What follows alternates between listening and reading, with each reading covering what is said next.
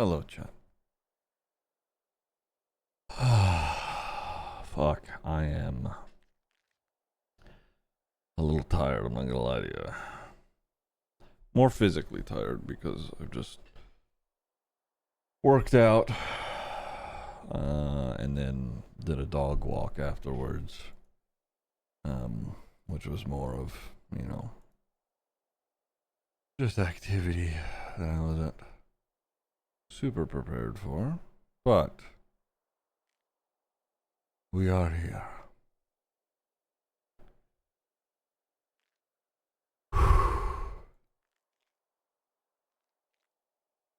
Should we start?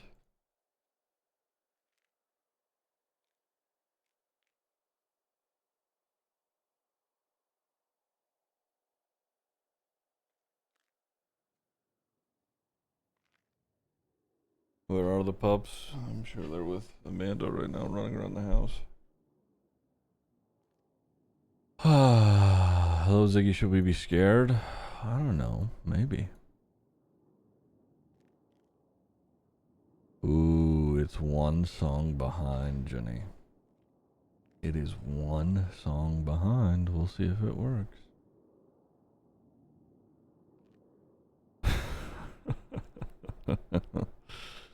All right. Let's just get started, huh?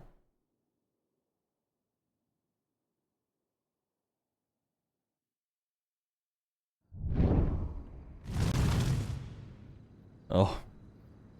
Okay, maybe this was not a good time to cut over. Everything's still loading. It's fine. Ah, yes, this is how I escaped prison. There we go. Still in prison? Yeah, I wanted to, you know, see if I could walk out.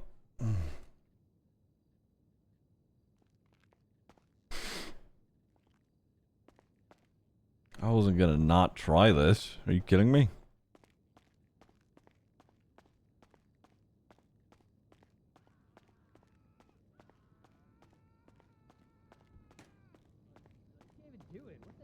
I don't know how. I've told you this. I don't know how to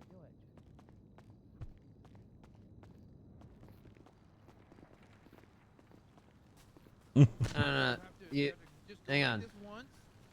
Yeah, do it as you're standing behind him. No. Here, like this. Just stand still. Oh my god. I mean, you can do it while you're running.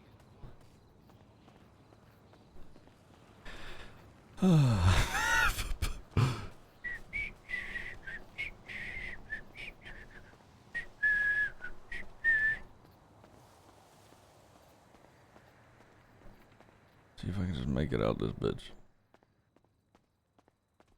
It's not like I'm unfamiliar with the prison. I've been here a bunch.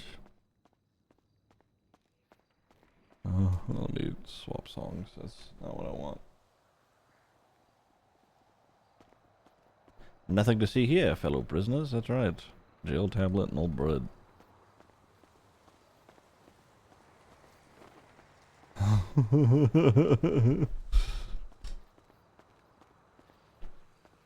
Oh, it's not working, Jenny. It's broken again. Again.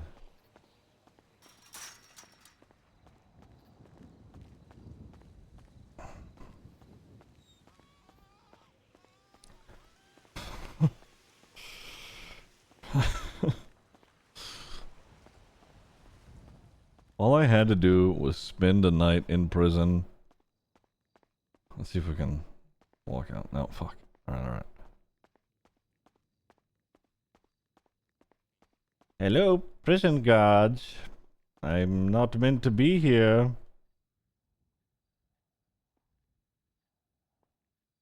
Your time's up. Very cool.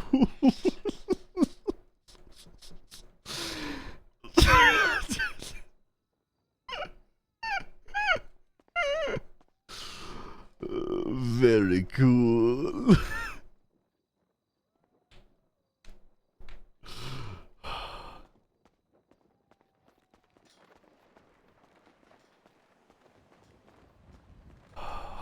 God, I wonder what happened to my car.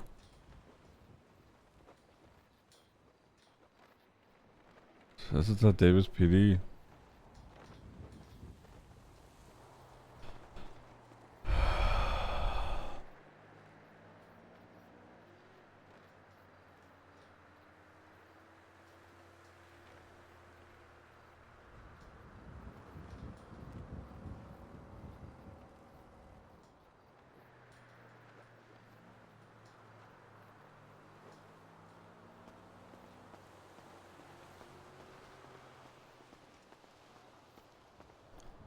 You know, I got a lockpick, but I feel like cops frequent here, so like lockpicking may be a poor decision.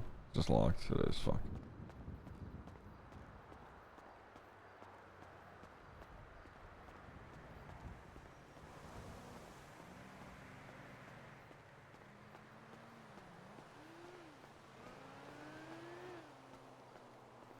Dude, no way. We made it out. Did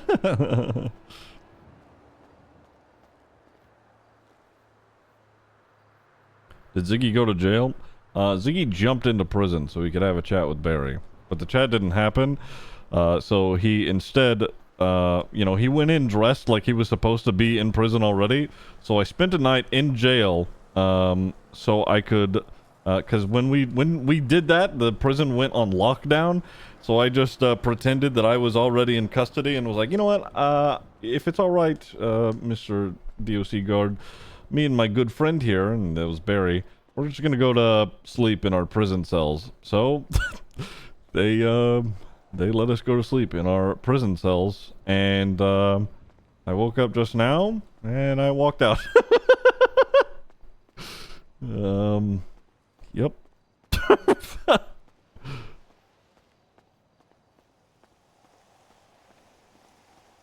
Still no felonies. I had a Molotov. I was ready to go nuts. There was at one point where we were looking for a cop to shoot last night so I could be sent to prison and couldn't find one. So instead we elected to jump into prison.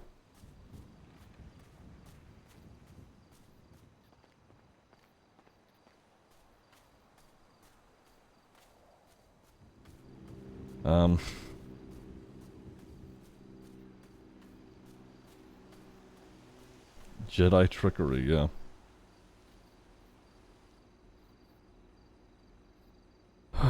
Call Finn. Hello? Hey Finn, are you busy? I'm about to be in a death race. Ah, fuck, okay. Yep, sorry. Alright, have fun. Alright, goodbye. Don't die. Oh. Call Nana. Hello? Hey Nana, are you busy? I'm here with Finn at some death race, but I don't understand what the hell's happening, and I can leave probably. I don't think I have to be here for this. I was just wondering if I could get a ride from prison. Yeah, you want me to come and pick you up? Yeah. I'm Yeah, let me get Finn's keys. Okay, alright. Okay. Give me a second. Finn, can you just give me keys to your car really quick so I can pick Ziggy up? I'll come back here with it. Wait, where is it again? Prison, you said? Yeah, I'll be on the highway just in front of prison. On the highway? Wait, am I even going there? I'm facing right. Wait, I just have to figure out how the hell to get out of here, and I can't see anything because it's so foggy. It's foggy down there for you too, huh? Oh, I'm in Fort Zancudo right now. Oh, okay. Yeah, how do I... Oh. I don't know how to get out of here, Ziggy. Give me a minute. Oh, no, is this the... Ah! Oh, I flipped the car. Okay, maybe I can get out this way.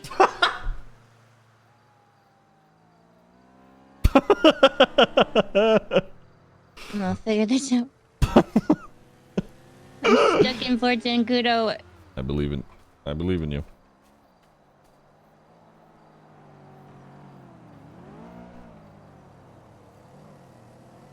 know. Clearly where I am is the problem. Let me... Oh, here's a road. Surely this leads out, right? Oh god.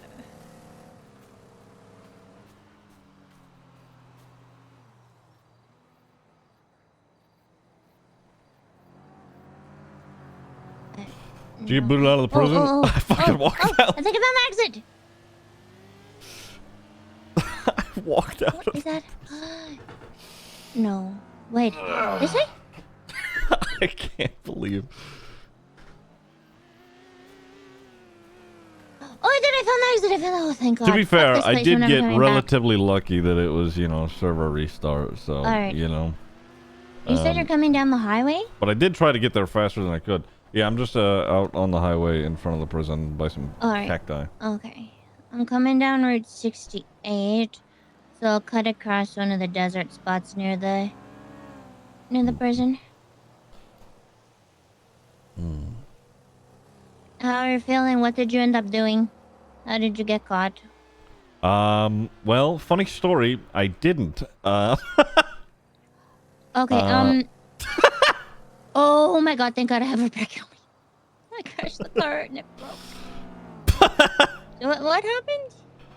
So last night I had that doctor's ordered, you know, mandated rest or whatever, and I was like, you know, at the tail end of it, and I was like, okay, you know what? I can wake up and maybe, you know, catch maybe the back half of the meeting or whatever. So I do wake up, and as soon as I do, the cops, you know, go after Barry or whatever. So I was like, well, fuck my life, right? Oh, you were there, right? Yeah, I told you. We were like, fuck it, I need to go to jail. So me and JT went around looking for a fucking cop to shoot, and we couldn't find one because apparently it was all hands on deck for that motherfucker. So I find Colin. Colin's like, oh, somebody just stopped in the middle of the road. Hello? Who it is? I'm not sure. Who's... You good, Ziggy? I'm good. I got a ride now. You have a ride? I have a ride, yeah. Okay. Alright. Sorry, one second. Okay, you're safe though, Ziggy? Yeah, I'm safe. Promise? Promise. Alright, text me if you need anything. Alright, bye, Nana. Thank you. You're welcome, bye.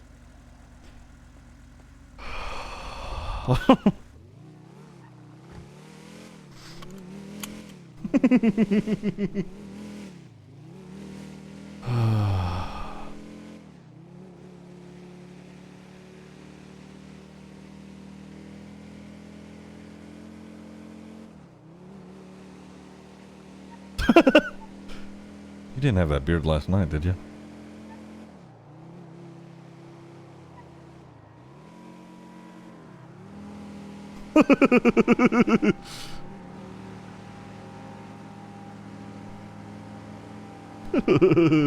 Barry looks 10 times more grumpy with the beard. True.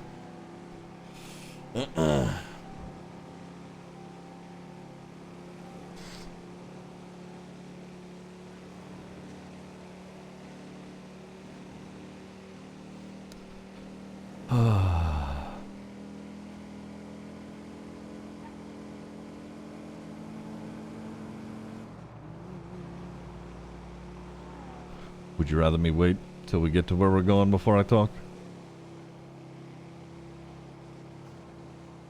I think it's probably best. Alright, that's fair.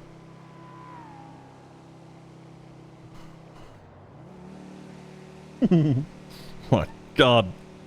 Is it at least somewhere nice? Does it have flowers or like a view? Because the city is not the place for that.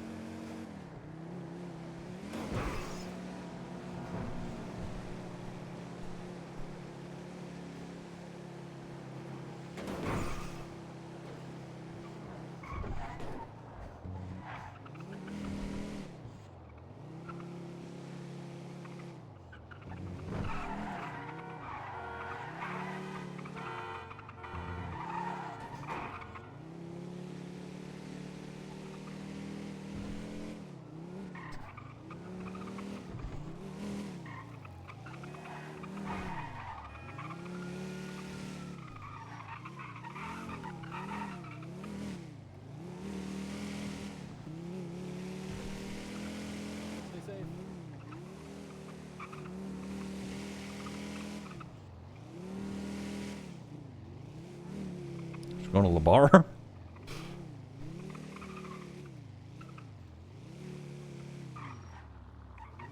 Oh, we going to his apartment?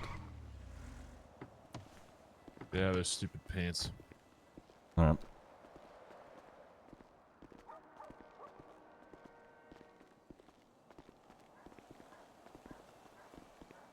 I'll be back here in 5 minutes. Alright. Which one?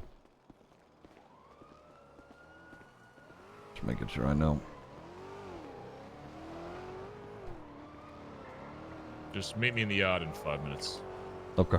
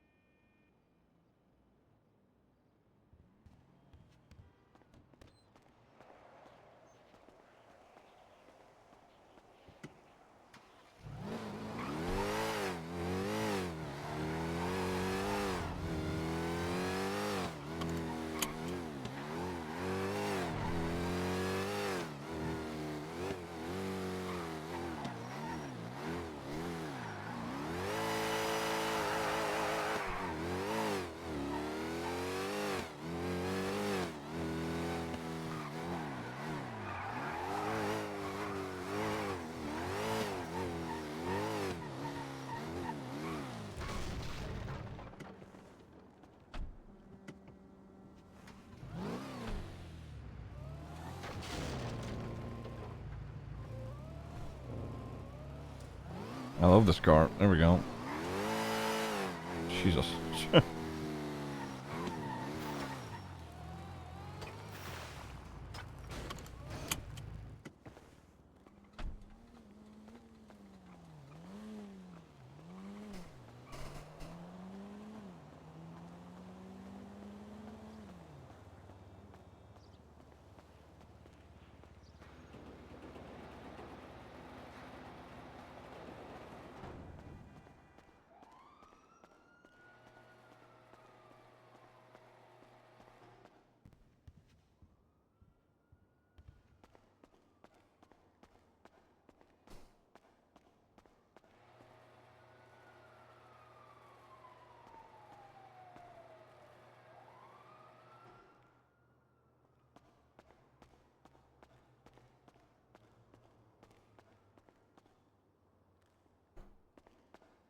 Nothing's gonna randomly blow up this time. Who knows?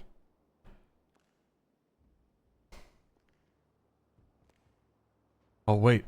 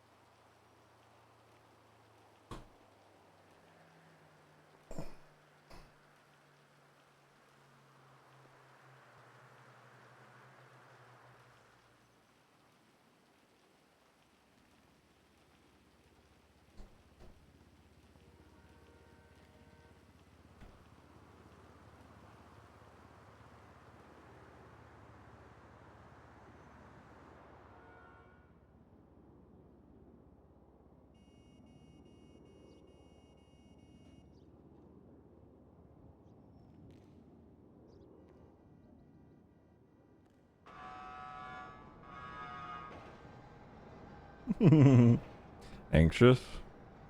Yeah, man.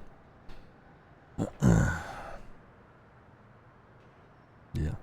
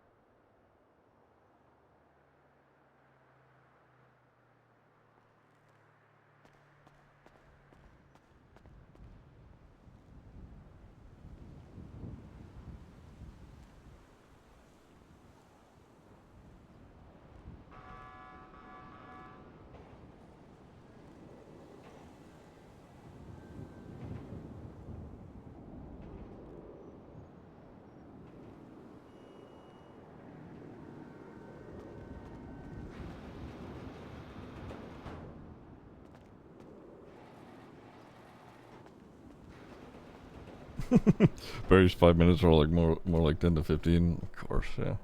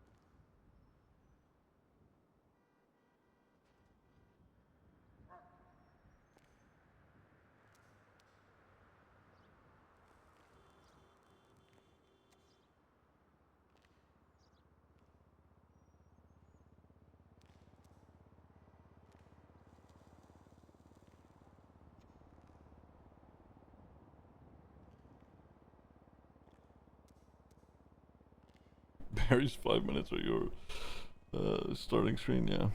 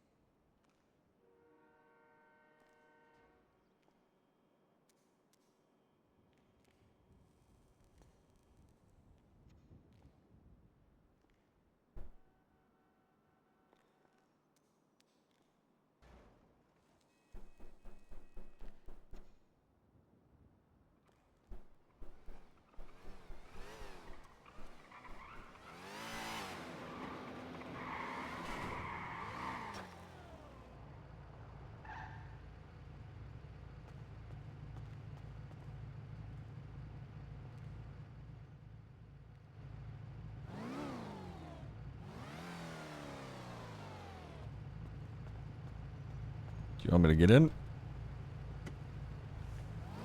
Alright. He's got somewhere marked. I'm dead. It's over.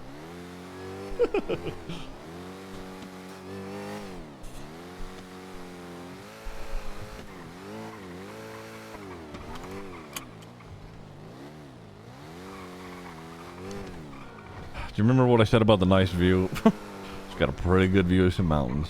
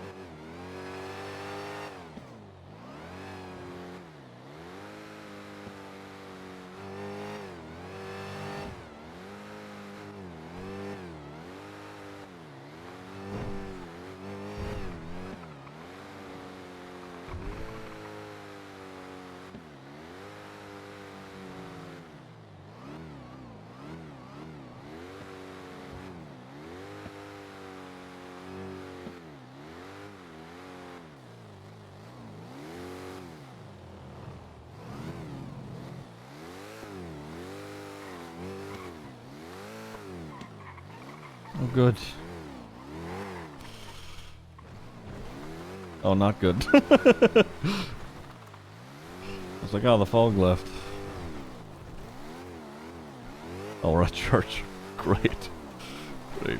Let's go to the cemetery.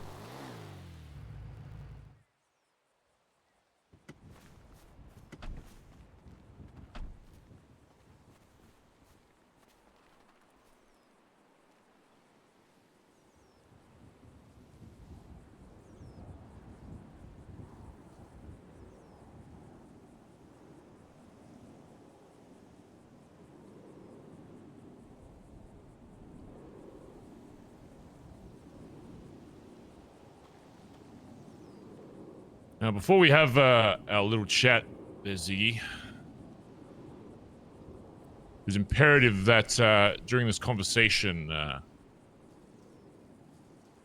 you give your word to me that everything I ask you, every answer you give will be the truth. Yeah. I think long and hard before you actually tell me that that's what you're gonna do.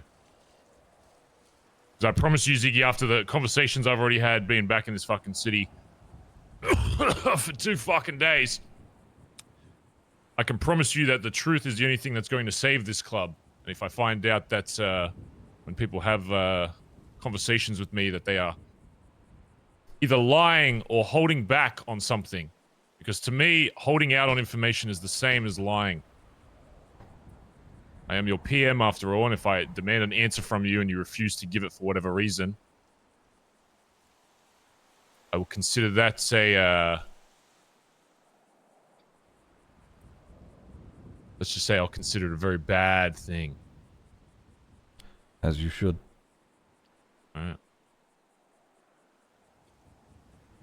First thing we're gonna do, you're gonna put your gun in the back of my car here.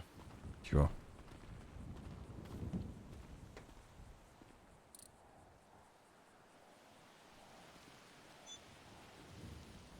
Have any other weapons? There's a gun, bat, molly, knuckles, and all the ammo.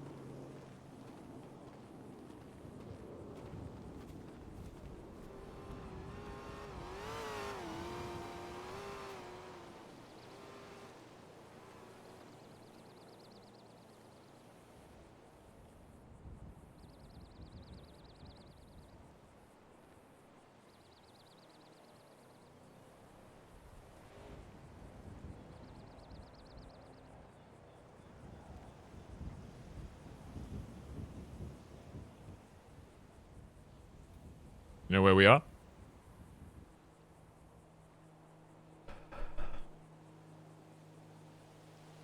I know in the general sense. I don't know specifically why here. This is where the first ADMC club meeting ever happened. This is where the first 5 founding members all met up and discussed where we wanted to go with the club.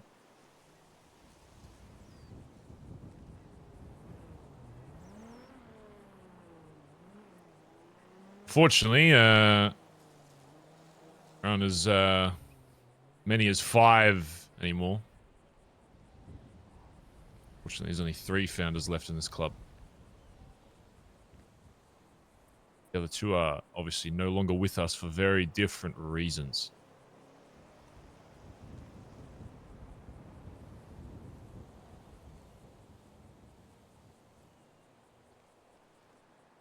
So, before we continue again, I'm going to ask you the question one more time. Are you going to tell me the truth during this conversation? Before you answer, give yourself a second to think really hard about this, Ziggy, because this might be the most important answer you give in your time in this club. Barry, it has been a long time coming. I've known my answer to that question the entire time. And it's been, yes, of course it will be the truth.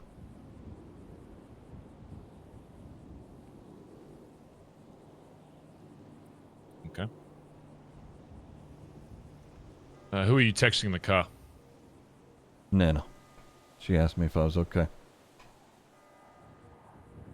You ping anybody at this location? No.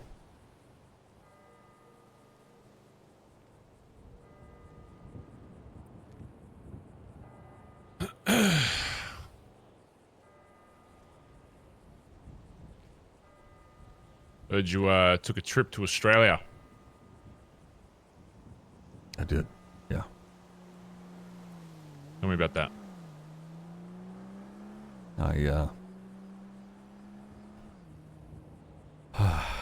You want just a trip, or do you want how that started? Or whatever you think's important for me to know. All right. I was given a map. It had locations marked in Australia. Didn't know what to make of it. I told other people about it. Told them to tell other people about it. There was a 24 or so hour period between then and me leaving for Australia. It may have been 48 hours. I'm gonna be honest, my head's foggy considering what happened there. I went there. I checked all the spots that were marked on that map. I had gone by myself, which was not smart, but I did let people know that I was going. I went and managed to smuggle my own gun in. Granted, it was just a pistol. While there, having gone to all the spots, I noticed a pattern of, shady dudes near warehouses. They were loading and unloading cargo into various different trucks. But I had noticed that one of them had a gun, so I figured, okay, maybe this is, more of something that, I could follow up on. So I did. I approached them at one point, just looking like a civilian, and I showed them what you had twatted out at one point. I don't know, why that happened or what was the context, but it was a... but I twatted out. It was from your account on Twitter. And what was that? A scorpion with a crosshair pointed at it.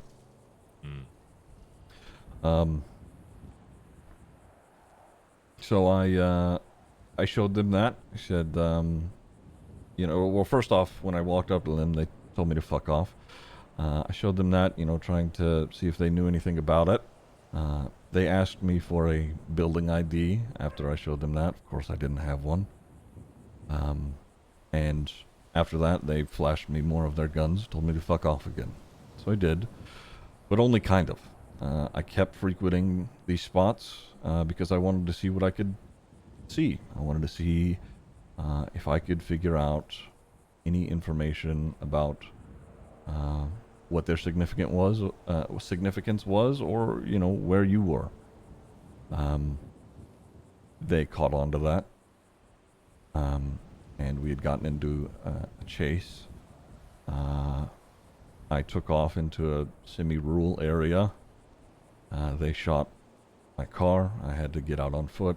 I got a couple of them before they shot me about 6 times, and I hit the dirt. the next thing I remember was several guys coming up to me, and shortly thereafter a steel boot to my face. It went dark after that, and anytime I woke up, they promptly put me back to sleep by beating the shit out of me. I don't know why they decided to shave my head, but they did that too. I was in a dark room tied to a chair. And then the next time I woke up, I was on some sort of aircraft. I don't know if it was a helicopter or plane. And they made sure that I stayed asleep again. And then I woke up in the hospital about a week or so after that. It was a light coma from the head trauma. It was here in Los Santos. I didn't know if I was alive or not, or any if it was real for a bit, I'll be honest. That's all. Where did you find this map? It was shown to me on the pier in Polito. Shown to you? Yes. He showed you a map. I can't fully reconcile this myself. I don't frankly understand it. And honestly, if you don't believe it, I don't blame you. TJ. TJ, my dead son.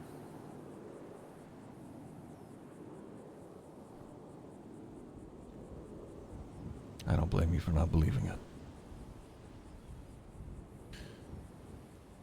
Where did you supposedly get this map? It was on the end of Polito Pier. Yeah.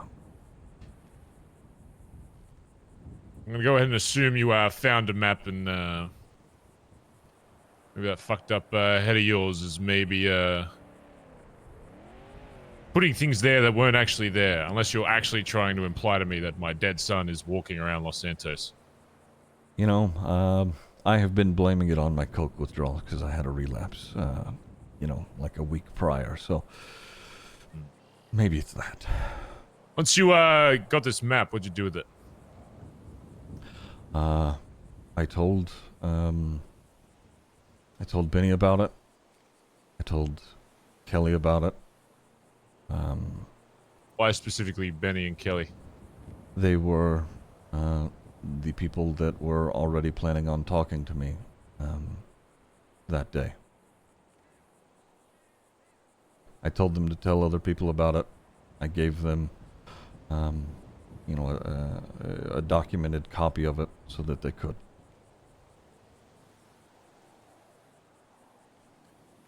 I had that was the very end of my day. Was Benny and Kelly. I had to go shortly thereafter. And you assumed that they would pass it on to the rest of the club. That certainly was my intention, yes.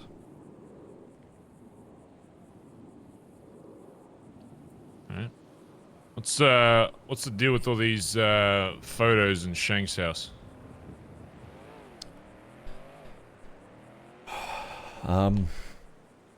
Me and Sean were in Polito, and we saw bloody handprints that Is had... before or after the map? This is before. Okay.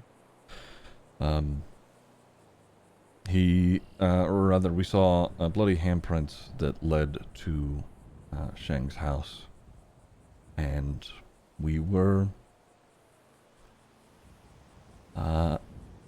told to come inside by, you know, we'll blame it on my coke withdrawals again, but we were told to come inside by him because there was something of concern. When I went inside, there was a lot of blood, and it led to your room.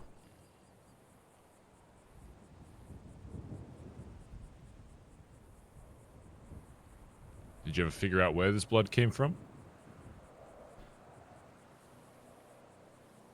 No. I talked to Shang, and we had a really long talk about it the other day, and he remains resolute that it was a cut from his hand. He won't say if it's any different, and I know that you know, if he, I mean, Shang's no stranger to killing somebody. If he did it inside his, you know, the privacy of his own home, whatever. If he doesn't want to talk about it, that's, you know, that is his situation. Well, I can tell you right now, it's not my blood. Yeah, I can see that.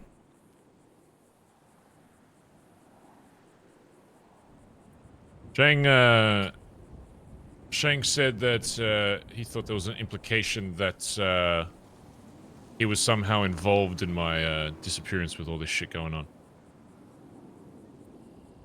Why would he say that? I made a video doing something similar to that. I didn't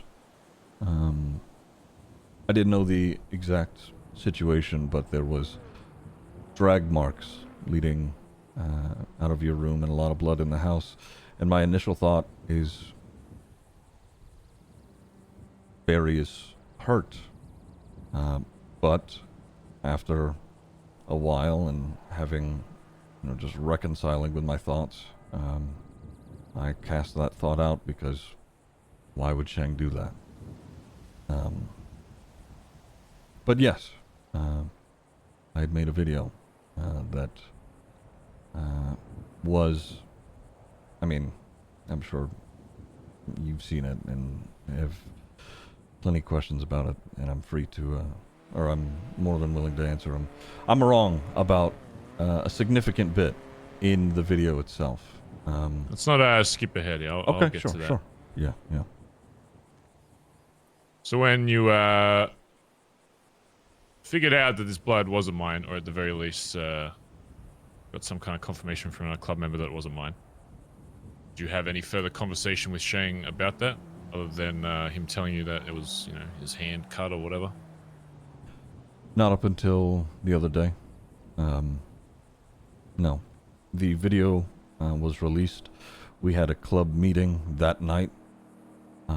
And after that club meeting, I flew to Australia.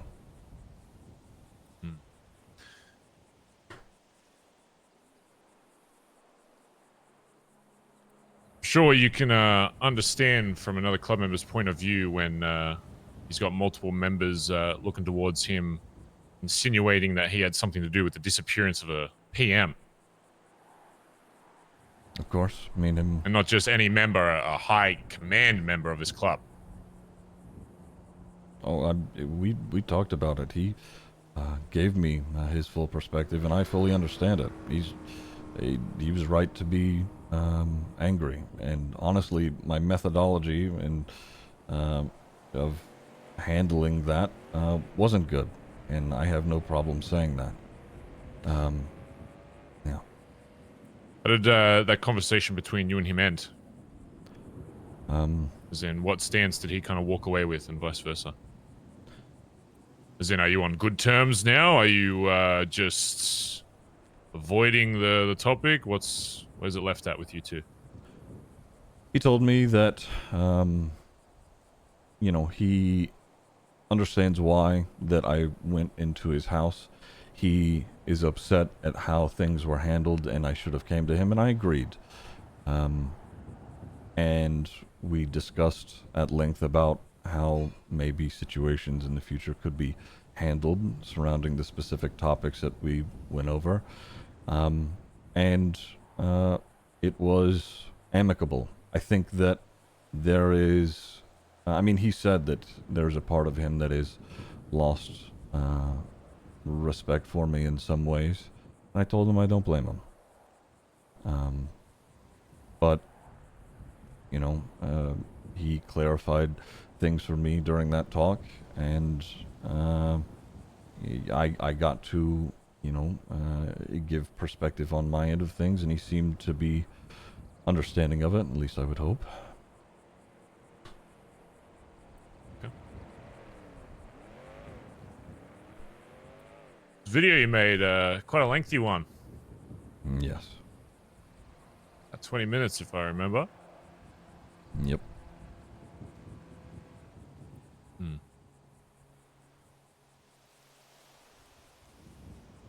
Let's,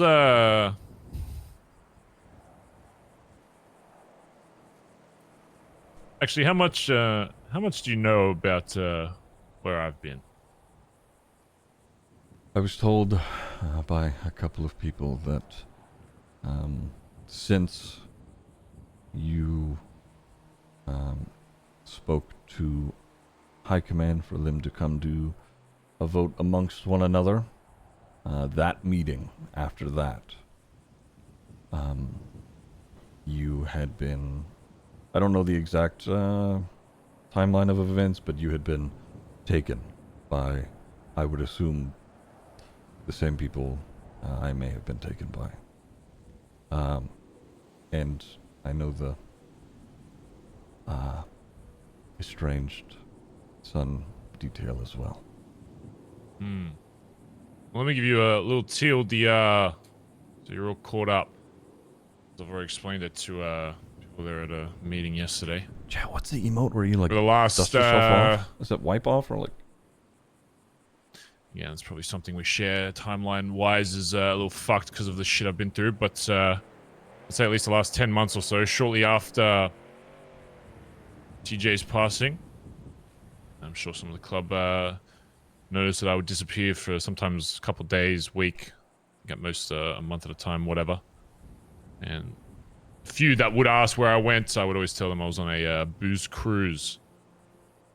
Which obviously, I'm sure with your detective skills, you'd figure that that's not exactly the case, considering I have 9% body fat. I literally measure the cheese I put into a burrito, 25 grams per burrito, 60 grams of lean, 5% lean beef, bit of lettuce, whatever sauce I'm feeling that day. Not typically the type of guy that goes on booze cruises and drinks shit full of carbohydrates non-stop for weeks at a time. Not that I would expect anyone to have any knowledge of that, I guess, other than my amazing physique for my age, but you know, it's really something that wasn't actually going on, and you know, I didn't expect anyone to really ask further, and no one really did, to be honest. Every time I would come back from one of these booze cruises, which you now know was me going to Australia, I'd come back, and this is, again, months and months and months ago. I'd come back to a club, a healthy club.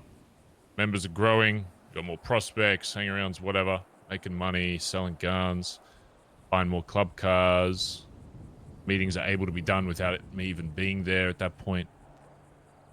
Every time I come back, I'd ask my VP, I'd ask my high command, hey, what's going on? They'd pretty much give me almost nothing but good news, other than the few small little things I would have to deal with. A few warnings to some members that have been fucking up a bit, but other than that, everything honestly was running a little too smooth. Maybe, you know, after my experience running multiple different clubs in different fucking cities, I should have maybe picked up a bit more of a scent on that clubs never run completely smooth and there's always some kind of issue somewhere. It's just how big it is. But, you know, I took that at face value, and that is part of the reason why I allowed myself to take time to go do what I needed to do back in Oz. So I felt the club was being looked after and catered for, and it wasn't until, from what I've been told, 8 weeks ago when I was last in the city, when we had a big meeting with everybody in the club, to which after, well, prior to that meeting, the main reason for the meeting for command, I was told that there were a lot of leadership issues. A lot of people rubbing each other the wrong way, especially between high command and VP. So obviously I brought that up in the meeting, and it was clear that nobody else wanted to say anything towards those three or myself during that meeting. Whether that was because there was no problem at that point, or people were too scared to say their opinion in front of a group of people. I asked the rest of the club if anyone had any issues with people being in the current positions they were in, and nobody said a fucking peep. Which then after I knew that the problem, from what I could see from my perspective, wasn't with people judging leadership from, you know, the patch level. It was simply within leadership itself that they didn't have trust for each other, which is why I gave them an ultimatum of 6 days to give me someone that can actually step into the position of VP, whether it remains the same to be Irish at that point, or if one of the others steps up. All I told them was that they must give me the same name, all three of them. It was at a point where it was clear that High Command wasn't trusting the VP and vice versa. And of course, your time in the PD, you'd have a great understanding that if leadership can't work together, then it's completely fucking pointless. Yeah. A leader is only as good as his right-hand man, or men, or women. Moral of the story is you need... no leader can succeed alone. And I guess that was the first time I kind of realized that maybe these trips away were doing a lot more harm than I was being told. But I had already promised that I would meet up with someone, and so I told them, look, I'll be back in 6 days. You give me this decision, and I'll fix this fucking mess. Of course, I don't return in those 6 days, and the rest is history.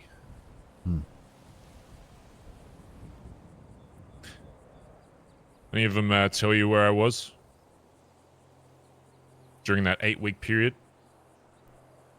Specifically, no. Just that you had been taken. It's probably because it wasn't just one location. I want to say there was at least 8 that I was taken to in that 8-week period, and quite similar experience to yours. The last thing I saw before waking up in fucking zip ties, surrounded by fucking large metal doors and rusty pipes and God knows what else. I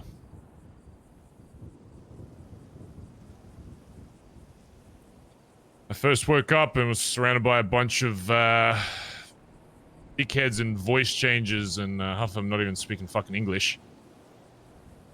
I don't know if originally I was even still in Oz. I had to assume. I think the first place I became conscious was still in Australia, and I think a lot of the others after that were at different places in LS. Again, at this point, I'd been beaten so badly every time I'd wake up, I was not even completely sure if I was lucid or not. Yeah. And, you know, for somebody that really likes to track their fucking macro and micronutrients, you know, it wasn't exactly a gym-friendly diet while in captivity. I'll tell you, each time I woke up after being fed almost next to nothing, by the end of it, I wasn't even sure if it was actual fucking food or not. Something you could classify as food. My body began to deteriorate quite a lot.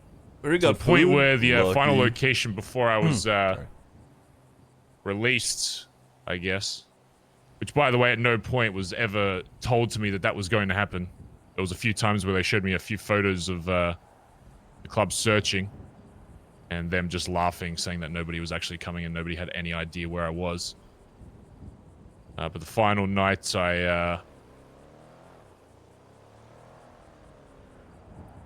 final night before I was released, I wasn't even held in a locked room.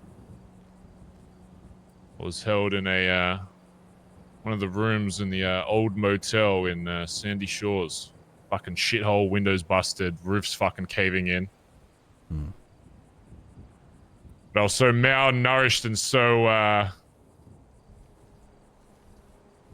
so energy deprived that I literally couldn't even fucking leave.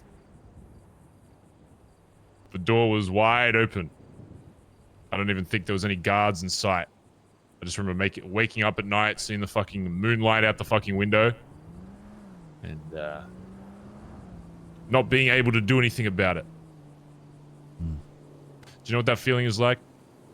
True helplessness. When you have an opportunity to do something that can save yourself and prevent all this shit from happening to the club, and there's nothing you can do about it. You just have to sit there and watch. Do you know what that feeling's like? Not to that degree, no. I hope people in this club never have to face that, because there's one thing I would hate more than anything in this city, is to watch my club destroy itself from the inside and just sit there and not have the energy or the willpower to do anything about it. I think most people are probably like you, where luckily they've never had to go through that kind of intense situation. I like to think everybody that's still living and breathing in this club has an opportunity to do something when they see something's wrong. An opportunity to fix this fucking club. There's a reason why everybody's been blooded in, all for different fucking reasons, but everybody that has my handprint on the back of their fucking cut, just like yours, has been brought in for a reason.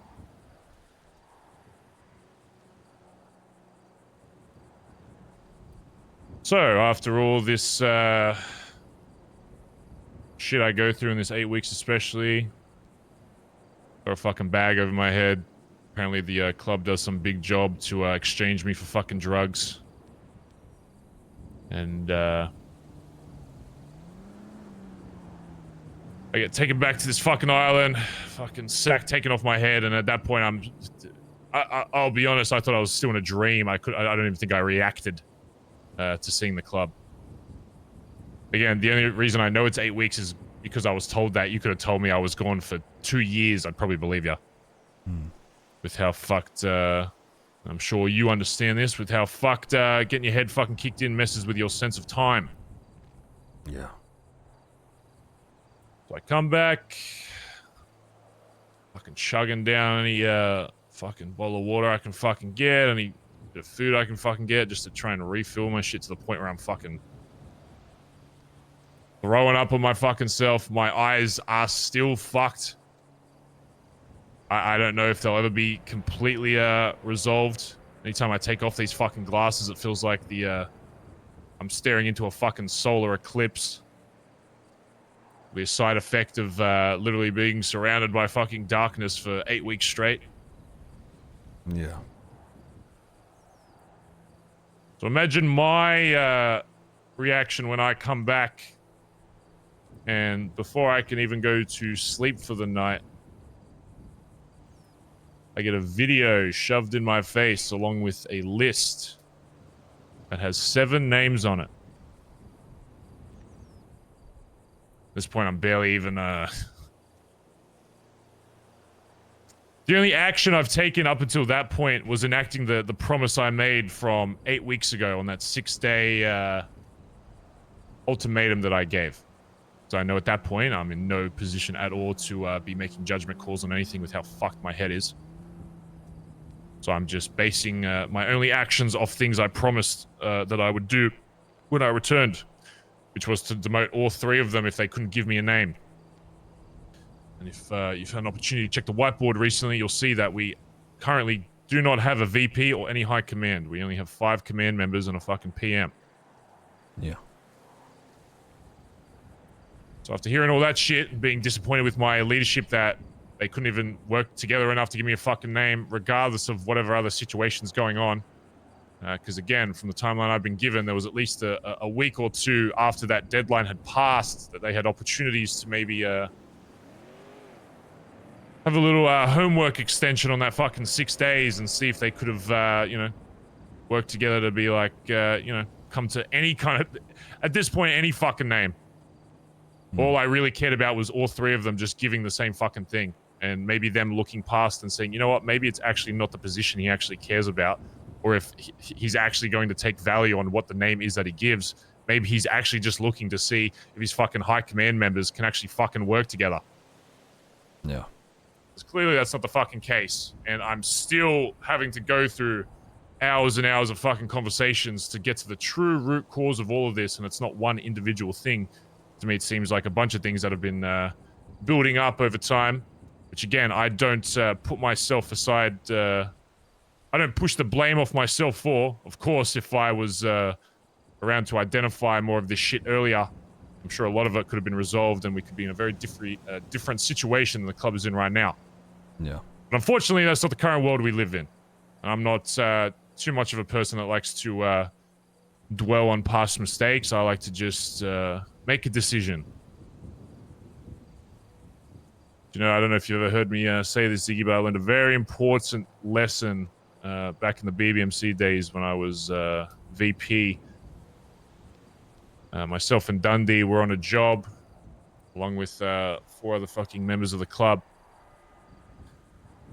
If my memory serves me around, it was like a meth run or some shit, some big job for the fucking time, and we had to make a decision on what to do, and Dundee had an idea. I thought it was complete and utter fucking dog shit. So I said on the radio what we should actually do based on my perspective on things. He completely disagreed. And wanted to push his idea, and I was unrelenting for wanting to give up mine. And while the rest of the crew was trying to figure out what the fuck to do, 2 leaders of the club were literally in a screaming match over the radio for about 10 minutes trying to make a basic decision. And ultimately, it almost ended up getting our entire fucking crew fucked. Because the 2 leaders of the club could not work together for a simple decision of... You know, it's funny, I can't even remember what it was over. Just like most issues in this city, you know, time heals all.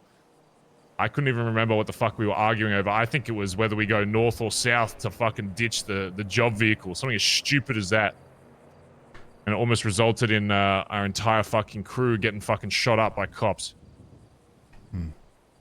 From that point forward, I learned that even sometimes if I think I know what I'm doing is best for the club, sometimes just making a decision is better than making no decision at all. Making a shit fucking choice and just sticking to your guns on it and being like, you know what? This person seems adamant on making this choice. I think it's a fucking shithole idea. I'm just gonna go with it, so at least then we're at least all on the same fucking page and not bickering over shit. And letting other shit slip while we're trying to have an ego battle on who's right. A fucking bad decision is always better than no decision at all. Something at this point I should honestly have on the back of my fucking car, because it's words I fucking live by. I don't expect every decision that this club makes, or that I make for that matter, to be the best fucking decision for myself or for the club, or its members inside it. But I do expect decisions to be made. So when I come back and I see my leaders walking around trying to avoid these tough questions, when I even before I leave, it took me an hour and a half just to even figure out that there was an issue with the current VP and vice versa. No one really wanted to give their true answer. They wanted to give these half-ass answers that implied shit but didn't actually tell me what the root cause was. And when I came back and I saw that that was still ongoing and not resolved, it just made me think back to those days. And me and Dundee would yell and we just wouldn't come up with anything, and it would damage the club more than it would fucking help it. So that's why all 3 of them are removed, so that I can make a fucking decision. Whether that's better for the club or not is irrelevant to me. Because I'm going to make the best choice that I know based on my perspective with running clubs as a whole. But of course, there's a lot of shit I don't know from not being here. And of course, that's why I'm talking to a few people to gather as much as I can. But ultimately, the decision will be mine at this point on what happens. Aside from that, when I come back after hearing all this shit and having to worry about fucking my leaders not fucking liking each other, doing this, that, the other, I get sent this fucking video. I get sent this video of you, Ziggy, saying that you think it might be best if the PM steps down. Which, of course, I've always said that I want people that have strong opinions in this club to voice them. No issue with that. In fact, I wish if this was an issue, I wish it was brought earlier. I'm always an advocate for if somebody has a problem with me, come straight to me and say, Barry, I got a fucking problem with you. I'll put you on the priority list of fucking phone calls I take for that day, and I'll talk to you one-on-one so I can see what that fucking problem is. The issue I faced with it is that until that point, there hadn't even been a whisper of anything like that. In fact, every time I came back, the closest thing I would have to say of someone being like, you know what, Barry, you're not really around that much. You're not a very good leader. The closest thing I would have resembling a sentence like that was, Barry, we miss you. Hope to see you around more. Mm-hmm. Which is very nice.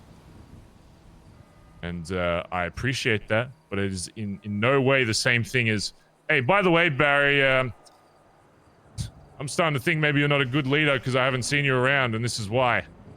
Two very different conversations.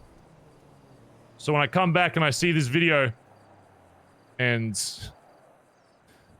the timing of it is obviously extremely unfortunate, but in the mental state that I'm in after fucking staying in a fucking 8 different holes for 8 different fucking weeks, when I see a video of your fucking stupid face saying, hey, I think Barry should fucking step down after having to go through the shit I went through for the last fucking 8 weeks. I'll be straight up honest with you, Ziggy, because as I'm asking for the truth from you, I'm going to give you my truth. I was a little fucking pissed. Yeah. And by pissed, I mean if you were in my former club, I would have fucking shot ya.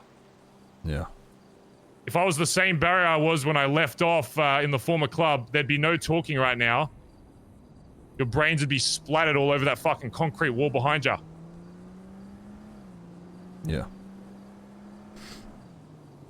But when I came back to this fucking shithole of a fucking city, and funnily enough, you were one of the people that got to see me and what kind of person I was when I first came back here.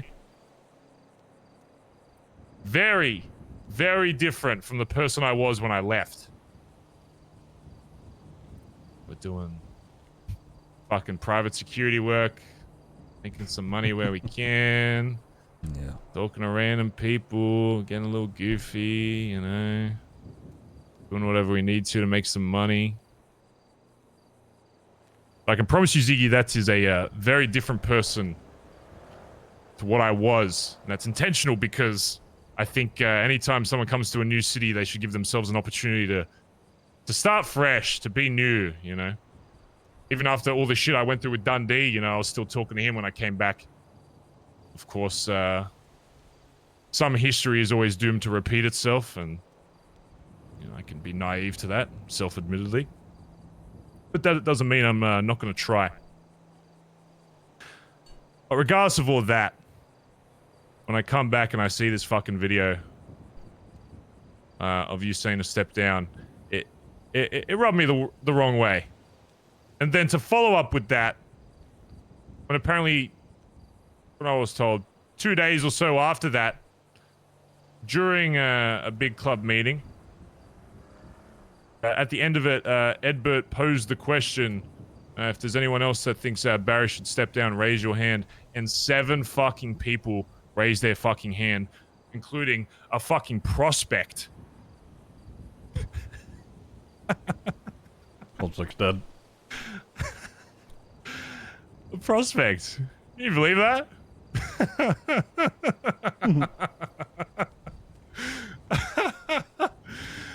Oh.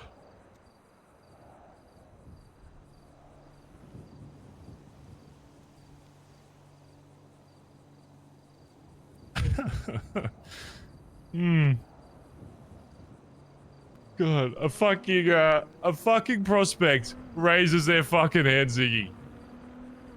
Behind my back when I'm not fucking there telling me I should step down.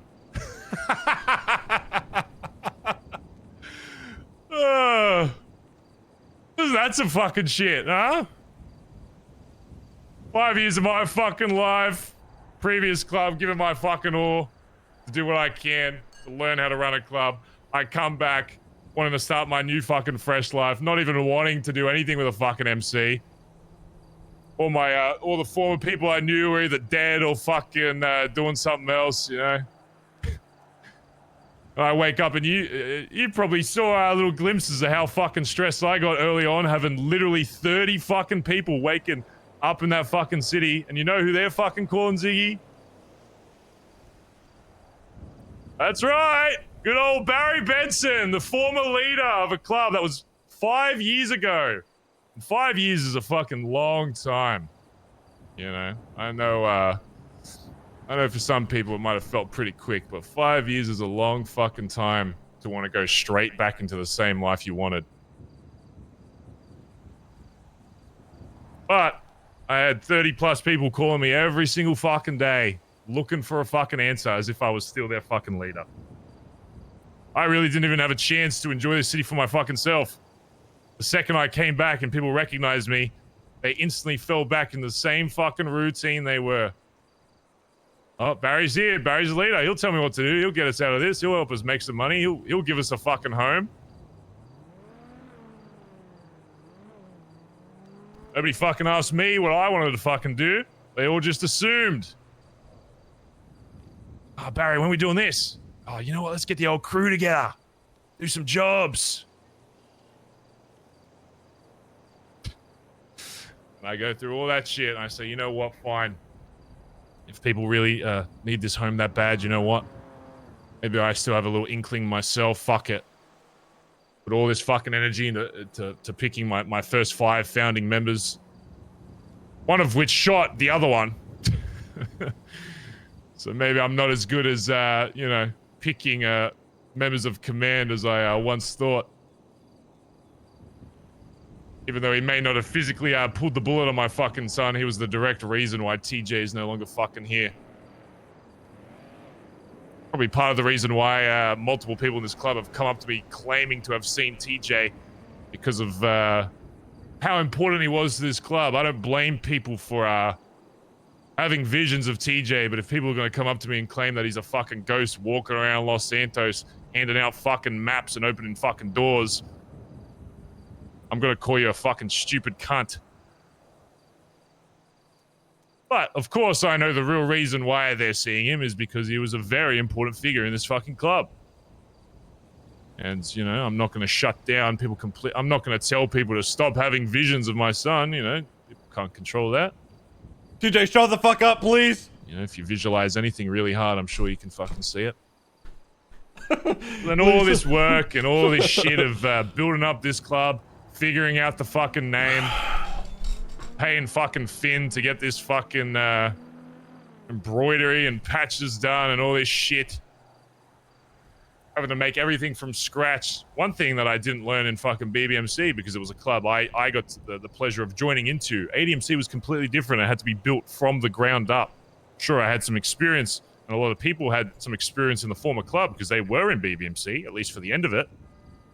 But I can assure you, starting a brand new club is 10 times fucking harder than just continuing off with an old one. I think everyone takes for granted how actually fucking long it took to get to the point we're at. Every little thing about this club was hand fucking crafted by the founding fucking members of this club, and then later the command members of this fucking club. And still to this day, even the members of this club helping guide where the fuck it goes. Because as with any city, it fucking changes from day to fucking day. Making the conscious decision to be like, you know what? This time around, you know, I'm not going to be like fucking BBMC. I'm not just going to grab some fucking hard cunts that, you know, we see robbing banks and all that. I'm gonna find value in people that I wouldn't otherwise usually find value in. People that know the streets, people that know, you know, maybe some more civilian jobs, but have that 1% kind of mentality in them that maybe one day they'll grow into. You know, in the old BBMC, if you were a fucking a government worker, you'd have to pull an arm and a fucking leg out of everybody in the club to get them into a 1% MC. I should know because I fucking did it. It wasn't as simple as, hey, TJ's my son, also he used to be a cop, can he join? And everyone going, yeah, sounds great, Barry. I had to get TJ to massacre his old fucking friends in the force inside the fucking Billabong. his proof to the rest of the club that he had severed any connection to the rest of the PD was literally icing his closest fucking friends in front of all of us. But this time, you know what? I said, I think there's some different people in this city that have value, and maybe we can build them into what we want. That's what we did. Some people, you know, like yourself and stuff, still have to probably go through some hoops to get here, because of course there still needs to be that level of trust. You know, I'm shocked that in the years I've been doing this shit, there hasn't been some undercover sleeper fucking agent just waiting in the fucking shadows for fucking 6 months, building up their rep in the club, and then pulling out a fucking badge and arresting us all. Thank God it fucking hasn't happened. But I am shocked that there hasn't been any situation like that as of yet. But who am I to say that that could never happen? Who knows? Maybe there's one of us now. But even after all that, I come back, I watch this fucking video. I think, you know what? Maybe it's just, maybe Ziggy's just off the fucking handle. Maybe you're just going fucking wacky tobacco while Barry's gone. I get it. You don't have a guy to lead the fucking ship. You know, maybe you go a little crazy. I chalked up. You know what? Maybe I'll have a chat with Ziggy, get this all squared away. But then I get handed a piece of paper that has 7 fucking names on it, and I asked Edbert what the fuck this means, and he said there was another fucking meeting that occurred where all 7 of these people raised their fucking hand. Including a fucking prospect! Somebody has no fucking idea what a 1% MC is. Somebody that their only use in this fucking club is helping the fucking ADMC and maybe getting the chance to have an opportunity to then maybe getting a chance to maybe being brought into this fucking club. A prospect is very different to what I saw, to what we had back in the fucking BBMC days. Prospect back in BBMC was not like traditional MCs. Prospect back in BBMC days was more like what we consider fucking patch members now. So you'd have a patch on your fucking back. You'd represent the club. You just wouldn't be a full member.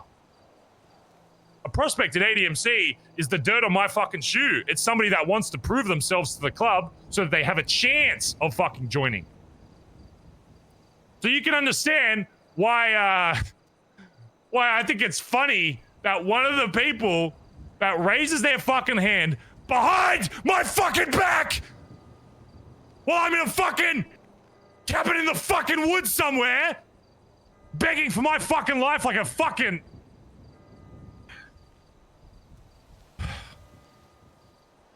begging for my life in God knows where. When I come back and there's a prospect raising their fucking hand, announcing to the club when I'm not fucking there that, hey, I don't think this fucking person should be leader. I think I've met this prospect twice. If that. You may say, oh, well, maybe that's the problem, Barry. Maybe, maybe you're not knowing the prospect. Maybe that's why. I could give less of a fuck.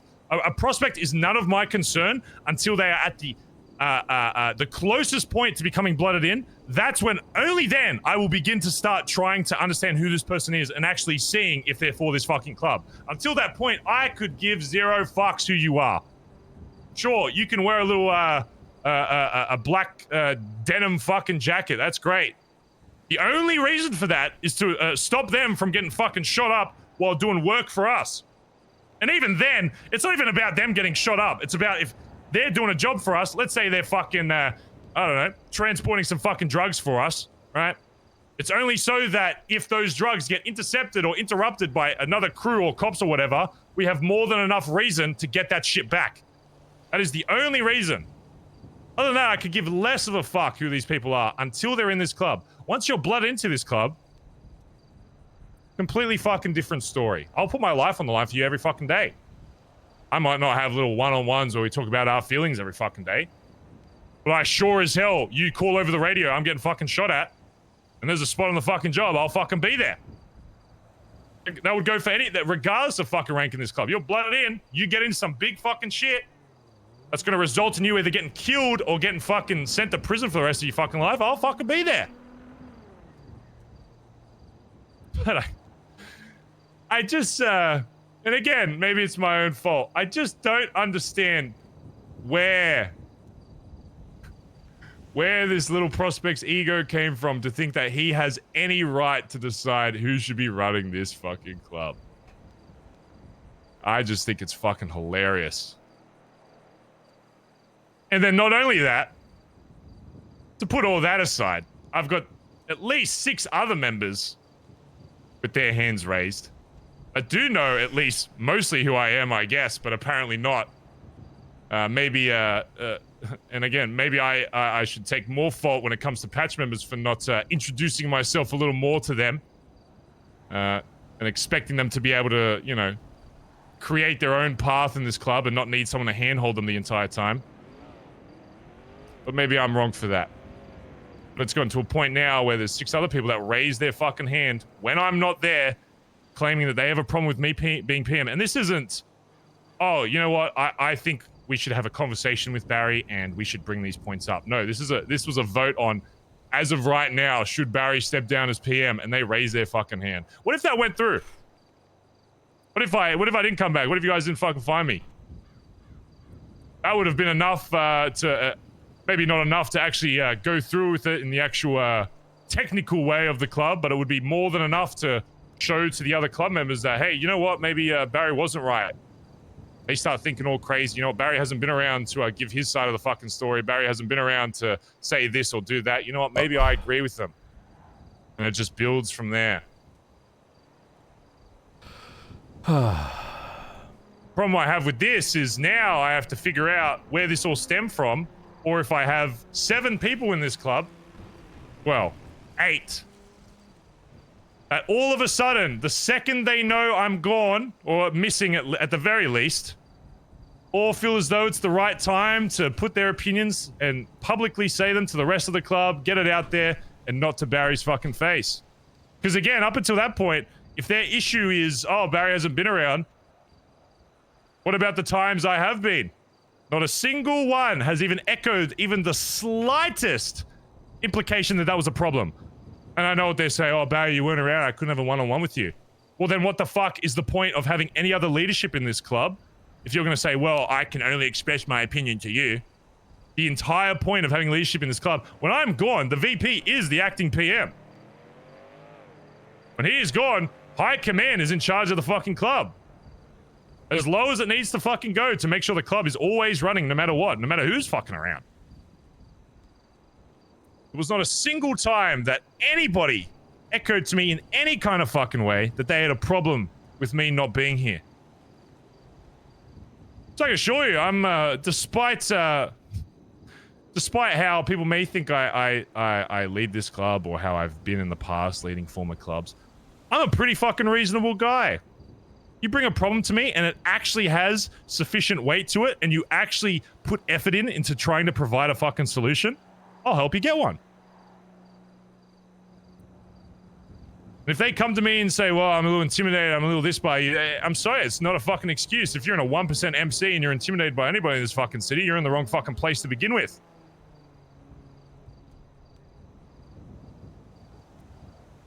So Ziggy, before I continue, let me ask you something. Because I know I've been doing a lot of yapping, as the former member Kaiba would so lovingly put it. Is your opinion in that video and the opinion you had at the very least 2 days after that during that meeting still the same?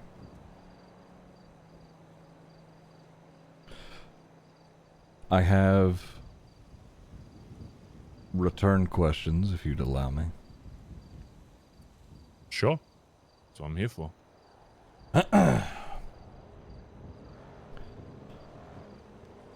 The extended long trips.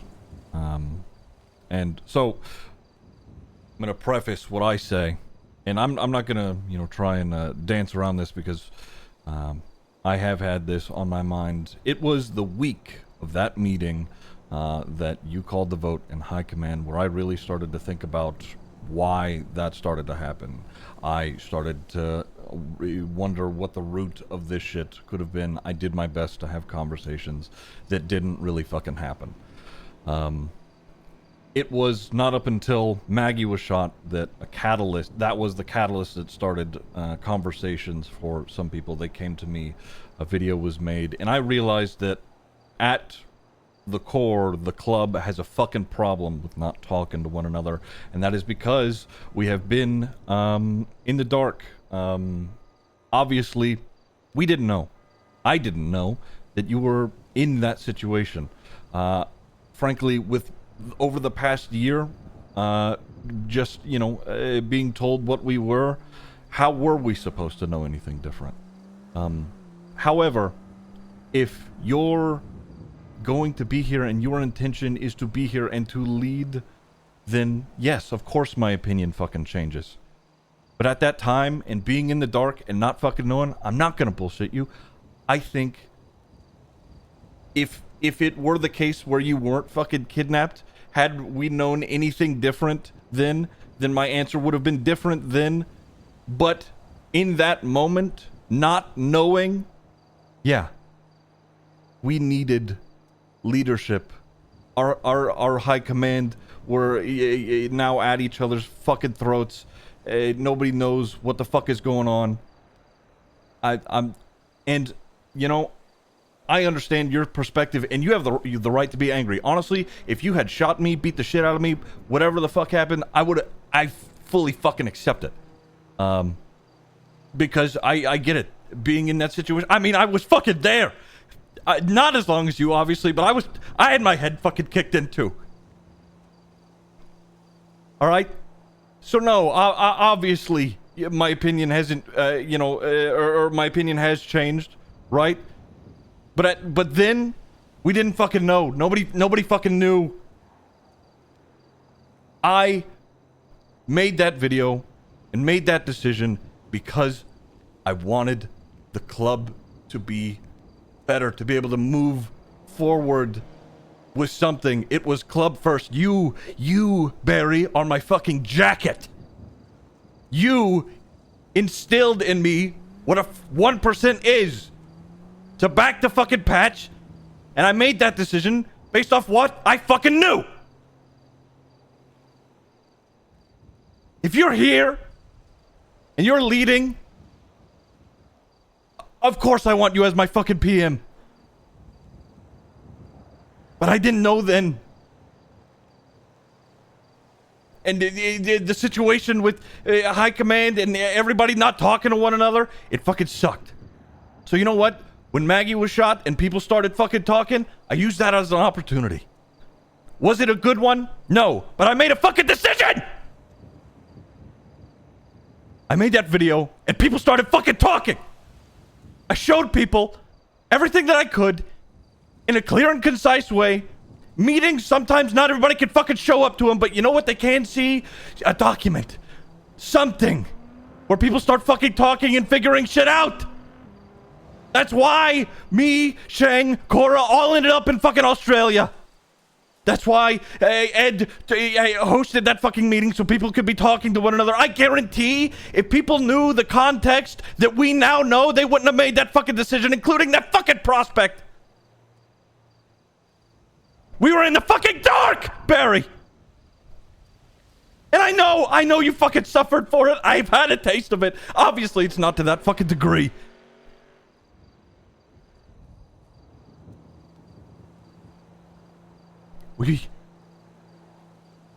We're lost. And I know that's a lot of fucking weight to bear, and you could be fucking angry about it, and I don't blame you. It should have fallen on our high command, and honestly, frankly, the rest of the club as a total. There is failings almost every step of the way, so no, it isn't all on your shoulders. And I don't claim it to be. Let me ask you something. What do you think the role of a VP is? Like, honestly, just from your perspective. I know you've never been VP of a 1% MC, but what do you think it is? I fully agree that Sean should have done way fucking more! He should have! High Command should have done way fucking more about this shit! I agree. I agree.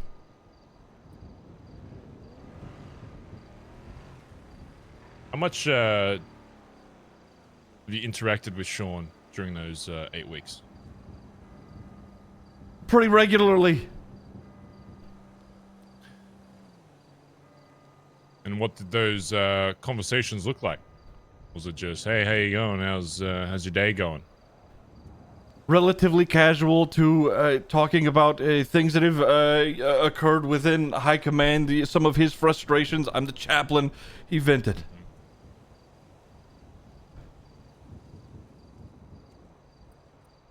Did he bring up anything that alarmed you in any way? Yeah, yeah, he did. Yeah. Like what? This was, I don't know. It had to be the day. Either I had, it was the day before the video or the day of. I don't know. He said that Shang had found out about me and him being inside his house. I don't have the full context of the conversation because I wasn't there, so this is fucking secondhand. But at some point, Shang said that he wished he could put a gun in Sean's mouth and pull the trigger. But he wouldn't because of... I've heard two different stories. He said he wouldn't because of Barry, or he wouldn't because of the club. I don't know what the fucking truth is there, but that's what I've heard.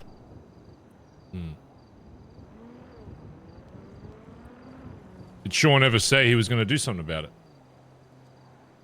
I mean, if somebody claimed they wanted to fucking shoot me, I mean... He said that he was angry and had been considering it, but he didn't take any fucking action. And frankly, I told him, I said, Sir, Sean, you're the VP. Barry's not here. Do fucking something!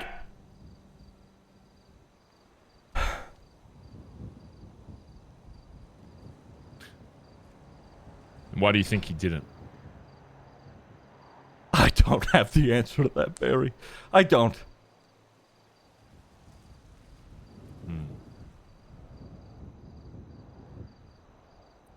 Let's go back to put you back in that mindset, and from what you've said now, I understand your mindset's changed with different context, which I would hope it fucking would. Otherwise, we'd probably be having a very different conversation. I'd expect you to fucking shoot me, Barry. Let's go back to the state you're in when you're making this video. Okay, so you make this video, and it's not 7 people that raise their hand. The entire club, everyone that goes to that meeting, raise their hand, says, you know what? Yeah, we're doing this. Like, we're going through with it.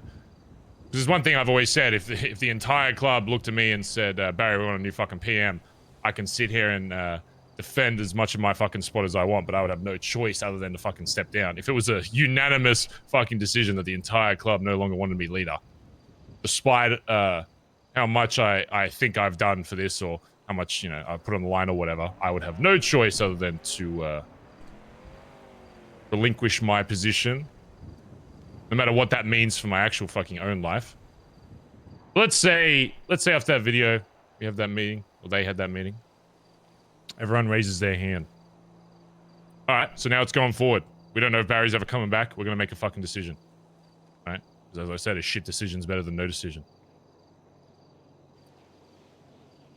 Well, I mean, if there's now, if Barry is no longer PM, I assume you wouldn't want a club just running without a leader, right?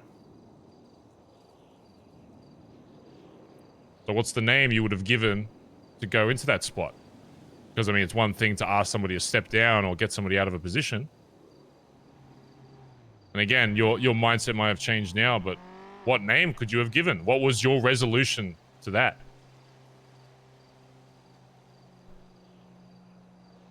During that meeting, I did not know that what the question that Ed had asked was going to be more than it was. I thought it was people having the opportunity to maybe voice their opinions. I didn't know that it was going to be a vote taken anywhere else. But as far as the resolution goes, I'm not sure. I would say, while Sean does have his faults, he's done his best to outwardly keep the appearance of the club moving forward as he can. If we're talking pure, plain fucking neutral, Finn. Mm-hmm. Interesting.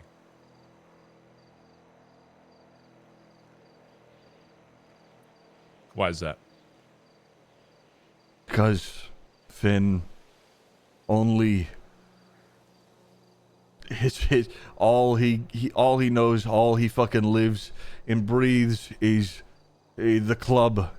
You know, there's you know, people get into arguments or whatever, but at the end of the day, he goes back to what was written. He goes back to the fucking tenets that we have. Sean has done a shitload for the club, and I'm not going to debase that at all, because I think that even in his inaction, in those faults that he fucking has, because I'm not gonna, you know, try and lift anybody up more than I think that is fair or fucking necessary. Like, I do my best to remain as impartial as fucking possible. He has done an okay job as acting PM, but frankly, overall, we needed more. Yeah. Okay. And again, look, I'm not here to have you name dropping people and who could have done more, because I think everybody in this club could agree, myself included, that everybody can do more. Yeah. It's more so the mentality that the people in the club hold when that is the case. You know, it's one thing for wanting someone to do more. It's a very different thing to cast a vote when they're not there, suggesting that they should step down immediately, and thinking that's the best place to voice that concern, and not any time earlier. I agree. Finn's been around for a long time. Let's see that. Let me ask you this: what's after hearing that Shang said he wanted to put a gun down his former VP's throat, what do you make of Shang right now? You said you've had a conversation with him relatively recently, at least before all this shit happened. Mm-hmm. What is your mindset with Shang? Do you think he is a danger to this club? So, I mean, you know, threatening the VP is a very big thing. Yeah.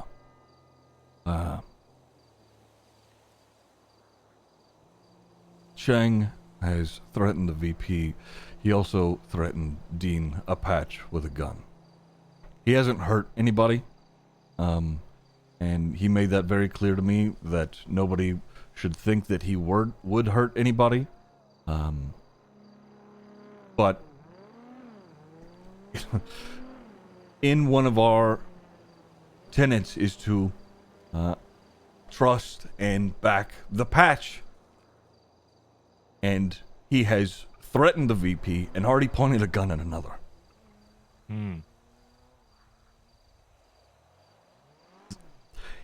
My understanding, rules as we have written, those are lines that have been crossed.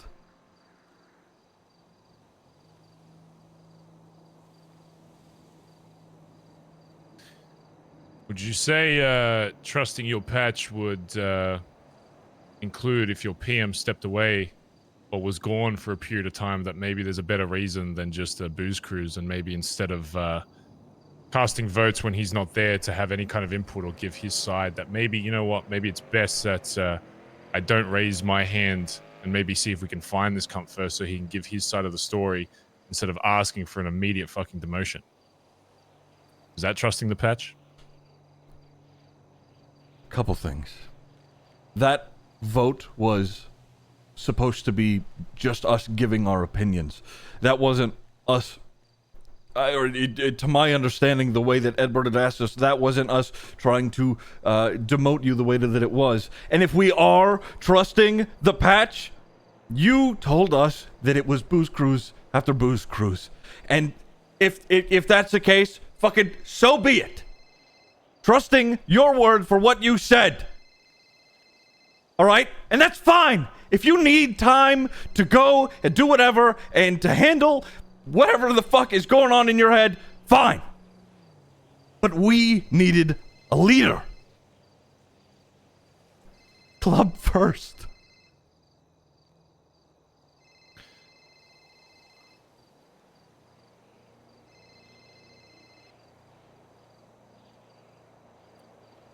Well, it seems like there's quite a few people in this club that have broken a few tenets, as you said. Yeah. I hate to be the bearer of bad news, Ziggy, but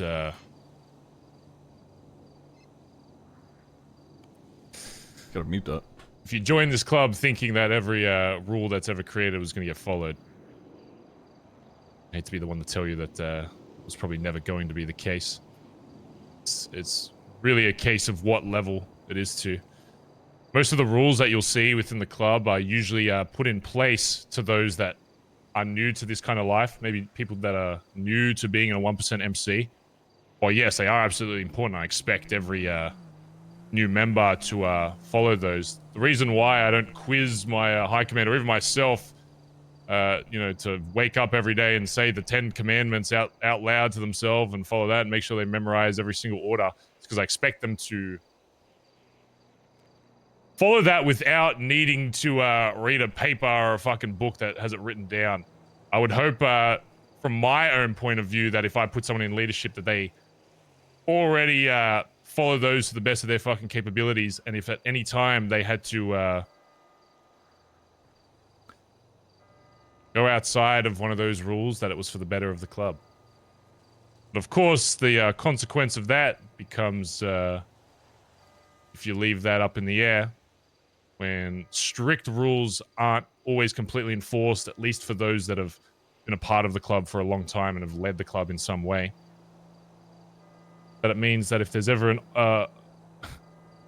a situation where leaders disagree on something and they say, well, I did this, it wasn't a part of the rules, but I did it for the club. And then another person says, well, I'm also a leader and I think you breaking that rule is the reason why the club's getting more fucked. We put ourselves into situations like this. It's where now, myself included, we have multiple leaders saying that, well, I did this for the club. But of course, everybody's definition of what the club actually is going to be different, and usually it benefits whatever perspective they have. Some people's version of the club is the people inside the club. Others is, like you said, the rules and tenets. Other people's version is simply just the patch. That the patch is the club. That's something I guess I've come to learn, that I have to make more clear on what's expected from who and what is actually a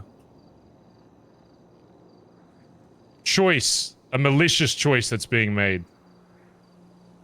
Because I won't sit here and lie to you, Ziggy, in my time leading the club. If you said I'd followed every rule that has ever been set out, I'd call you fucking stupid if you thought I'd never bent the rule for any reason. But of course, there are very specific things in this club that I follow. But I'd be a liar if I said I didn't see that there were opportunities, either with ADMC or the former club I ran, that there were times where I thought, for either the benefit of that person or the benefit of the club as a whole, that you know, some points needed to be proven to them. So I can't sit here and say I'm a saint, but the reality is now, because of my absence, that we have gotten to this situation. And I know you keep saying we when you're talking about this meeting and what your perspective on it. I want you to stop saying we when it comes to questions I ask you, and just say me, because after chatting with you now, I think I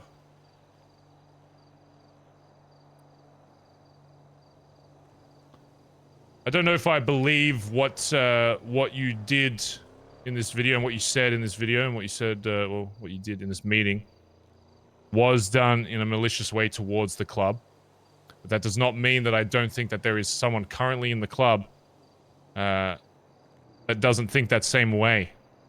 The only problem with saying we when it comes to other people's opinions is that it kind of bundles you into the exact same spot. Whereas they might agree with what you've said, and now that you've said you've got context as to why that is, and, you know, maybe your mind's changed on the, you know, reality that I am alive and I am here now. And I don't plan on going back to fucking Oz for the, let's just say, near to distant future. That doesn't mean that there aren't other people in this club that may be using your thought process, at least initially, for their own gain. So my job now is to find out where exactly that's coming from. And where it will end. All right. There's been a lot of names and allegations thrown around, and people expect me to make an instant judgment call on that. I think I've screamed at about everybody in high command and command at this point. I think people came back expecting me to think one way or the other, you know, because one thing I was told is that, you know, while I was gone, some people would do certain actions like what Shang did, thinking that it was something that I would have encouraged while I was here. Everybody was doing what they think I wanted to do instead of what they thought was best for the club. They thought, well, Barry's not here. What would Barry do? He would do this, so I'm going to go do this fucked thing. Which is not what I want for this fucking club. If a leader is absent for whatever fucking reason, I want people doing what they believe is right for the fucking club. Not because of what they think their leader would do, but because what they think is right. But the problem we face now is that a lot of people have very, very different definitions of what is right for the club. But the fact that nobody is dead yet, I guess, is a silver fucking lining.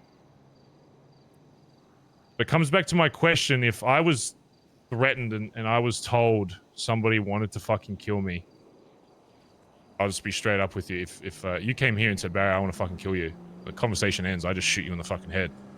Yeah. No tenets, no rules, no outside of that. Somebody says they're going to kill me, you know what happens? Yeah. I don't wait around to see the context of that. And there's a reason why I put Sean in as VP when I first formed this club. I think you see a lot of stuff that I saw very early on. And if I went back in time to that exact point, I still would have picked the same name. Even after all the shit I've heard when I came back. People saying lack of decision, all this shit. He was still the right choice for that time. But it's clear that has changed, at least with the minds of people that I've spoke to at this point in the club. And again, I haven't had the opportunity to speak to everybody in the club yet, but I will. Yeah. So Ziggy, I need you to tell me if there is anything else that you spoke with Sean that has to do with ADMC that wasn't brought up to the rest of the club. Because I understand the point of venting, but there's a very big difference between venting opinions and secretly saying shit without the club knowing about it. And this is that thing we spoke about before, Ziggy. Even though you might have given me a lot of context, and I appreciate you being upfront. It's about time someone in this club actually speaks with their fucking chest. It's the one way you'll get my respect in this club, knowing that the person standing in front of you won't agree with your decision, but you're still there to back it up. I think that's probably one of the reasons why I brought you into this club to begin with. I think you lacked a lot of things I would typically look for in an MC a patched member of this club, but I think your heart for the most part is in the right place. But I think you make some dumbass fucking decisions, like a lot of people in this fucking club. To be fair, Yeah. if you join this club thinking everyone's gonna make a smart fucking decision, you're in the wrong fucking place. And this is that honesty thing I told you about. Just because I think that, and I've said all that, doesn't mean if you lie to me now, Ziggy, that I'm not going to change my mind very quickly on what kind of person you are. And if you need a few minutes to think about it, feel free. After I ask you this question, is there anything else? And I'm talking about anyone else. I'm talking about Sean specifically for now. That he has brought up to you that was in regards to something big with the club that either alarmed you in some way, or even if he put it in a good light, maybe thought, this is probably something that should be a conversation for the club and not one-on-ones. Because that's one thing I've heard a lot of people is a lot of one-on-ones been happening while I've been gone. And if anybody in this club knows the power of a one-on-one, it's yours truly. Yeah. If anyone was going to convince something of anything in this fucking club, or maybe in a former club when he realized his leader wanted to literally kill its own fucking members, you'd be surprised even if I told you right now, Ziggy, that I was going to go on a rampage tomorrow and I was going to go murder everybody, but there was no other proof other than that, you'd be surprised how hard it would actually be to convince the rest of the club that that was true. Yeah. I could say the most vile fucking shit being like, you know what, it's all a fucking lie. All this fucking work we put in was for fucking nothing. It was just so on a random fucking Sunday, I can wake up one day and just murder a bunch of people. You'd be surprised how many people would not listen to that, even if it was genuinely fucking true. Because I had to do that in the former club. Trying to convince everyone that Dundee wanted to harm its own fucking club members because the only person that fucking heard that conversation was yours fucking truly.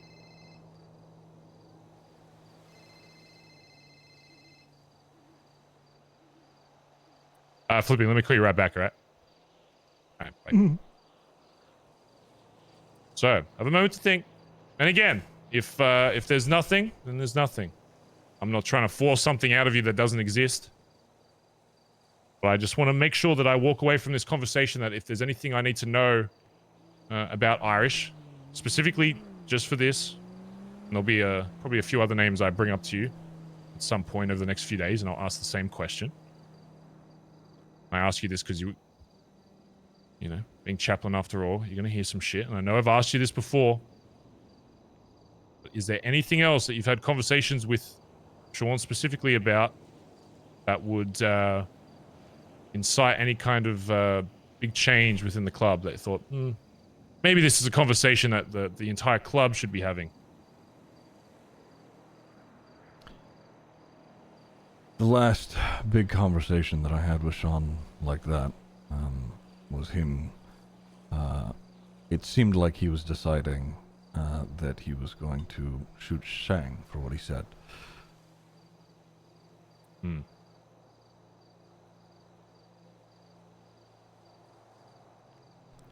He checked on me after I got out of my fucking coma.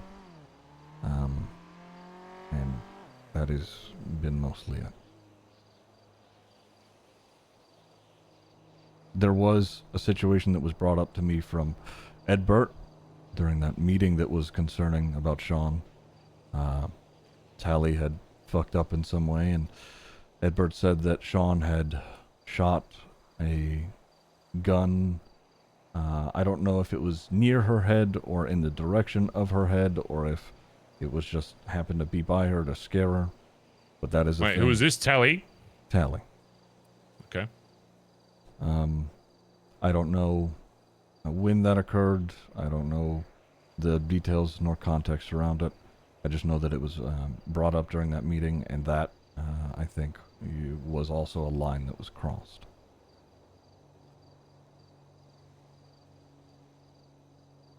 I had not heard that from him until that meeting.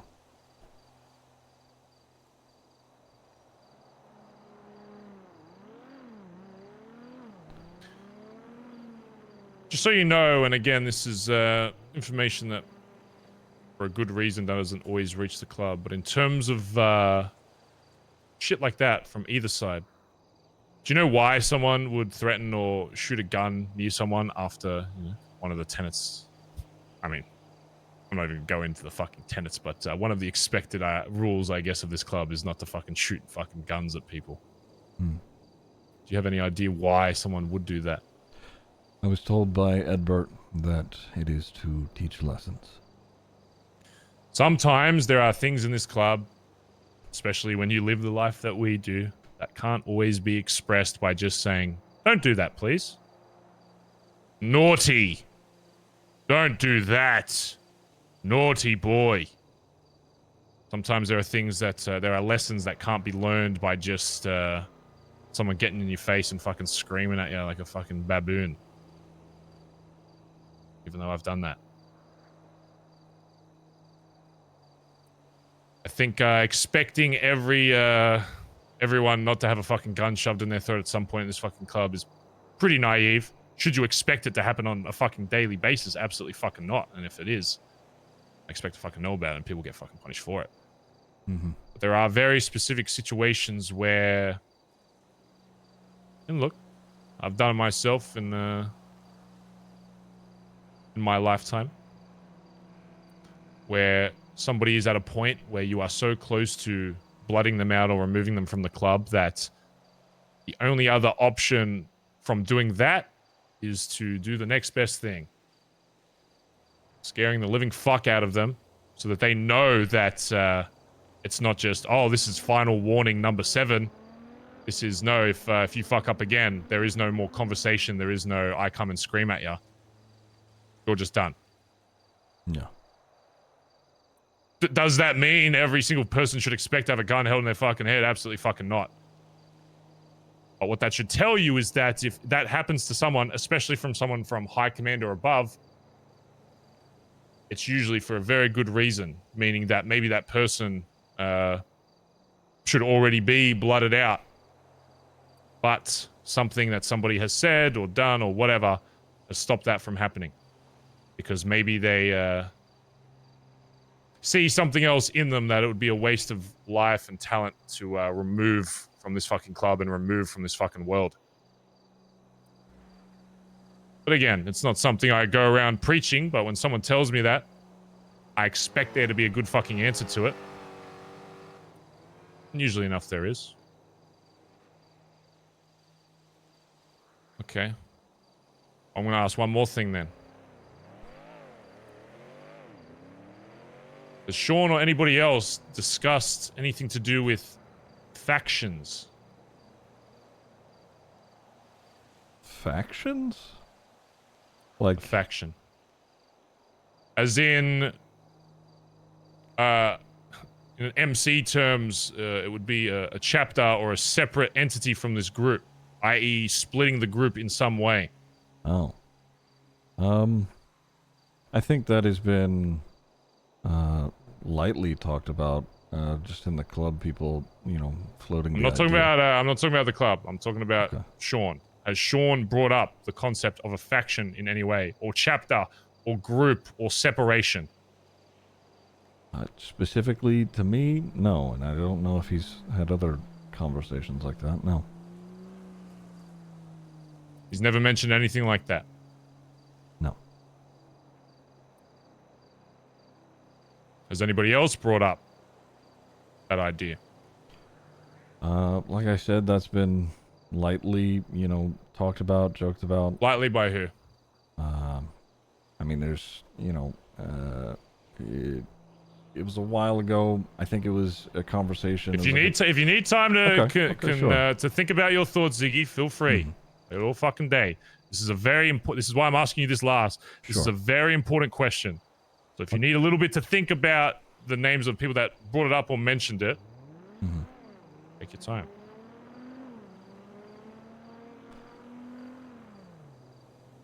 I remember it being a group conversation, but I don't remember who exactly was there. I think Finn was there.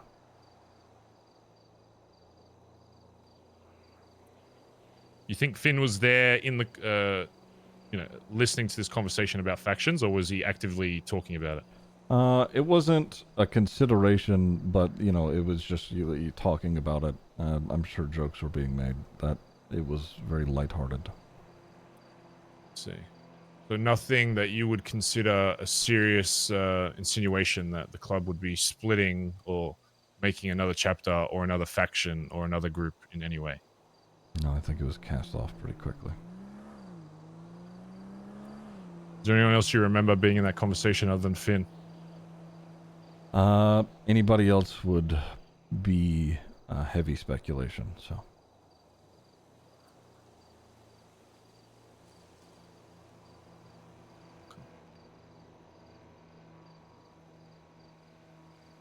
Just make it clear, Ziggy, if I find out that you're withholding anything from me about that, then we'll be having a very different conversation. I don't think you'd have a conversation. I'd expect you to shoot me. Okay.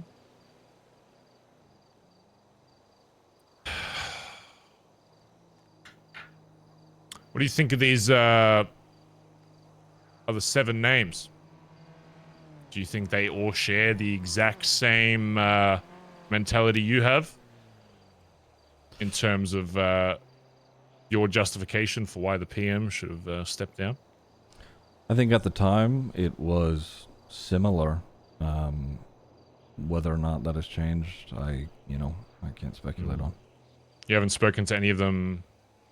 I guess you've only just gotten out of the fucking hospital. Was there any conversation you had with any of those people after the vote was casted about that vote? Kelly, during the meeting, Kelly had voiced a situation with Ed that he felt uncomfortable with Ed with, and Ed had, said, well, that didn't happen, and this is how you probably feel about it. I called that out. I was like, hey, man, you're telling him how he should feel. And Kelly thanked me for that after, because Kelly didn't know how to reply to it. This is in regards to his demotion? Yes. But in what way does that link to wanting your PM to step down? Or is that part of his justification, thinking that, you know what, if I got demoted, that must mean the PM was somehow involved in that decision? Oh, i.e., I don't know if it was linked, and I'm not gonna speculate if that was his justification. Was the only other person you spoke to about any of that shit after? About that vote specifically? Dean spoke up about his situation. I texted him and said, hey, Dean, good on you for speaking up. And I texted Ed. I said, hey, thanks for hosting the meeting. I appreciate you, just having people, our voices be heard. Tally called, and she said that she was out looking for you. I said, hey, I'm going to Oz. It was a similar thing with Ivy. Called her, said, hey, I'm going to Oz. Did any of those people give justification for why they raised their hand? In those moments, no. I was just recounting. What about any time surrounding that or before that? Surrounding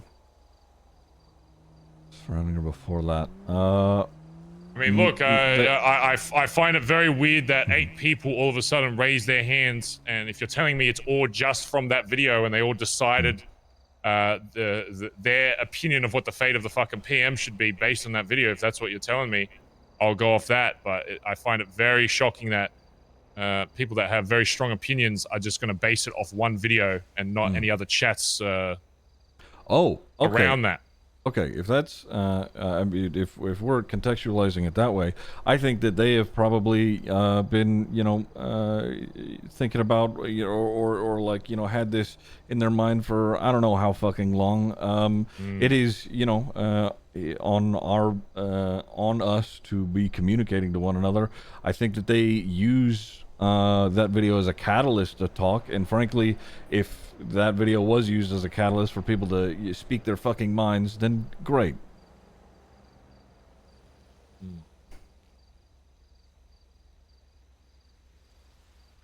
You think any of those other 7 names, this is obviously just opinion, but because you said you haven't really spoken to much of them outside of that, you think these other 7 names have had conversations with each other to help formulate that opinion? Or do you think it was, they saw the video, you know what, I kind of agree, I've had this thing held on to me for a bit, I'm going to raise my hand? Or do you think they saw the video, or even prior to that, were already having discussions with that with the other 7 people, and not any of command or high command. Because from what I've been told by the former high command and VP, that there was no conversation like that until they. I mean, Ed was shocked to see that many people, so he for one was definitely unaware that that was something people were feeling. I guess what I'm trying to get down to is I still don't believe all these people raise their hands simply based on a fucking video. But there are conversations that are happening that should have been happening with the club as a whole, instead of behind closed doors and one-on-ones and small groups of like-minded people in the club to help formulate. And at oftentimes when you have a conversation with someone when you're like-minded, if one of them steers that in a certain way and offers answers that may not be true, it's quite easy to latch onto those. It's quite easy to be manipulated by someone when you're in a one-on-one convo and the only context you have is what they give you. Let me give you an example. I go to Australia. The question? I have you know the what? I go to answer. Japan right now. I tell you, dude. I have the answer. Sky's green in Japan. Do you know that? Because of all the gases that go up there. He's yapping. Fuck. Yeah, that's not. Oh, I don't think that's true. It's like, no, I went there. I was there. Sky was fucking green. What context are you gonna fucking have to disprove that other than doing a fucking Google search? It won't show on Google. Trust me. I'm telling you, as a patch member, the sky is green. I was just there. Would you believe me? Would you at the very least be incited to maybe look into that, or maybe say, you know what, maybe there is actually a bit of truth to that. Maybe I should see if that's true. He seems very adamant that that the sky's fucking green in Japan. The point I'm trying to make is if people have a similar mind and somebody suggests something and there's no way to disprove it, and either they don't put in the effort to disprove it, or they just have so much trust in their club member, you know, even outside of club members, the reality is that there are cliques in every group that has ever existed. It's naive to think that some people in this club don't like other people more than others. It's just stupid. No. But what I'm trying to suggest is, if that your video may have been the catalyst of why they raised their hand, but that doesn't necessarily mean that these opinions were formulated purely off that, and there weren't conversations of somebody in this fucking club steering them in a certain direction, to them thinking, you know what, yeah, I wasn't in the boat of the PM stepping down. I just wanted to have a conversation about it. You know what, now that you've said that, I'm gonna raise my hand when he's not here and say, no, I want him to step down. Those two things are very different. Yeah. I If agree. you're saying that you weren't the person to have cute. those conversations, I'll take what you say at face value. Yeah. But I can promise you that this whole thing doesn't end Let me without talk! me finding where this came from and making sure that that is no longer a problem in this club, in whatever way that looks like. Okay. Because I will find out. Oh my god. Regardless of anything, I will find out how these opinions got formulated and who has been maybe promoting that idea more than others. Because I can assure you, people might think I don't know this club, or I know them individually. I know how people in an MC work. I've been a part of multiple different campaigns in the former fucking club to get people fucking removed or taken over or whatever. On my first fucking rodeo. There's always people that, even if someone did the most vile shit in the club, they're gonna have a bit of a soft spot for, oh, you know, maybe he didn't, maybe he had the right, his heart was in the right place, but he just stole $2 million from the fucking club account because maybe he drinks alcohol sometimes, you know, he gets drunk and then he stole $2 million from the fucking club account. You know, some people will always have a justification, but one thing I've learned is sometimes you just gotta fucking trim the fat. Again, even if I don't think anybody in this world is objectively a good or bad person, that's not what matters to me. My world is a lot smaller than most people. My world is the ADMC. And at this point, I don't have a high command or VP to fucking lean on because everybody's saying that there was no VP or active PM to step Banging up. my head against my mic. So now, instead of walking around these decisions, I am Barry, just I got going the to make point. calls that I think are right, and people are going to have to fucking live with it and just trust that I'm doing it for the sake of the fucking club. Right.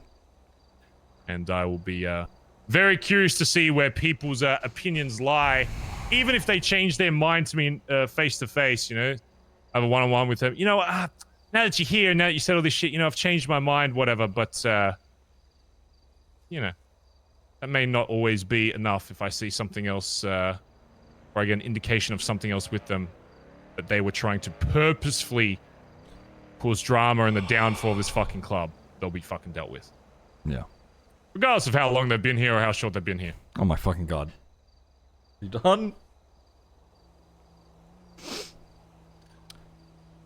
As for the prospect, you tell me if oh my god! Lovesick around, okay?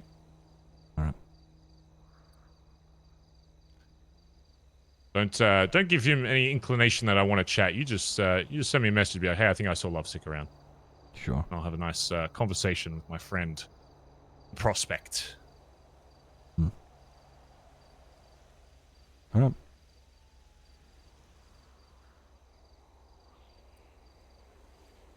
Is there anything else we want to clear up while the stage is yours?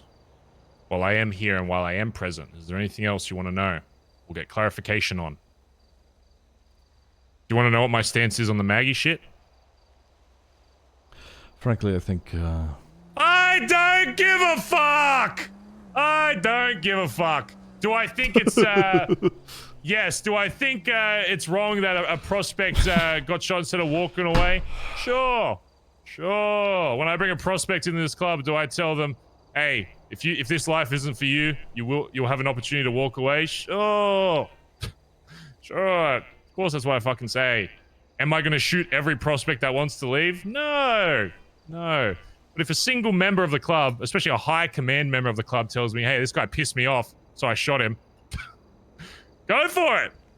Okay, Ziggy, if you came to me and said, I fucking hate this prospect, he fucking did me dirty in like a previous city or some shit, I want him fucking gone, I'd say, here you go, Ziggy, use my shotgun. Go fucking ice the cunt. I don't give a fuck. Prospect is dirt on my fuck. Until they are in this club, I don't give a fuck.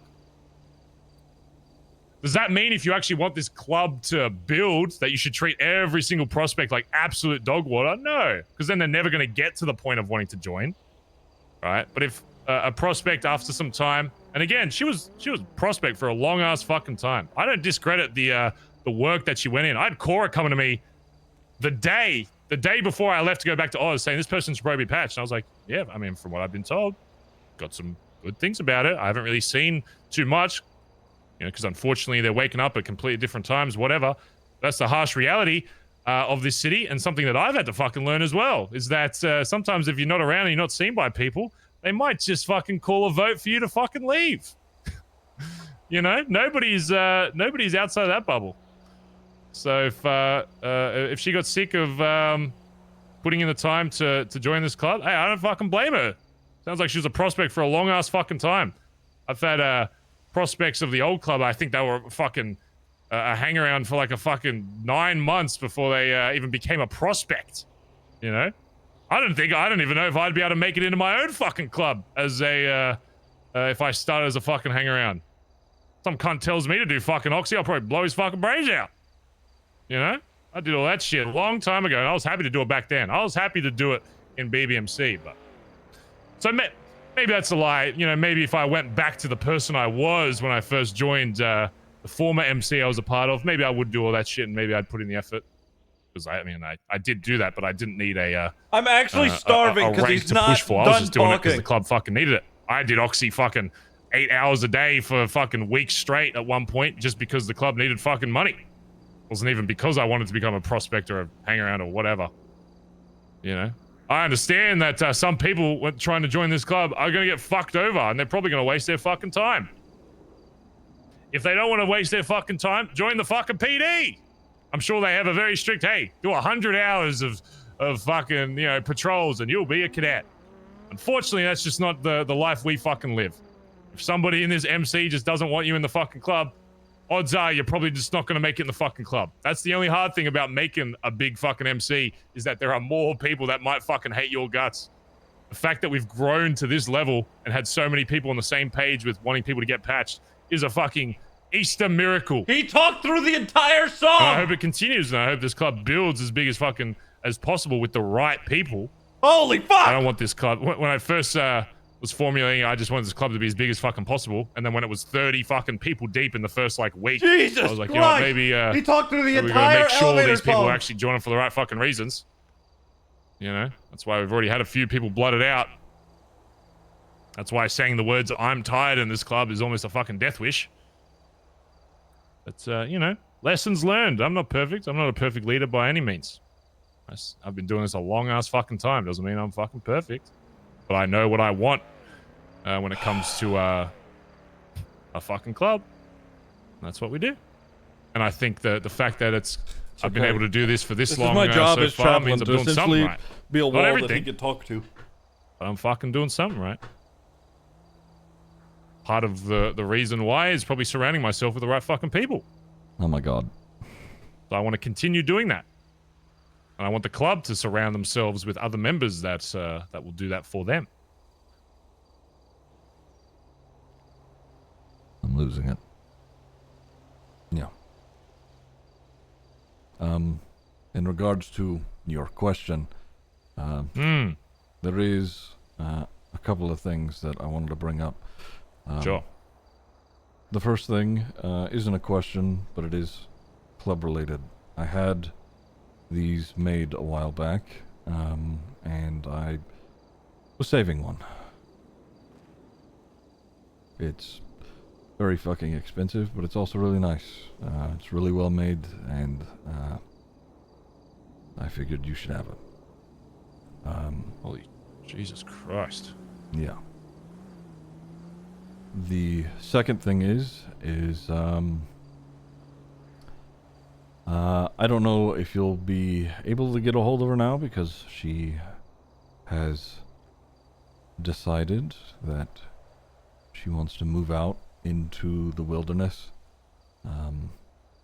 and disconnect from the city as a whole. But Andy,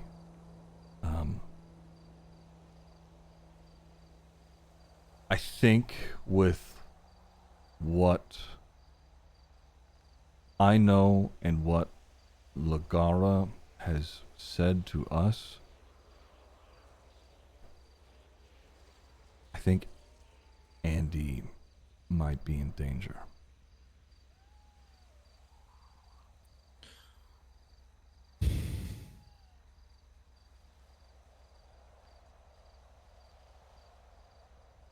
I don't know for sure, but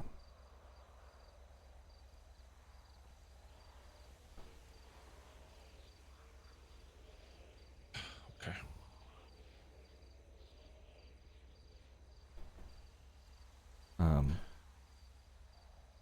Yeah.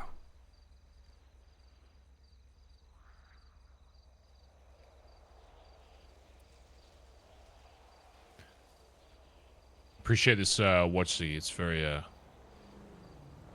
nice. Yeah. I noticed they yoinked me my old watch, so it's be a nice placement. Yeah.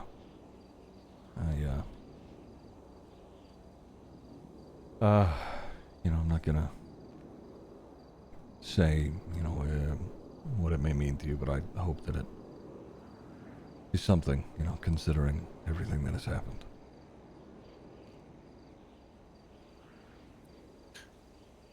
Who'd you say you're closest with in this club? Just in a general sense. I'm not saying like, closest with, like, oh, he's my leader, I gotta do what he says, whatever. Just in general, who would you say you hang around the most and talk to the most? I'd say. Let's be honest, it's not a gotcha moment. It's just I'm just genuinely curious. Yeah. You're not considering Flop because he's a prospect, right? Well, consider Flop. Okay. I mean, then it would he's be him, still yeah. wearing a fucking jacket, so Then, yeah, it absolutely would be him. just Flop. Yeah. Oh, I could give you Just in general, just I don't know, just like your top 5. Flop, Sean, JT, Nana, Finn. Oh, Rue, of course. I adopted Rue.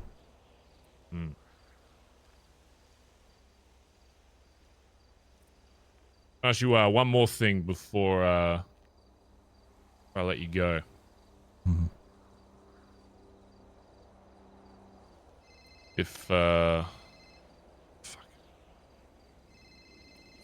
Let me answer. Sure. Hey, Colin. I'm just having a chat with Ziggy, but I'm about to finish up in like 5 minutes.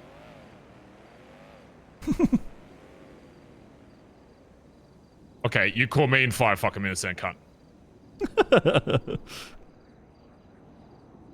Make it 10.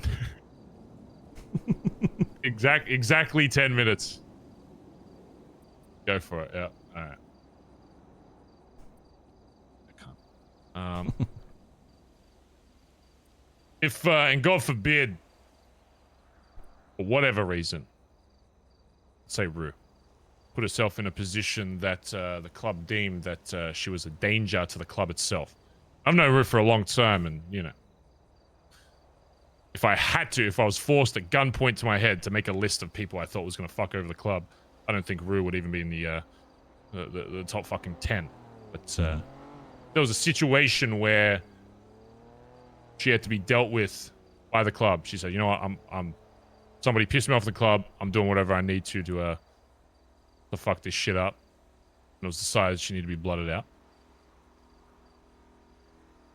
You think you could handle something like that? Somebody that close to you in your club? And I don't want the robot answer of, yeah, I'll do anything for the club. Do you think you'd still be able to operate within this club, knowing that your adopted daughter just got blooded out by the very club that, you know, you're wearing the patch of? I don't think it's a matter of can I. It's have to. I made a commitment. And if Rue's done something, God forbid, then I have to reconcile with that. It may take some time. I might be fucking angry. I might yell. I might scream. But ultimately, if that's the case...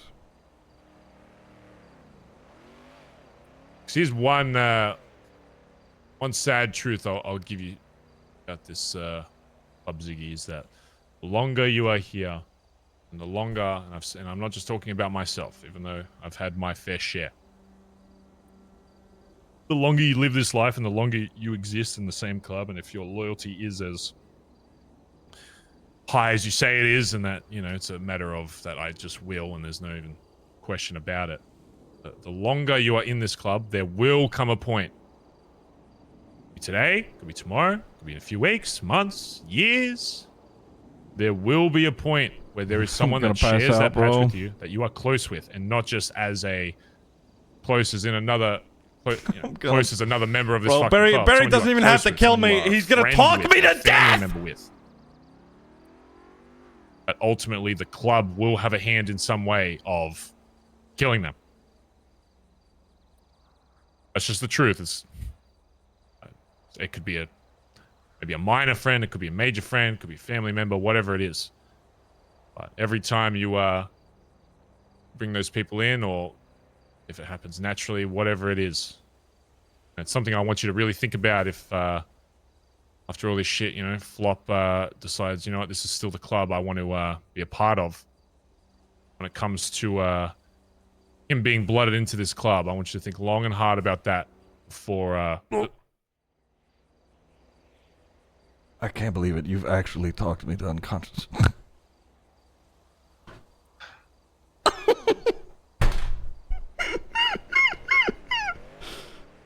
I want you to think long and hard. I've got plenty to think about him. I want you to think long and hard before you say that he's actually, because I'll come to you. I'll tell you right now, the only way Flop gets my yes into becoming a blooded-in member of this club is you telling me you want him in. I want you to remember this exact moment, Z, exactly where you are. Ah, good. I will never forget it, I assure you. I want you to remember this exact moment. I'll come to you and I'll say, are you sure this person should be in the ADMC? Knowing all the shit I just told you.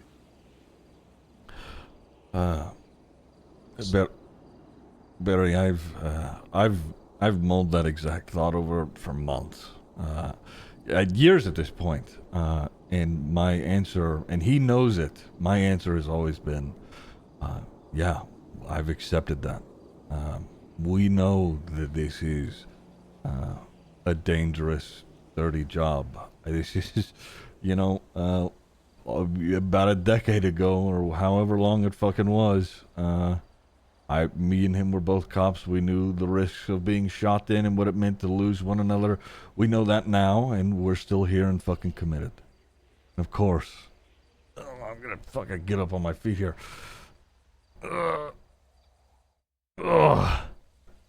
Fuck you, cunt. Of course, he knows it. I fucking know it. And yeah, no shit, I want him in the club. Let's go get you some food or some shit. Oh god, I'm starving.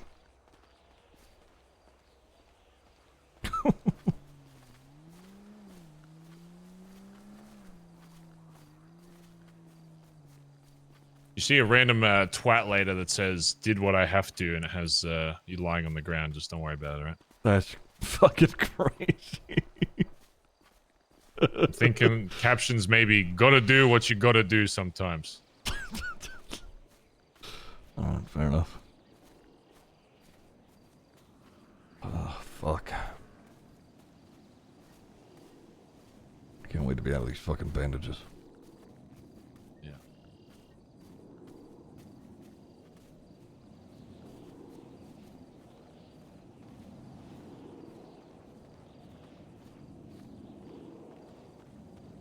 You know, yesterday, I really was trying to get a hold of your ass, and it got to the point where I knew you were going to jail, and I told JT, I said, I'm going to walk down to MRPD to shoot somebody in the fucking head so I can go and see this Jesus motherfucker. Christ. And we tried, we searched for fucking ever, and we could not find any of those guys. They went all hands on deck, so I couldn't fucking go to the hospital and shoot any of them.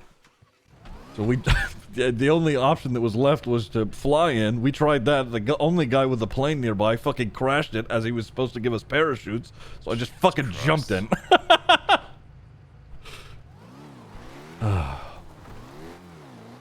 I still don't have any felonies on record. I still have my gun license. I've been in gang shootouts. I've done boosts. I've been on jobs. Jesus Christ. It's going great. But yesterday, I said I'm gonna shoot a fucking cop if I don't get to talk to this motherfucker. That's usually how it goes with me. It's like, I'm like, alright, I've got these convos scheduled, nothing will change. And then I walk out of the fucking golf course, 7 cops are sitting there, looking at everyone in the club, and they're like, oh, let's go for this guy with a fucking beard. They literally turn off every single other fucking person, and all cops just pull one of these and just go, oh, yeah. And then they literally all start chasing me. So, and then not having... Number one, having a fucking head injury for the last fucking God knows how long, and then having driven a car for fucking God knows how long before that.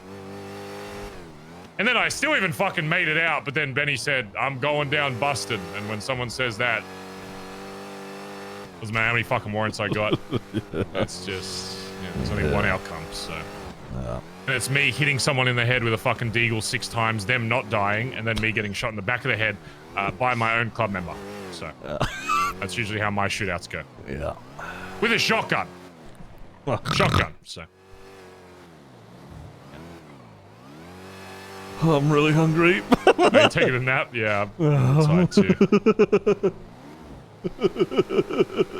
So be careful of the upholstery there. I don't want you getting that bloody nose on my my car. Oh, I'm gonna. It's too late. Oh.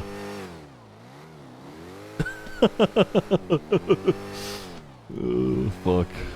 Let's see where your priorities at. You want a hospital or you want a fast food? I'll have fast food. Yeah. Sometimes when you're hungry, you know, you just...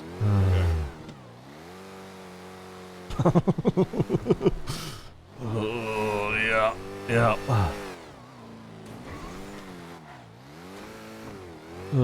It's gonna be a really awkward conversation if I see anyone from the club. Yeah. The talk went well.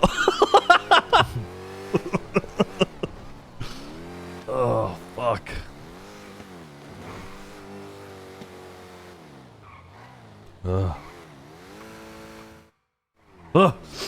I feel better. I still need food though. Yeah, on the way.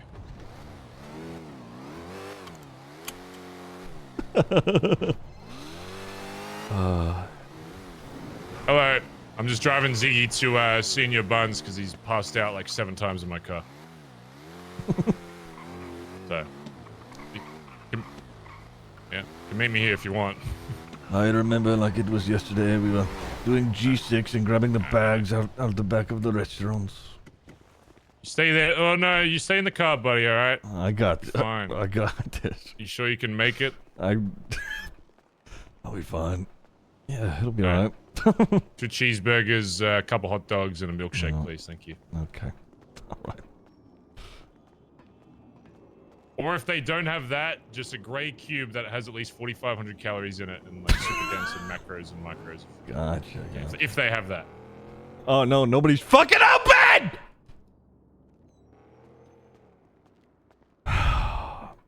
I hate these motherfuckers.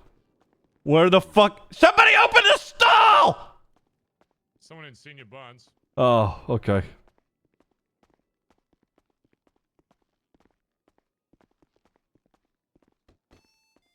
Hello. I don't suppose you're taking Hi. orders right now, are you? I can take it. Oh, please. I may pass out while I'm ordering this. Let me get 4 burgers, everything on them, 4 fries, and I don't know, like 4 what are they called? Sprunks. Okay. Oh.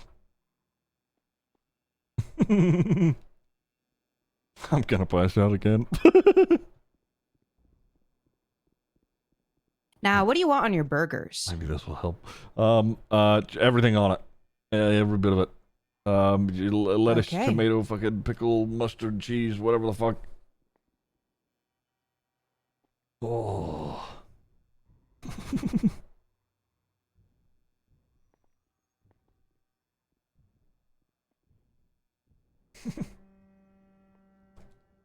Oh my god. I can hear it calling. Oh, Colin. Best kind of burger, everything on it, yeah. You pickles. There you go. Alright, thank you very much. All right. There we go. Oh. You okay? Yeah. You can just clock in and I'll meet you at the station. What the fuck do you mean? Okay, I'm hold on, I'm gonna let people know. Okay, because apparently nobody sells food in this fucking city, so I gotta make my own goddamn food back here. I got some for you if you want. What? Please, I'm starving to death. I mean, I'm kind of hungry as well, Colin. I had being past tense. Ooh. Do you want something, Colin? I mean, Z, if you're gonna make some, I'm thinking. I've already burgers, ordered. Colin? I've What do you already ordered for you fucks. I'm gonna pass out. Why am I walking like this?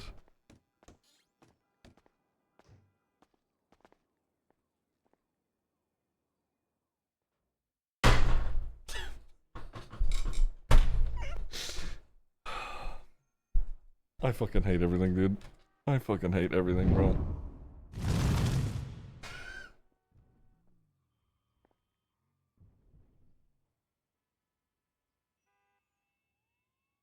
Oh, good, a work pay slip.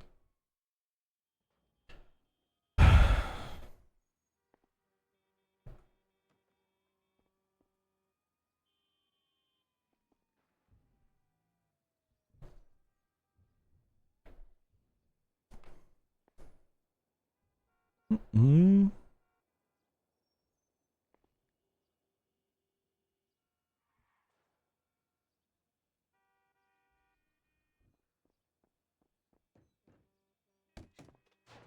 Ah! Theo! Theo! Help!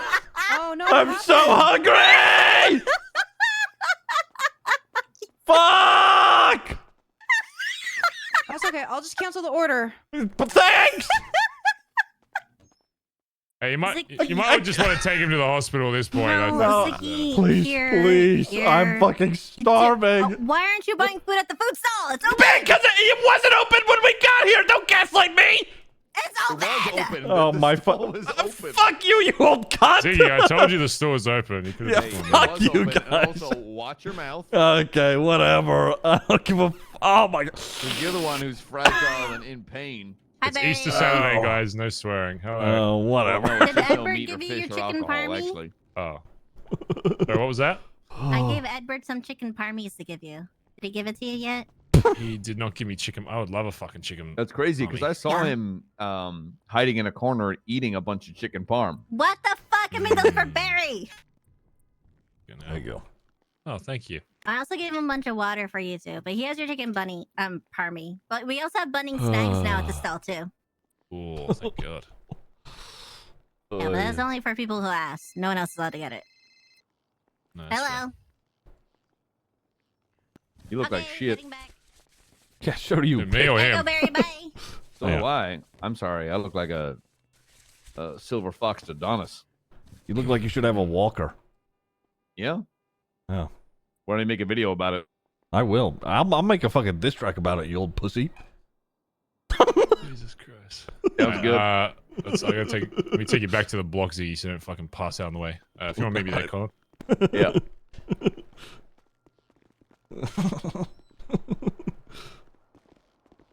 By the way, I just want to clarify, okay? That jumping into the prison thing, that was Colin's plan, okay? And he crashed. I buy it.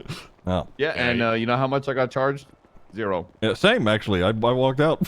I'm convinced him I was- $300,000 in debt after one chase yesterday. I convinced them I was Thanks an for old asking. man that I didn't know where I was, and they let me go. I was already wearing orange pants. They thought I was a prisoner. Fuck. Oh, I should be an old man criminal more. Yeah. This is great. Hell yeah. What's going on? Oh, fuck. Yeah, Colin failed the jump.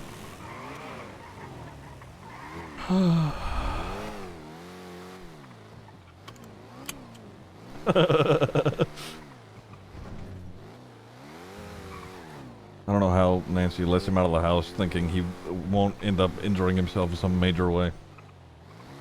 Yeah, I don't know.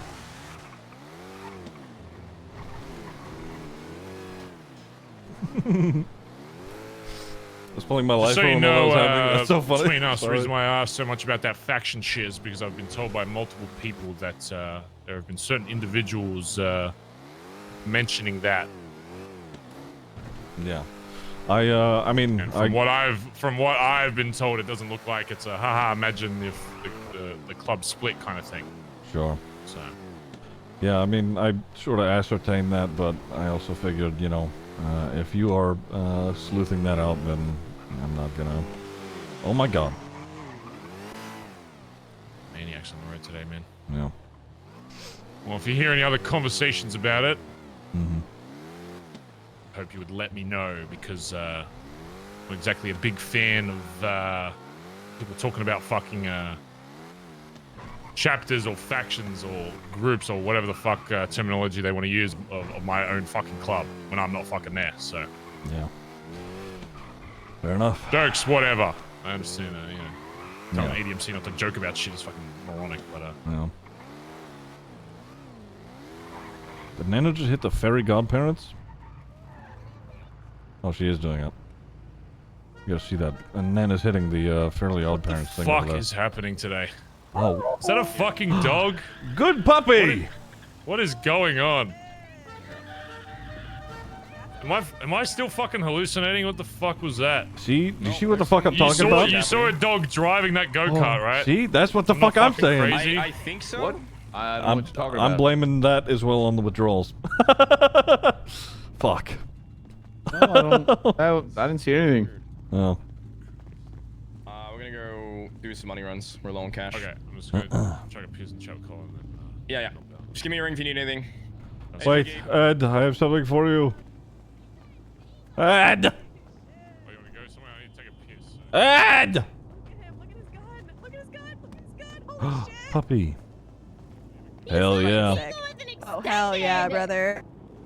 Is it guys, Damn. this is Goose. Dog, do you like denim? I think we've already tried to recruit him. I mean, yeah. He's badass. Yeah, we know I think Ziggy that means is no trying or to go yes. bald. Okay, I I'm understand. right. I had my head shaved. Oh, Ed- Holy I fuck! God damn for it. a minute or two, yeah. We are super fucking low on guns. We've got an order coming in right now. Just like a shitty pistol or some shit. Oh my god. Yeah, I can get him a sewer gun. I'll go grab one. Give me a sec. That's probably Ed. better. Yeah. Ed! Huh? What? Yeah, I yeah. have something for you. I got these Oh. made a while back. I figured, you know, command should be getting them. So take that. It's custom engraved, and it's also got the logo on the left-hand side of it. It's pretty sick. You doing all right? I haven't had a chance to check in on you yet. Head trauma, but like, you know, I'm handling it okay, I guess. Okay. Yeah. Yeah. I didn't know you were out of ICU until like the last time I was awake, and Yeah. you know, It's all good. couldn't get in contact with you. I'm glad to see you're up on your feet, man. Yeah. They put me through the ringer, but I'm alive. So. Ed, don't worry about it. Don't worry about it. We're good. You sure? Oh shit. Look out. Move, Look you out, bitch dog. ass dog. I'll skin you like that other one I That hit. is It's a actually- gun. You talk to the dog like that? What the hell? I think the dog could take Colin.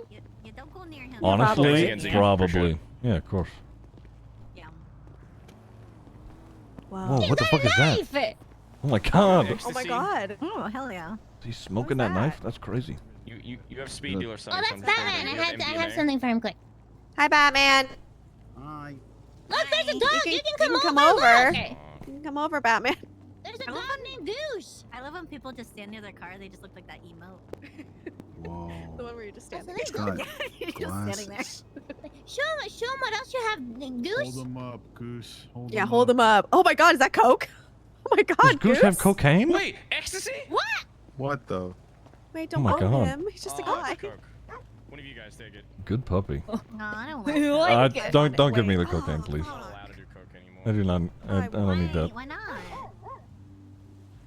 Get him. Get him, Goose. Get him.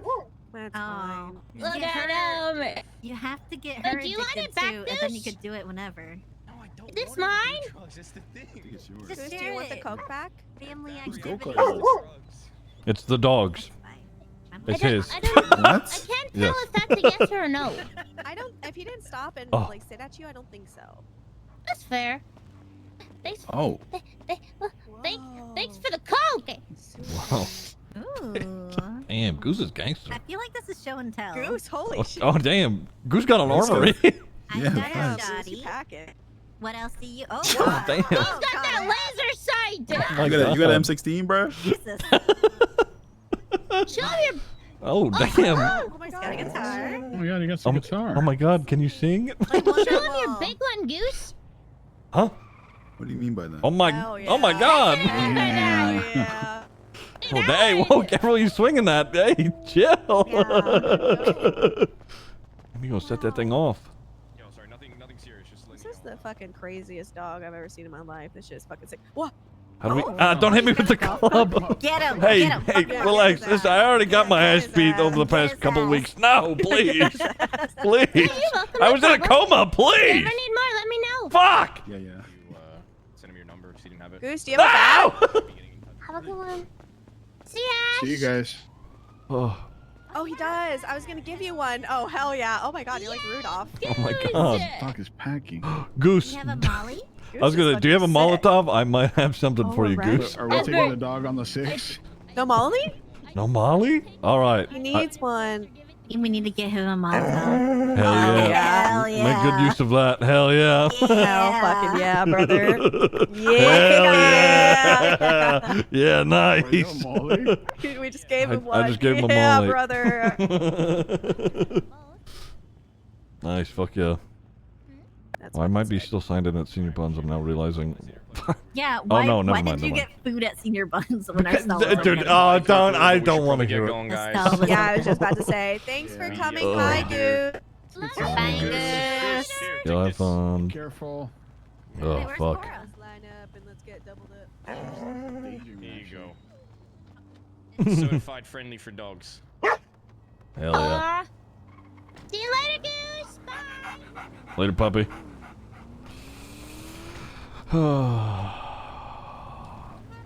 Guys, we're alive. Guys, we lived.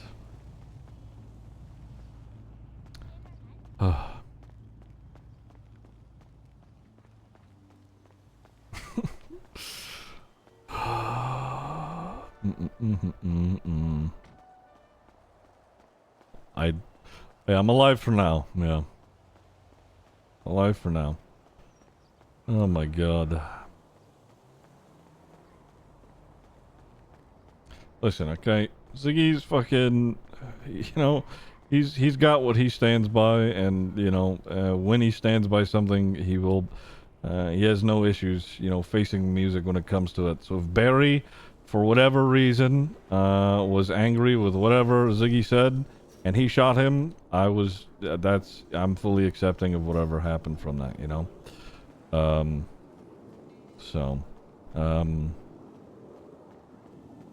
Yeah.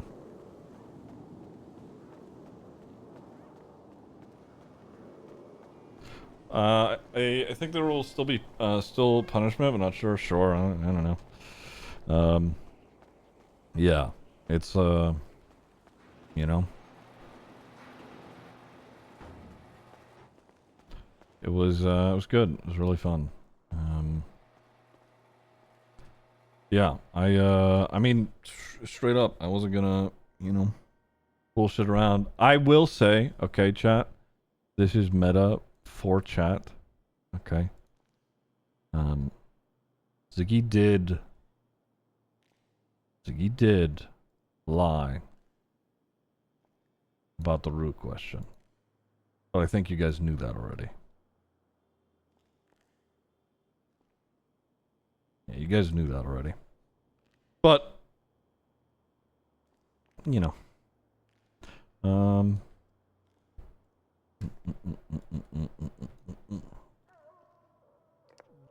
we go.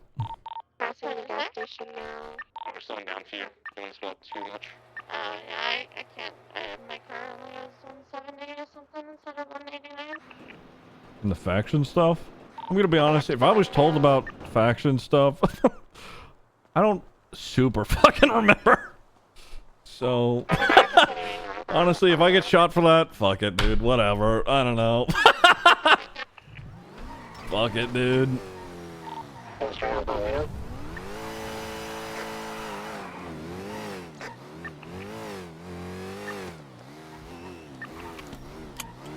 Born in Rainbows just subscribed. Can I send a clip? Hot mic Doc Wiz today? Oh, really? Sure. Don't blame you, PM. Dude, yeah. Barry asked me a question, and I go to answer it, and then he talks for 5 minutes straight, and then he's like, all right, you got any questions? Oh, you had one, motherfucker! Anyway, let me see this. Oh, no. Get your prizes. And thank you for participating in the terror circuit. Just ran into the truck. Holy fuck, my voice.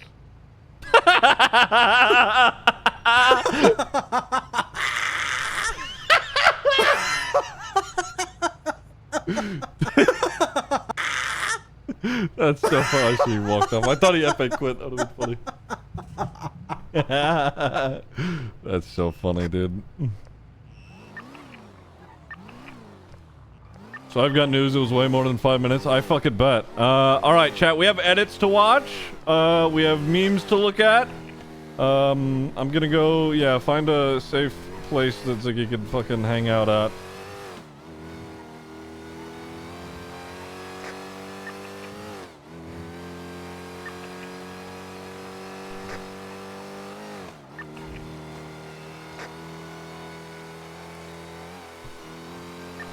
Yeah, I'm excited about the edits. You guys are spoiling me a little bit. Oh my god, stop. I mean, don't stop, but anyway, about top of MRPD, that's crazy. Dude, the edits, the memes, the art, all of it. Oh my god. You guys are all so talented, and I'm jealous. Not about the edit I'm making? Hell yeah. Old time's sake. Guys, I can't go on top of MRPD to take a break, you dickheads.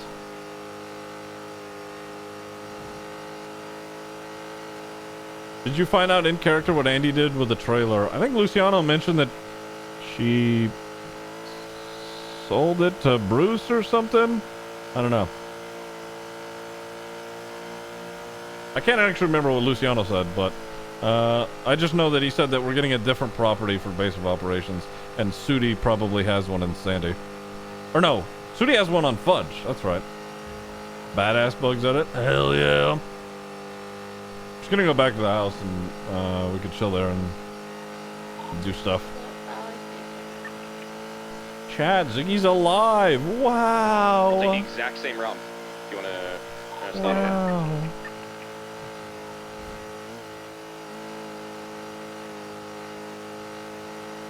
Actually shared art in your Discord for the first time. Oh my god, I have to see it. Well, Barry's proud of Ziggy.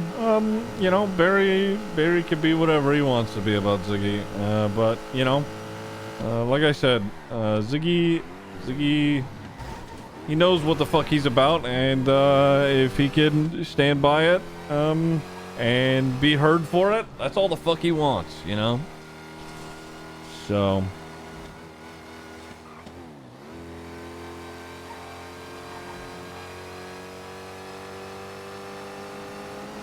We're passing the Oxy lady now.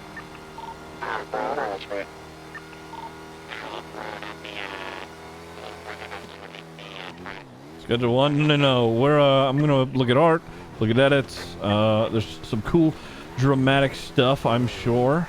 So I'm gonna show you guys that.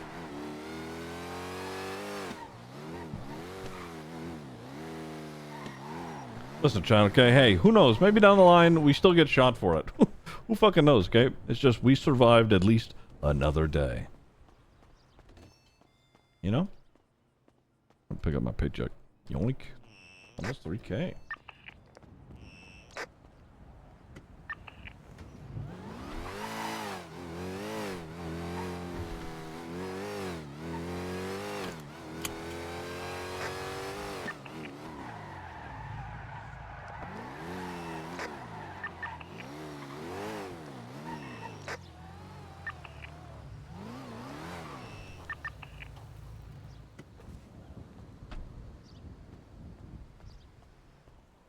Did you pay for 4 combos? Dude, I fucked off. I don't care. I don't care.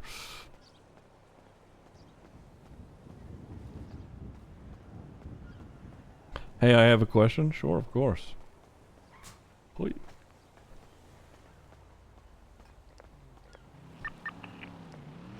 I can't believe I stayed up until 4 a.m. to make sure I didn't miss you being shot if it happened. I'm so... sorry, Nini, that you didn't get the angst you wanted. Okay? There was angst. Okay?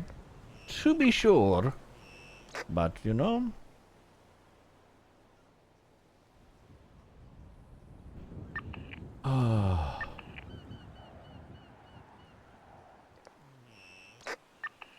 Okay.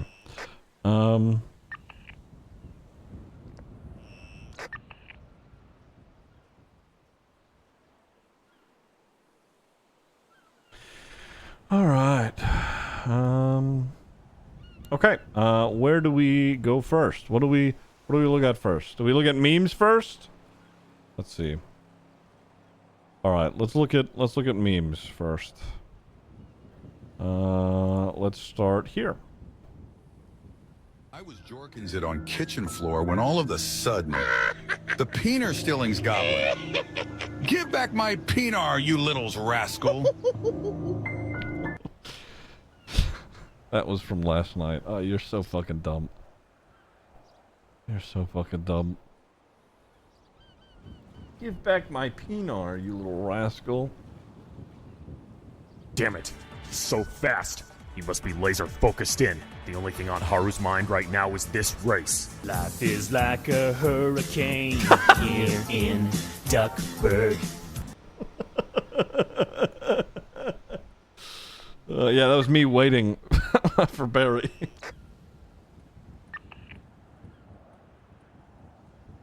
So, Barry trying to keep Ziggy focused with his responses so we can finally get a straight answer from him about Sean. Yeah. back in the day, jingle, jingle, jingle, back in the day, before the back rooms were a thing, okay? Jingle, jingle, pay attention, pay attention. I said your favorite word, the back rooms, okay? The back rooms. Dingle, dangle, dingle, dangle. Okay, before that was a thing, the concept of a place with endless impossible, dingle, dangle, dingle, dingle, jingle, jangle, it's okay, look at the shiny.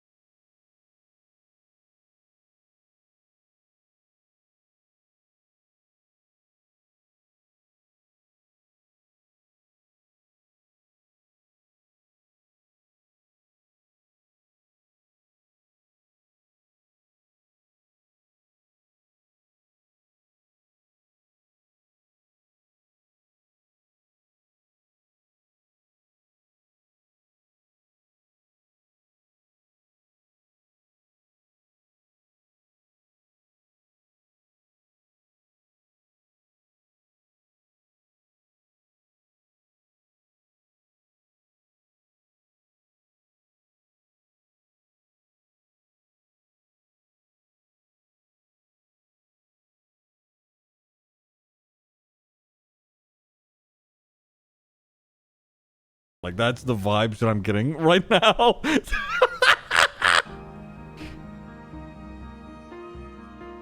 That is so funny. That is so funny. I think the only thing that's keeping me from Oh, sorry. Something's skipping on my end, sorry. keeping me from Oh, shoot. going out and knowingly doing something stupid is I just don't want him to wake up alone. So Bob, get the fuck out of the car.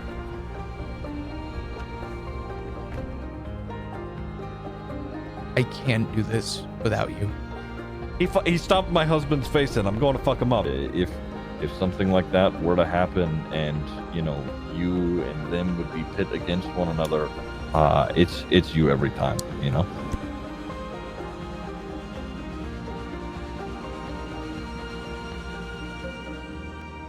get up here.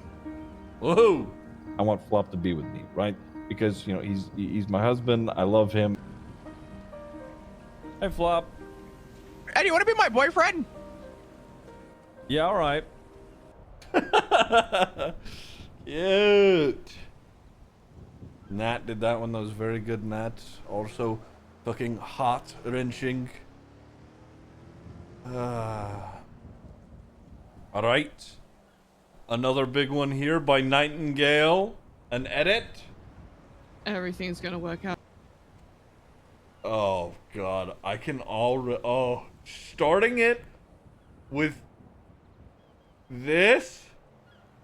I don't need. Oh God, this is gonna. I feel like this is gonna be heart wrenching. Okay. All right. Everything's gonna work out, right? Everything's gonna work out, kid. I just got an anonymous ping. I just got a ping. It looks like near the IC room. Great. Wait, so who's in there? Immediately. I don't know who it is. You want tattoo ID? Looked a lot like Ziggy. Where the fuck was he? Last I saw him was in Australia. He was what? It's not him, it's Ziggy. Driving out into the sun. Oh no. Ultraviolet cover me. I'm sorry. This is really pretty. I'm just reiterating the point that I made a moment ago. You guys for sure thought Ziggy was dead. Yeah, like it's not. You guys gotta be better about being subtle. You fucking dickheads. Looking for a creation myth. Ended up with a pair of cracked lips. Windows down, scream along to some America First rap country song. A slaughterhouse, an outlet mall, slot machines, fear of God. Windows down, heater on, big bolt of light hanging low over the coast. Everyone's convinced it's a government drone or an alien spaceship. Either way, we're not alone. I'll find a new place to be from. A haunted house with a picket fence. To float around, ghost my friends. Oh, that's hot. Ow! To disappear. The billboard said the end is near. I turned Oh yeah, you had faith, Nightingale. You had faith, huh? there was nothing there. Yeah, I guess the end is here. This justice. God, is it the same one Ziggy's seeing right now? Oh. Nice view. Ziggy is awake and getting released. So that's why I just got a call from him. Yeah, no, let's focus on the job right now.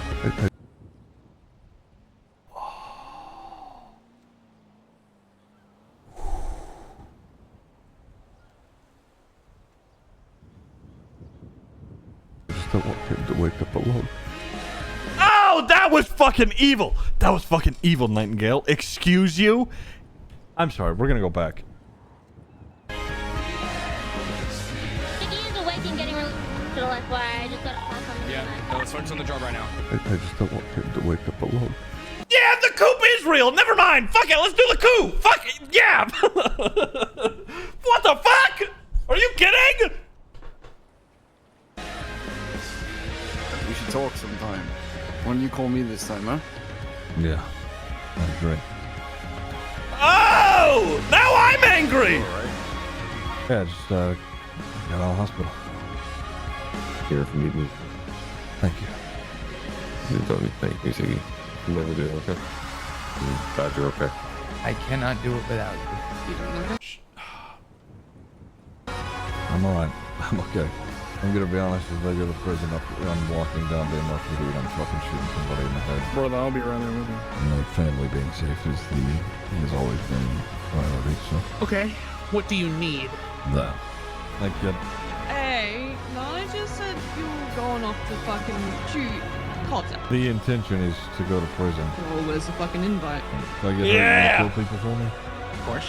My boy. Teddy, you coming with? There's 3 people in my life that I never fucking hope to bury. Oh my god. The intention is going to prison, Colin. Why would you want to go to prison? That's where Barry is. You know how easy it is to break into prison? There's not a lot of people I trust in town, and you know, you're one of them. Thank you. Hey, big man. Oh! Oh my god! Oh! Oh! Oh! Oh, that is... Wow. Oh my god. That one goes crazy. Nightingale, you should be proud of that. That one goes crazy. Oh my god. Very, very, very good. I'm gonna rewatch this last bit because that, dude, the phone call with Rue and then Hank shortly thereafter, and then oh my, and then Luciano being included in that, dude, this goes fucking crazy. So good. Shoot Cotter. The intention is to go to prison. Oh, where's the fucking invite? If I get hurt, you gonna kill people for me? Of course. My boy. Teddy, you coming with? There's 3 people in my life that I never fucking hope to bury. If I can help you, I will, okay? The intention is going to prison, Colin. Why would you want to go to prison? That's where Barry is. You know how easy it is to break into prison? There's not a lot of people I trust in town, and you know, you're one of them. Thank you. Hey, big man. Dude. All right, I'm not gonna lie. All right, let's say for some reason down the line, Ziggy does end up getting fucking blooded out. Fuck perming. I'm starting the Bugs Dugong crime family.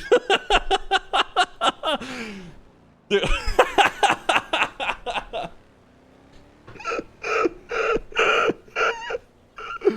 I'm deleting my edits. No, do not delete your edits, okay? This one is super good, but everybody else's is also really fucking good, dude. Nobody listen, okay? I just want to say, if you are making literally anything in relation to things that have gone on in roleplay, sincerely, I appreciate you. I don't care if it's art. I don't care if it's edits like this. I don't care if you're just fucking shitposting and making funny stuff. That's also, I love that. Literally all of this is on like level playing field for me. You guys are incredibly talented, and I'm very lucky to have you guys a part of all this. And I'm not gonna get too sappy, but thank you. That's it. I'm gonna keep watching.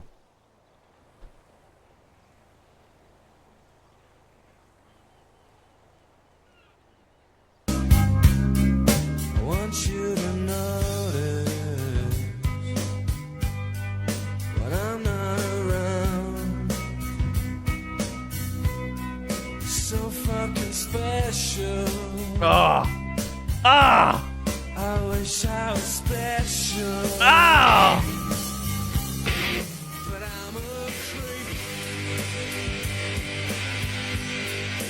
I'm a widow. This is fucked up. What the hell am I doing here?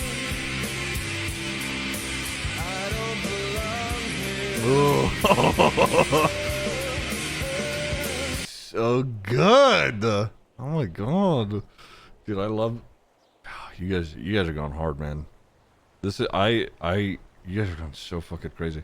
I wouldn't have thought to like link a lot of the shit that you guys have so far. My restless dreams. These were made by these two that we're watching now, the one we just watched and this one, both made by Nini. Here we go. In my restless dreams, I see that town. Silent Hill. Because the You fog. promised you'd take me there again someday. But you never did. Well, I'm alone there now. In our special place. Waiting for you. Yeah. Listen, I don't know much about Silent Hill, I'm gonna be honest. I'll be straight up. Okay. Alright, oh, hold on, let me pull this up. Here we go. Craviolis made an edit. I said, fuck it, I was gonna wait till tomorrow, but I'm dropping this now since it's edit time. It does have a lot of Ziggy in it, I promise. I also I swear I made this before I thought something would happen. Sure. Alright, this is about Richard and Flop. Oh my god, what just happened? Okay, slow down. There we go. Let me go back here. Alright.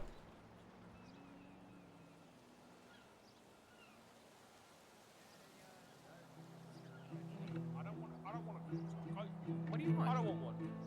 I don't want one. I'll buy one for you. Want you to be happy. Oh. Drunk in the bed. Pink Tank, thank you for the 4 fucking years. I'm so sorry. I don't want to interrupt the videos for much anything, but thank you very much, Pink Tank. Pink 4 Tank fucking just years. subscribed. Holy shit. Yay, Thank you very Ziggy much. made it I another just knew day of breathing. I did. I just knew the text to speech was also going to pop up. Okay, we're winding back a little bit here.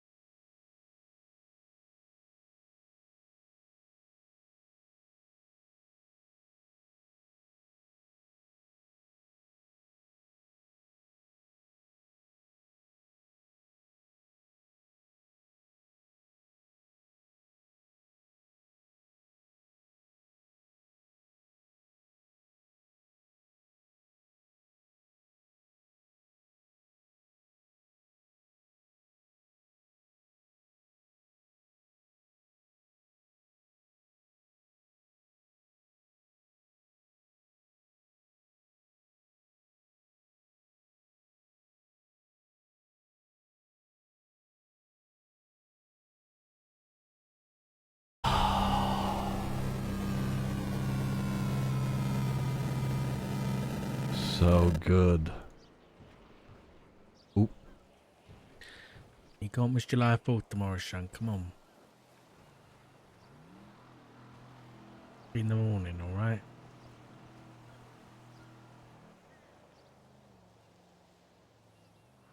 Love you.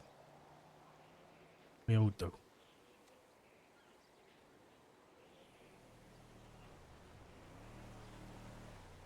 That was fucked up, Krav. That was fucked up, and you know it. You bastard. Oh, fuck you, dude. Fuck you. Jesus Christ. Oh my God. What the fuck? Dude, you guys are absolute banger after banger after banger with you guys. Holy shit, holy shit, holy shit. Also, I wanted to save this for the last bit as well. Boop.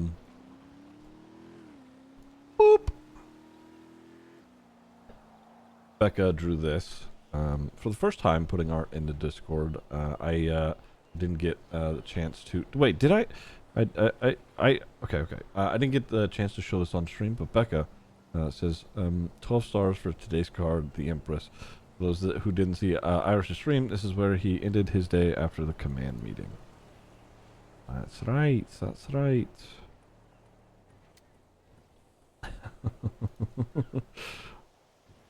Very pretty. Becca, you did very good. Alright, yeah, this is really nice. I like this style a lot. The orange, like outlining, like and defining shit. It's really sick, actually. It's very cool. All right. Real quick, because I know she's about to say it. Nini's gonna have me look at this meme. How it feels trying to make memes this late before I pass out.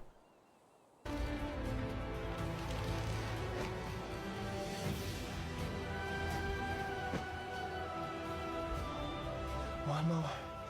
Help me get one more. So stupid.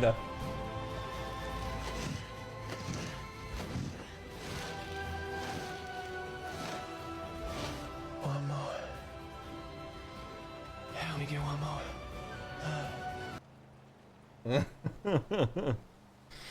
Oh my God. All right, we'll see how it goes. That's that is. Oh. Oh my God, Andy texted me.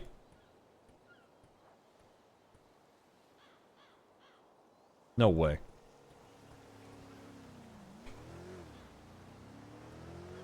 Dude, I'm literally gonna scream at her and be like, hey, call your fucking brother. Oh wait, also, ten cuidado, there's, La Gara is fucking on the prowl. On the prowl. There's no way she doesn't answer. Are you kidding me, dude?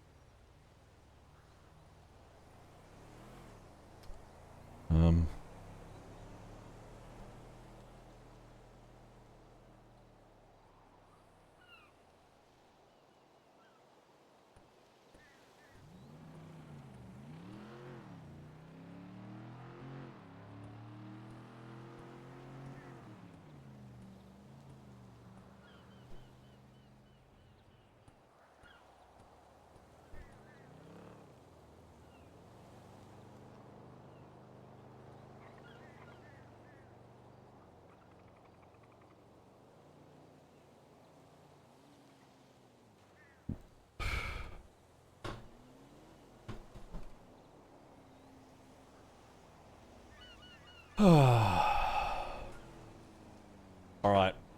What was I doing? I saw that and was like, what?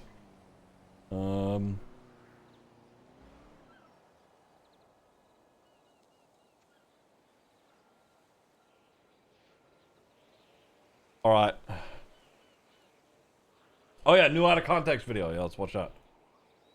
What is the context on that? What is the context on that? My dick just died. Can I bury it in your ass? Double penetration right in both holes.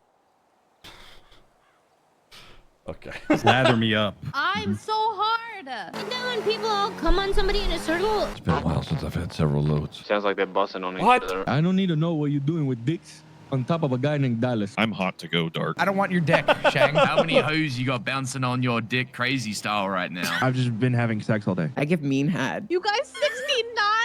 We sprayed fluid all over each other. I like it messy. Life is just a box of cum. You're the one that films Oh my god. They are merely exchanging protein strings. Who's pregnant? Did Shang not pull out? I grabbed your ass cheeks. How far apart could I spread them? I could turn my ass into a Nerf gun. I take all my pills. What? I can eat food with my tits. Some human ribs dipped in honey. Fapping to human experimentation. How many holes am I supposed to have? Do I have What? We fucked like rabbits. Ziggy has an STD. You make me think of dick cheese. We're gonna fuck on your desk and then go home. If I fucking rub it the right way, it'll open up wider. Spread wide eagle and just take it in Oh the my ass. God. I've had sexual intercourse with your husband. I have the smallest cock. His cock girth is officially on record. Big cock is a hoax. Suck me. Pass the bitch. Bussiano. Anal festival. Enormous penis. Push me out. Succulent ball syndrome. Come. Balls out, titties out, ass out. I already had my back blown out, my ass eaten. Shit, might as well blow my pussy up too. Ziggy's gonna have like a Fuck, dude. burnt dick. Someone broke your back with a back shot. It's better if both parties are white. Sorry, I'm exhausted from shaking ass. You want to wipe your tears on the... Sorry, I'm exhausted from shaking ass. Wait, I love that. Both parties are white. Sorry, I'm exhausted from shaking ass. You want to wipe your tears on the origami chicken? This guy's got the constitution of a fucking earthworm. Who gave the dog cocaine? Swirly to terrorism pipeline goes hard. Next time I see a man's ball sack, I'm gonna put googly eyes on it. You gotta be careful with sticking toothbrushes up your ass. Sounds like you're edging yourself. Dean was fucking his cousin for a few weeks. How much to oil up your mother? Dad privileges over daddy privileges. I need a sugar daddy. You're being a bad girl. Oh, ooh, ooh. I want a dada. Daddy's going to baste you, little chicken. God, you sound delicious. Too busy thinking about titty shit. You're ready and sprung. I'll suck your dick, man. I would beat off the guy. We can dance on bitches shit. I'll keep the fingering to a minimum. Are you the guy that's always skipping foreplay and going straight to the fucking? He's gonna corkscrew your dick off. Dude, I'm about to shove a cockroach up my ass. You ever milk a bull with your own hands, son? It's got a stripper pole in it for all the nuns. I can't wear seatbelts. They hurt my nipples. I'm gonna attack you on the toilet.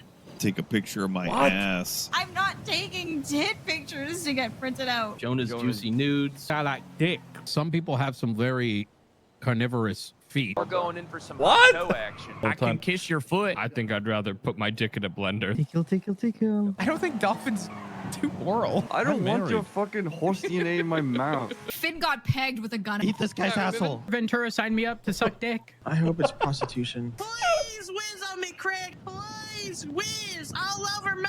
Don't put Very- your dick in the cafeteria baloney. We need our threesome. Whoever sleeps in that bed next is going to have like a very, very wet dream. Were they having a three-way with Dr. Smith? Should I schedule like a club orgy day? I've opted to use my belly button as an asshole. What the fuck starts with an S and ends in an F? Sunflower. Wait. Matt Rat. Yeah, that was such a pigeon level answer. I am so cooked. Dude, Barrick was absolutely right about that too. What? Flower. Wait. Matt Rat. An Hold S on. and ends in an F? Sunflower. Wait. Matt Rat. Yeah, that was such a pigeon level answer. I am so cooked. We're double decking. Take Uh, Continuing westward. Never mind. You take it. Giving you all the eye facts on it. Guys, there's a train! There's a train! Wait, what? no, There's a train!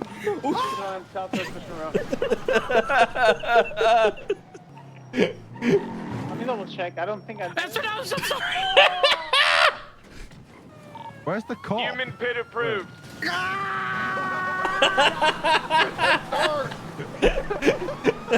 Human pit approved.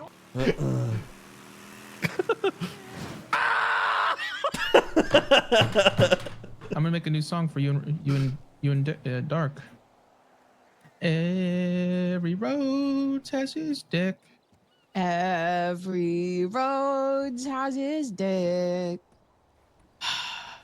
like every cop has his marshal. Can my moon haunt your thing? Slunk my arc till the moon haunts me. Flop calls me up and he says, "It's slobbering time." Flop in character only knows about bleached assholes. I'm just participating in the weirdest porn. Shang wants to fuck a lobster. Hashtag tits out for Winston. Robot fuckfist. Are you gonna show your morning wood to your mom? He ate my pussy good. I'm looking at Granny, sir. Yeah,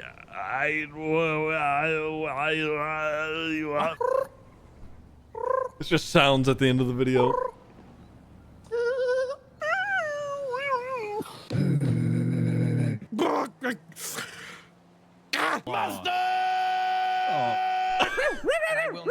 Woof woof.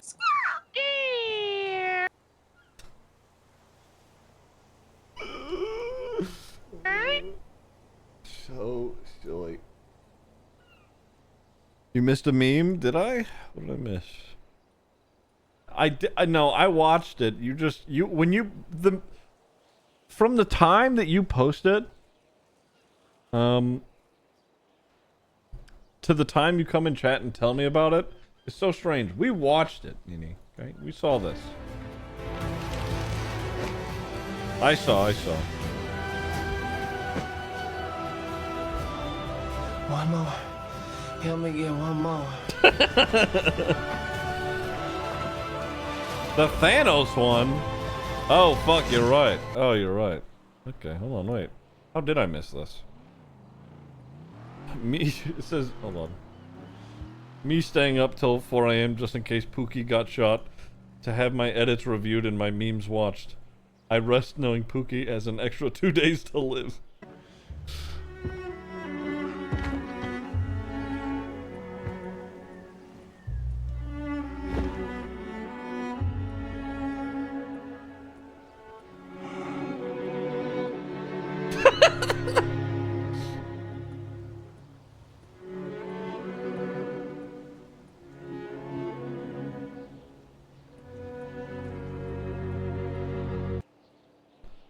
Oh, that is so funny.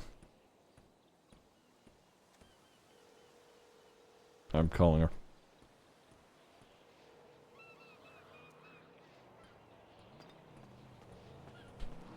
There's no way she said we can talk and then is not answering the goddamn phone. Are you kidding me? Andy, there could be a cartel after your ass, dude. Answer the fucking phone. That cartel kidnapped me, beat the shit out of me and your brother, and said that he wasn't even the target.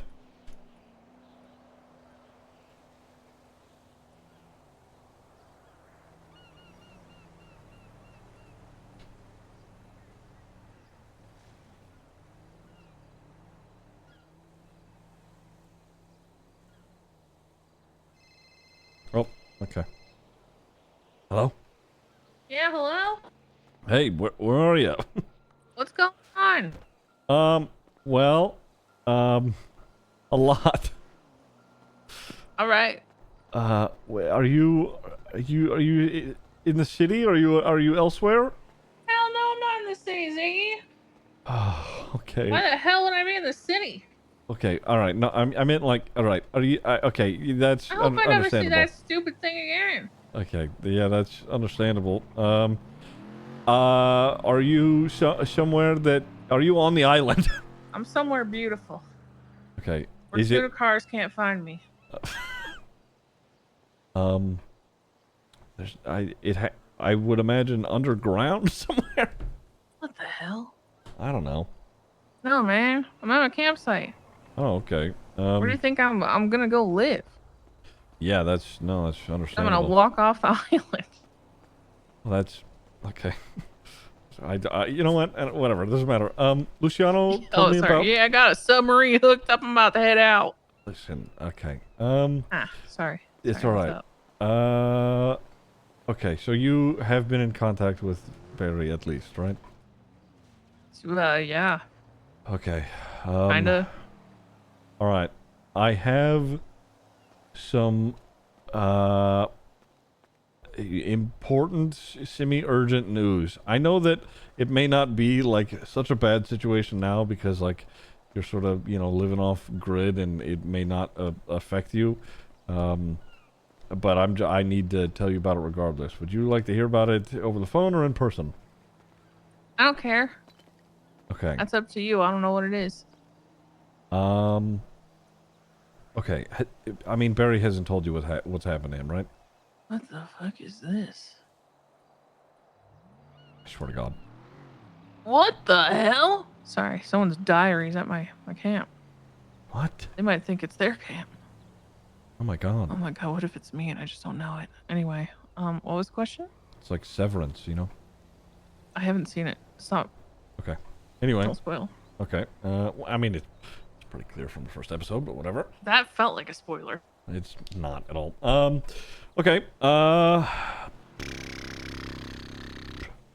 Right. So, Barry, right. Barry was missing.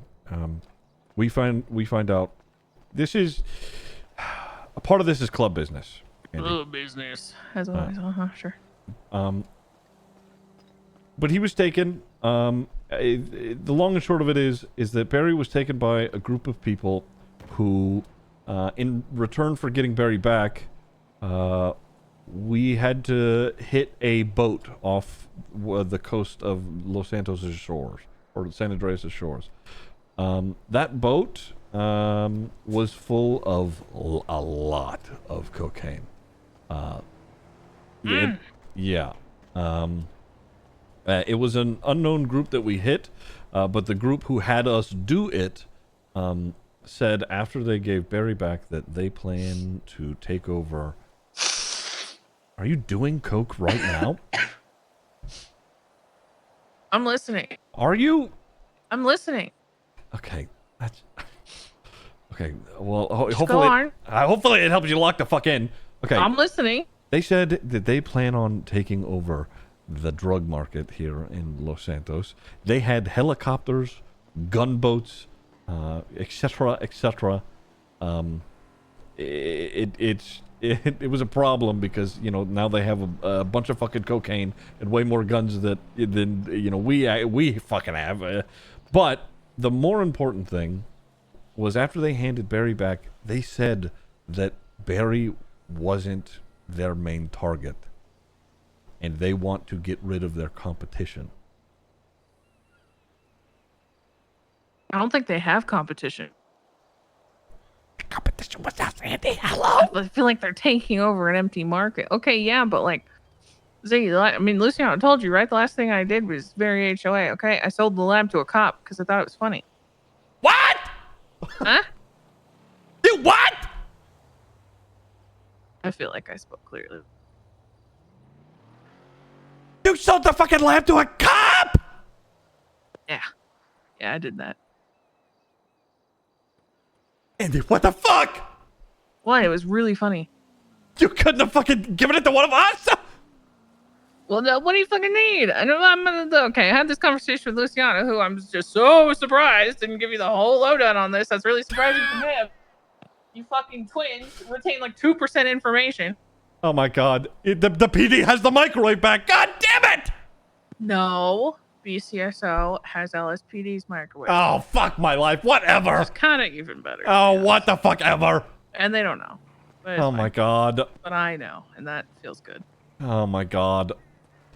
No, I feel like when you have a legacy conversation, whatever you were doing needs to be worthy of the title legacy, and I don't feel like I did that. You guys have knowledge, which is more important than any of the supplies that were in there. If you guys want to start up your own shit, I told Luciano I'd give him hookups to connects for the fucking coke leaves anytime he wants. All he has to do is come find me in the woods. I'll help out. But other than that, I feel like if you guys are going to keep doing this, it needs to be ground up.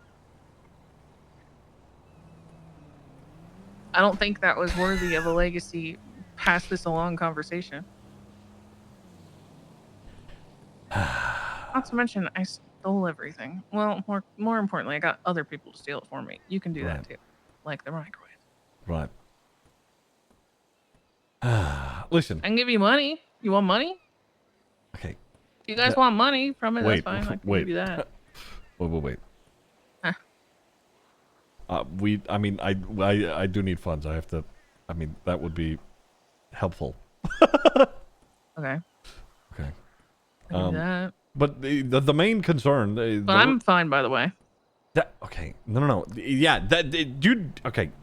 Uh-huh. Let me get to the fucking point. The main concern was that you may be targeted if they know something. I don't know why they would, but you know, does the name Lagara bring anything up for you? Lagara? Yeah, Lagara. What does that mean? It means the claw. The claw? Like It's- from Toy Story? Okay, no, the claw as claw. in like the claw of a scorpion. That's Oh. yeah. Does a scorpion remind you of anything? Kinda? Not really. Maybe?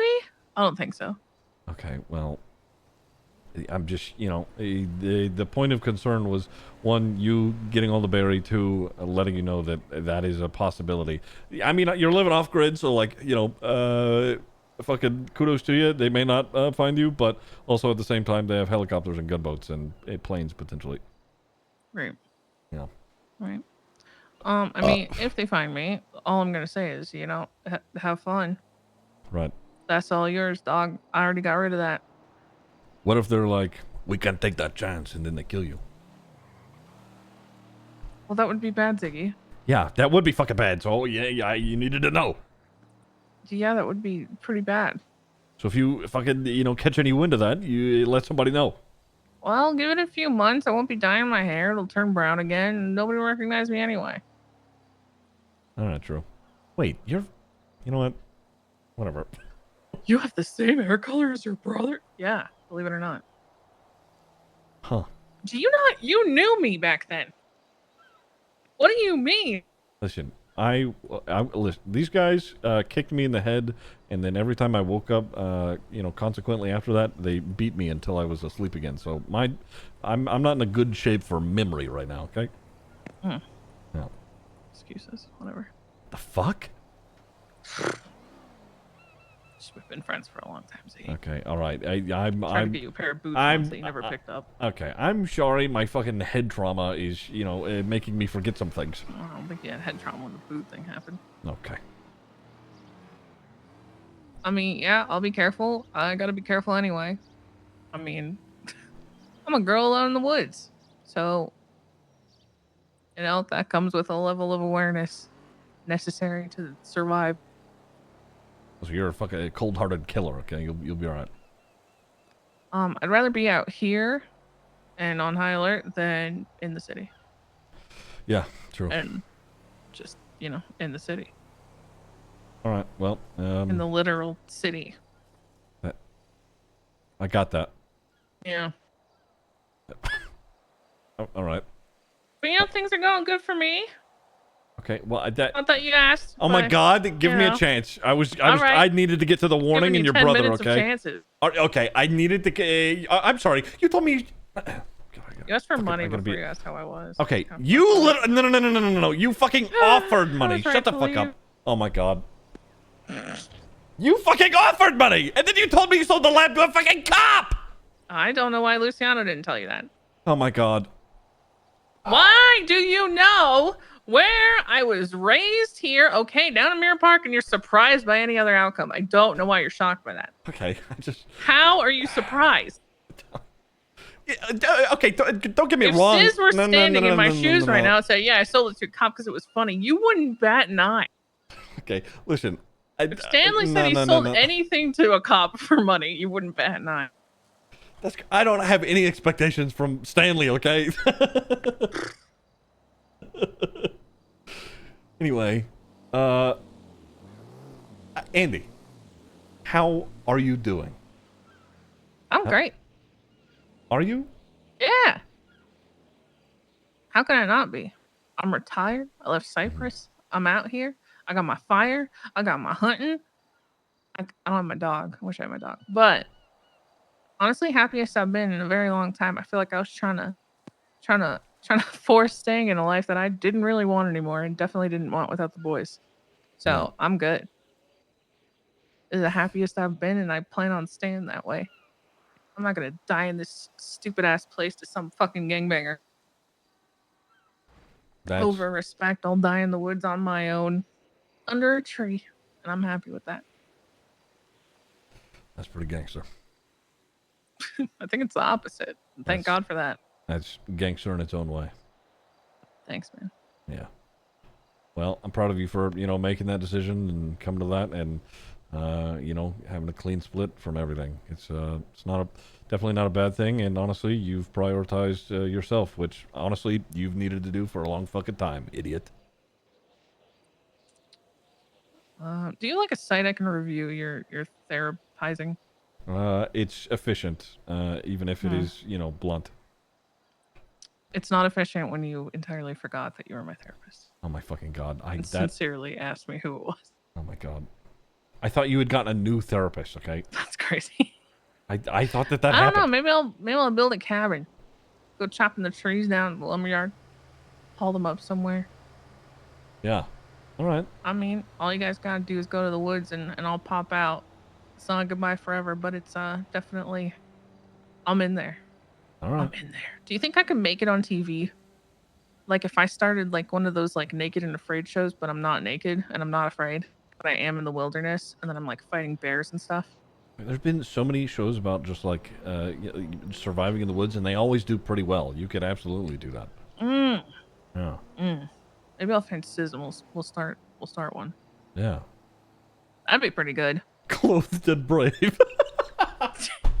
I'll call it that. Yeah. All right. Perfect. Wow, she's so brave. Perfect.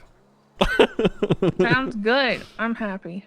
Yeah. Well, I'm glad to hear that. Barry texted me. I texted him back just now. I don't know how many days ago I did that, but Yeah. we give a thumbs up to Barry texting it all. I mean, if he doesn't have 2 your days number ago. saved, he's not gonna fucking know that you're calling him. But you should call him. Why? He's your brother, Andy. Okay. Number one, if anybody needs the sibling talk, it's not me. Two, I agree. Barry will come to me if he needs me. That's it. That's how we work. Well, So, I mean, show him where the campsite is. If he ever needs me, I'm sure he will come find me, and that's what it is. I trust my brother to do whatever he's got to do and keep himself occupied with whatever he's occupying himself with. And, I love him. He loves me. That's that. The rest is whatever. Okay, I'm just As long as I know he's good, he's got you guys. As much as I'm pissed off at most of you for not saying goddamn jack shit because of your stupid fucking, it's club shit. We're not going to reach out to his sister. It's fucking crazy. But the important thing is he's safe, so whatever. I said, to be fair, okay, I did try. I was also in Australia. Yeah, and then after how shortly- long? Whoa, that was okay. Listen, it was literally like 24 to 48 hours. All right, okay. And then I flew to Australia and I got shot and then my ass kicked for like 3 days straight until they brought that's me not back. What Colin said, but sure. What? I don't know how the fuck fuck did the Colin guy say? who doesn't even live here anymore was the first one to notify me. Oh my God. That shit is crazy. Well, I didn't have service in Australia, so I'm sorry. I did attempt to make phone calls and send texts, but they didn't send out until I was back over Los Santos. I don't have an international plan. It is what it is. Well, either way, all things considered, I think that, you may, I mean, you know what? You're right. You're prioritizing you, and if he needs you, he'll come to you. But I do think that he would not, or he could benefit from hearing from, or like actually talking to you. That's it. Oh yeah, I'm sure he could, but Barry's not always ready for that. Sure. And I'm long past the days of pushing that, man.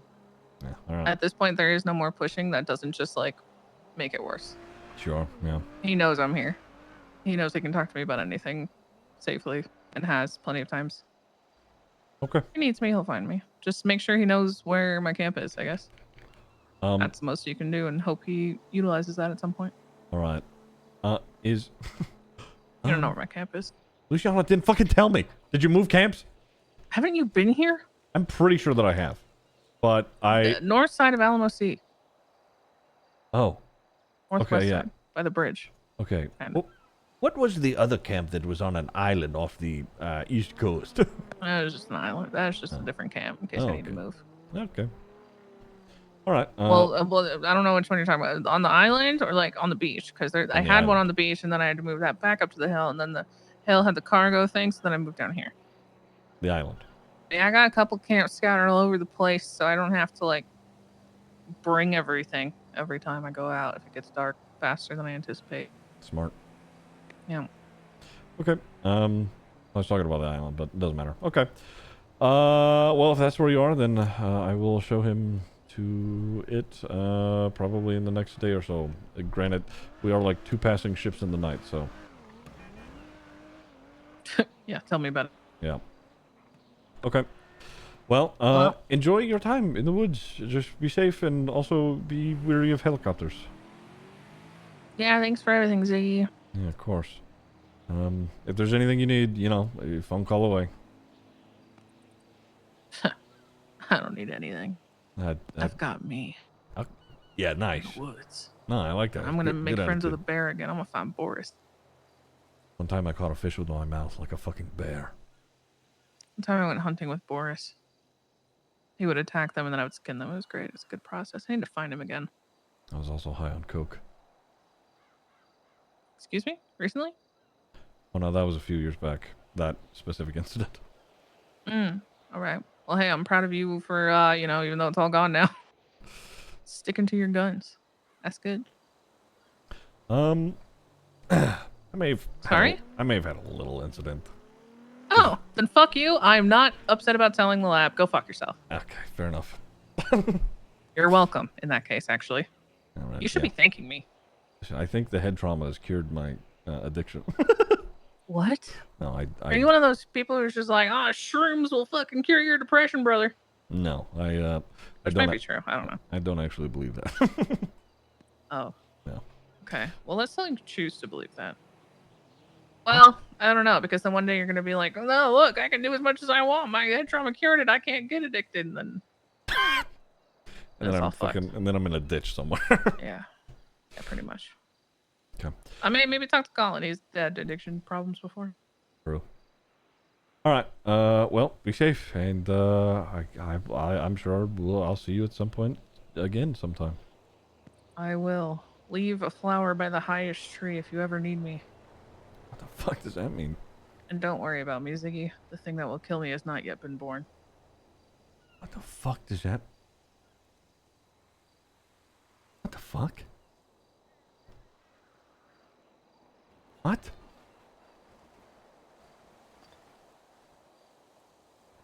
fuck is she talking about?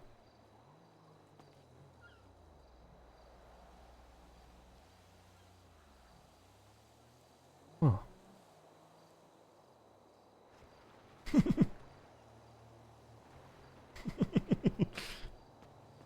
She's pregnant.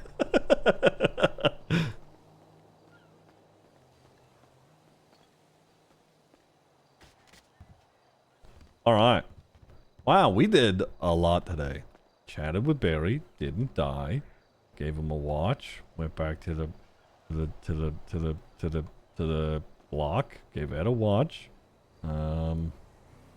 We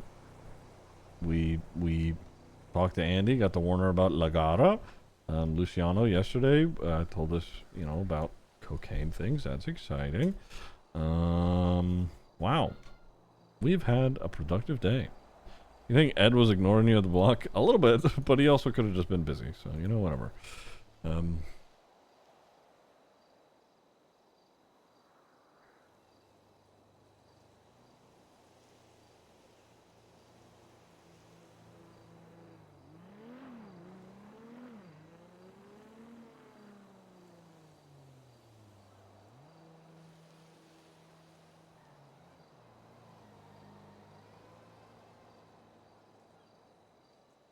He left out giving the lab away.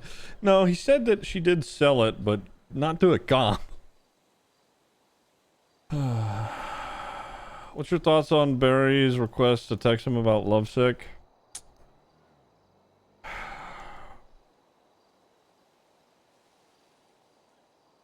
I think fundamentally Ziggy fucking disagrees with the club about how prospects are viewed and treated.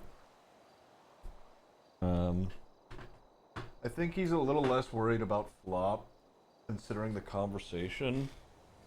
But, you know, Lovesick though, if Lovesick gets shot, I mean, I think, you know, so something that I haven't really talked about during the conversation with Barry is that, you know, Barry said a lot of things about the club that Ziggy doesn't align with. You know, especially regards, you know, in regards to prospects. I'm gonna be honest. Barry not knowing Lovesick. Listen, I think Barry is a dangerous guy. But Barry's also very open about being dangerous. Barry is scary in Barry's way. Lovesick is scary on a whole different other level, man. Lovesick. Listen, all I'm gonna say is if Barry or whoever shoots Lovesick, they better hope they kill that motherfucker. Because he's coming back. And he's going to take someone with him. Oh my god. Comparing Lovesick to John Wick is actually an apt comparison. And I'm not even exaggerating. Like, these guys, they may have had like a vague notion of who he was because he was a cop a long time ago, but if they haven't taken the time to know Lovesick like Ziggy knows Lovesick, he is Baba Yaga. Dude.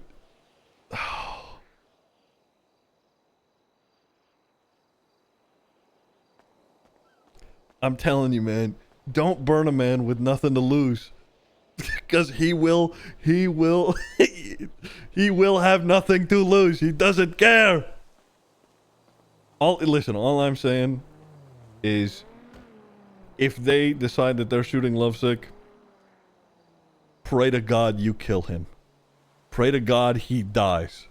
Because if he don't, you're gonna open your eyes after sleeping and he's going to be standing above you. He's going to be standing above you with an LMG or something of that caliber. It would be such a waste to shoot Lovesick. Yeah. Yes.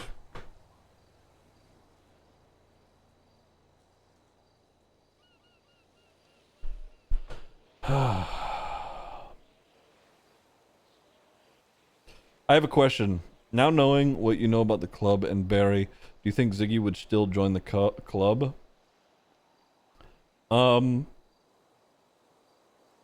I fucking... The rules thing is definitely an issue for Ziggy. Don't get me wrong. Hey, Ziggy's, you know, hypocritical in his own right when it comes to the rules. But you know, in terms of, I mean, Ziggy's also not in a leadership position, you know? He's not the one meant to be leading by example. You know? Curious why hasn't Ziggy mentioned these lovesick details to Barry? I mean, that was not on my or Ziggy's mind in that moment, okay? I'm just fucking, you know, I was out there answering what I could for fucking me and what I knew. I mean, if Lovesick gets shot and they find out, honestly, that could be just a little more entertaining.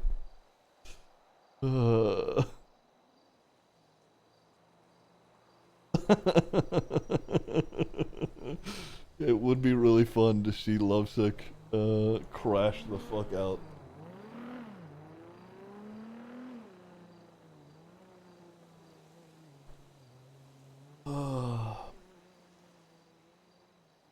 Lovesick would be such a great member rather than getting rid of him. It would only help the club. Yeah, honestly, if they shoot Lovesick, I mean, I am confident that if it was a 1v, you could take the nicest motherfuckers in this club and you did a 1v6 and Lovesick's the one, he would get more than half and potentially kill us anyway. You could take the nicest motherfuckers. Oh my god. Yeah. Oh, dude. I'm just saying, man. Sophie is basically the dog in John Wick. Don't shoot the dog. Do you guys fucking forget that John Wick had a spouse? You could just say that.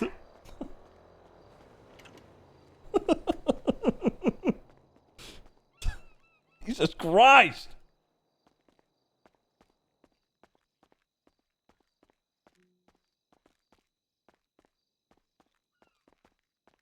The dog was the last straw. Okay, true. He's also well connected outside of the club. People forget that about Lovesick. Yeah. Honestly, I'm just being, you know, because I obviously I want Ziggy in the club and like, you know, just everything that is the roleplay around it and whatnot. You know, keeping Ziggy in the club is, you know, what I ultimately want. But if we're speaking on hypotheticals and what ifs, realistically speaking, genuinely, I think that if Ziggy were to get blooded out and not die, we'll say that, and Flop were, you know, to do the same and not die, and Rue were to do the same and not die, because we know that's probably what would happen. I guarantee Luciano being who he is with Cypress and Hank already being there, I'm just saying it would be it would be spicy. It would be spicy.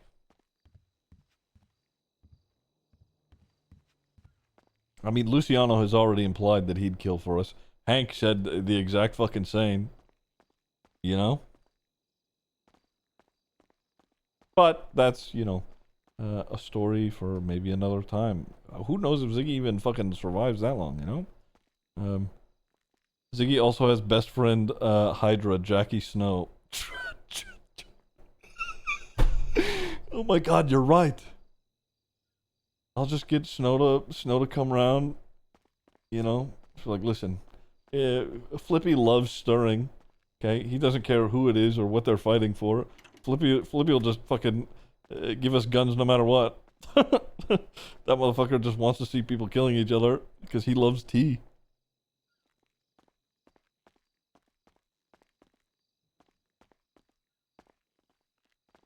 Oh my god, Tessa and the clowns? Hey! Who still has Christmas lights on? What the fuck is this? Excuse you, they're pride lights. They're Christmas lights. Okay, fine. Pride lights. Whatever. Yeah, that's right. They're festive. I get it. Okay. All right. Scared the shit out of me.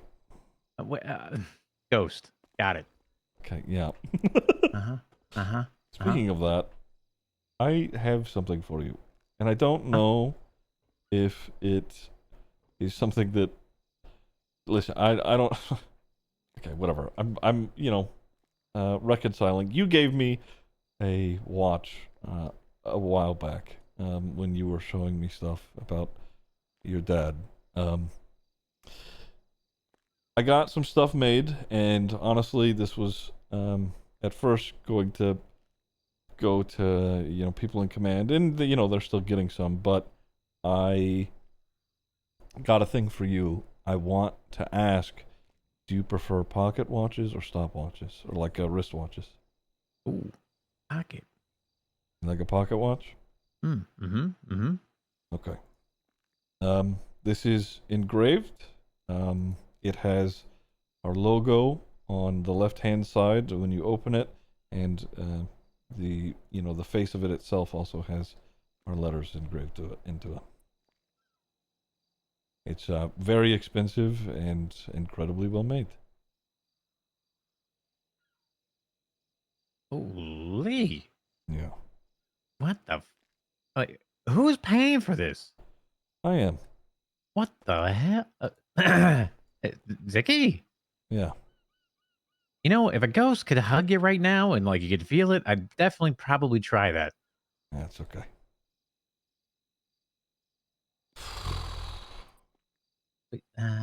Y- Okay, 2 questions. Where's your hair and why do you look fucked up? And why? Okay, that's 3 questions. Did something happen? A lot has happened, yeah.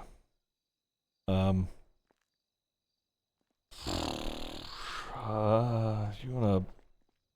I don't know how this works. You wanna sit for this? Yeah, yes, I am capable of sitting. Okay. No, I know you're capable of sitting. I don't know how the weight of things I'm going to say will affect you. Okay. Yeah. Well, you pick the spot. How about that? Okay, just have you know what? This right here. We'll sit here.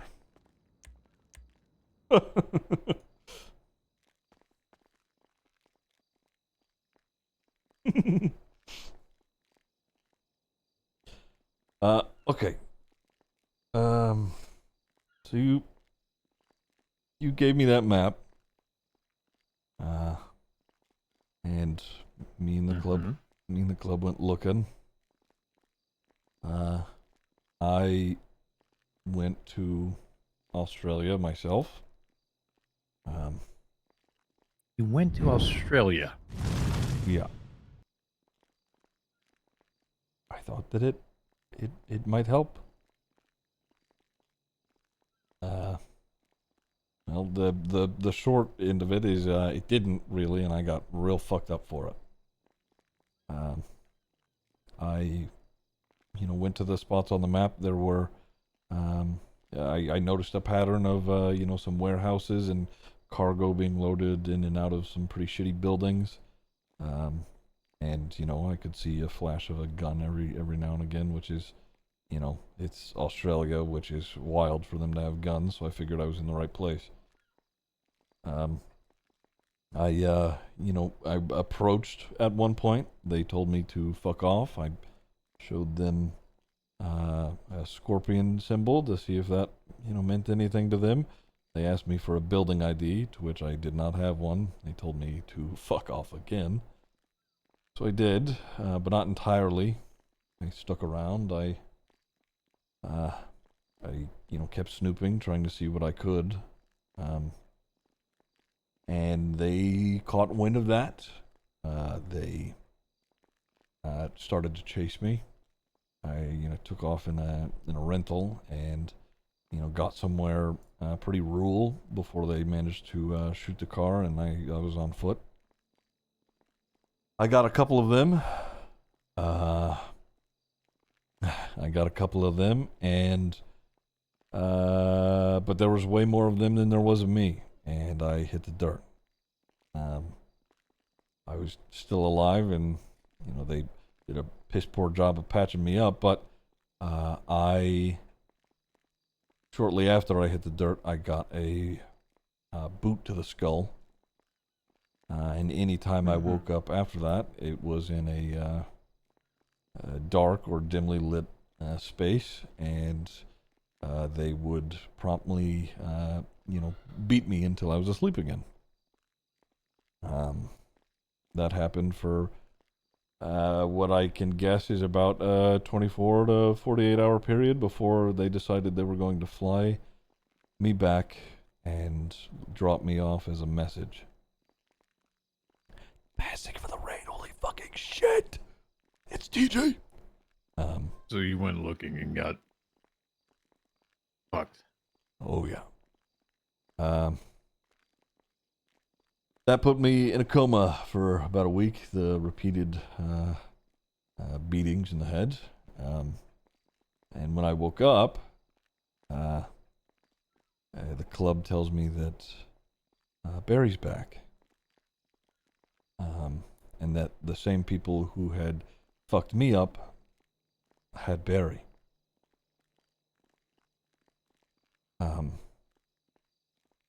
They apparently had him for much longer. They had us do a job for them, which was ostensibly robbing a boat for a shitload of drugs. And in turn, they gave us Barry.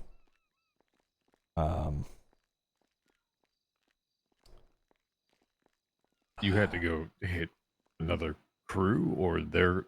It was no. Yeah, it was an unknown entity. I don't know if it was a crew, whatever. It was just a boat that had a shitload of drugs. They had armed guards. We don't know who they were, but they're dead now. So,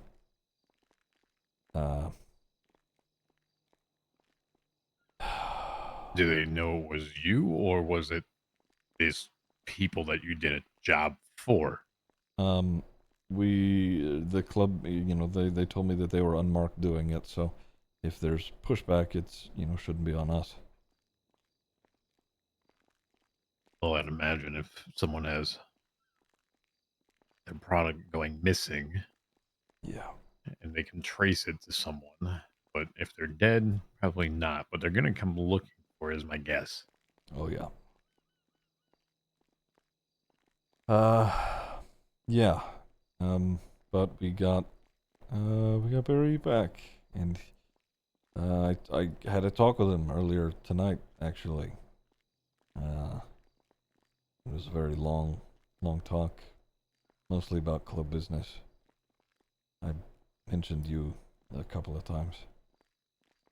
Didn't you never showed him that photo you took in Shang's house, did you?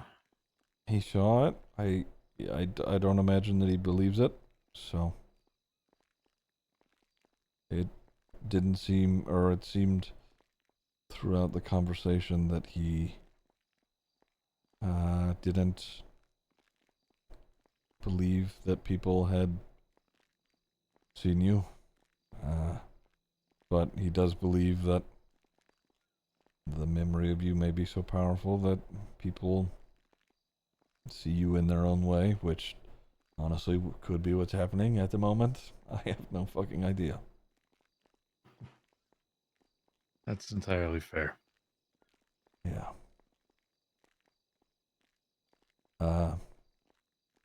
Barry explained that he had been in Australia and was taking trips out there because he was looking for his estranged son. I don't know any details about it, but I think that is a conversation, if you choose to have it, that you should have with him.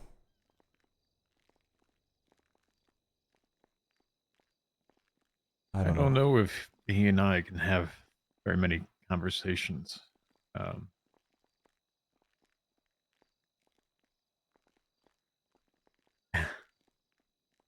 Hearing that he's looking for his other son.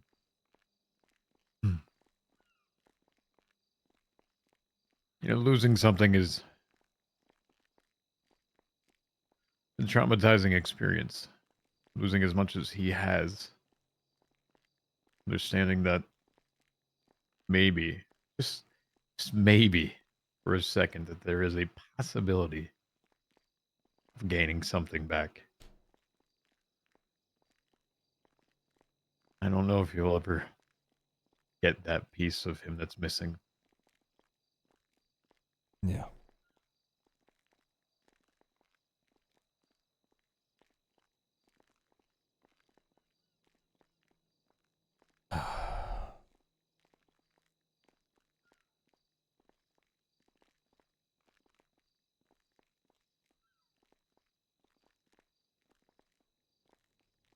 Well, good news, he's definitely not looking for the guy anymore. No, but that's still concerning.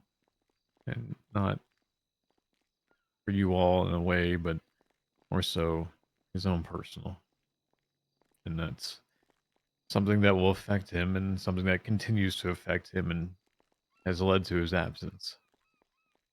Yeah.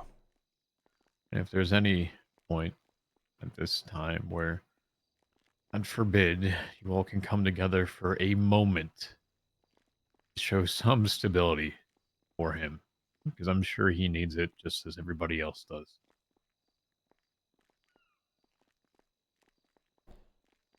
I'm gonna be honest, TJ. I don't know. I don't know what that looks like at the moment. Everybody's stressed out and strung the fuck out. I don't know, maybe, aware. maybe I'm wrong. Maybe it's just me. I don't know. People come to that pier and like therapy sessions. Isn't that what the chaplain is? You know, you'd be surprised how many of those motherfuckers, don't actually like talking to the chaplain. Yeah, but apparently they love talking to a ghost of all things, or a memory of something that was. If it gets Believe it me. off the chest, I guess. Yeah, it's amazing. You hear a lot of things, and you have Like a lot of cargo? high-spirited conversations with people as well. You figure that a memory of someone that you held in different regards and high praise, I guess, and to lose that as a ghost is different. Able to tell someone to take accountability for themselves. How much that ruins of an image that they once had of living you.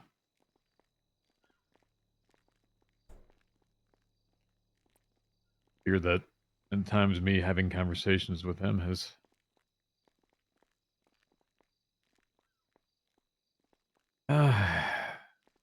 tightened that string to a point where it's ready to snap.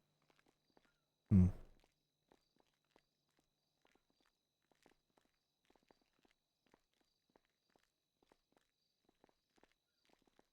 But they keep coming.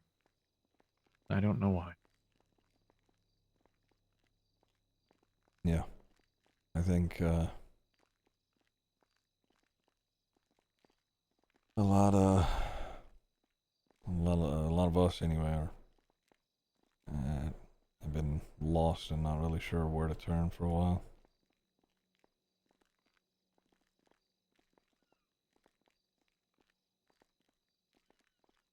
I try to bridge the gap, but then again, I'm also, I exist in a different context, so. There's two things I will say with all of this, and that told basically anyone that has come to me looking for something, is that I don't need a title to make a change. The first one. You also don't need a title to lead. The other one that usually goes along with that is that the reason why BBMC and ADMC worked with Barry as a lead, because he gave everything that he had.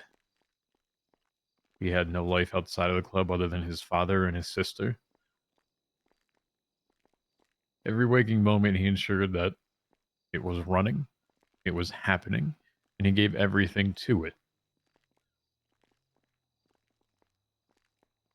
If people truly wanted to lead it, to take it over, then they have to understand what it is that they have to give up to do that. That moment, thank you, Wet Bandit, where you dedicate everything that they have, you have, whoever has in their life to making sure that that is the singular focus, that is the only time you'll ever replace someone like him as a PM. Now, I understand individuals raise their hands whether they replace him or not. And he was obviously gone for a very long period of time. And I'll pose the same question, or pose it to everyone that raised their hand, is if you're ready to raise your hand, are you ready to provide a solution? If not,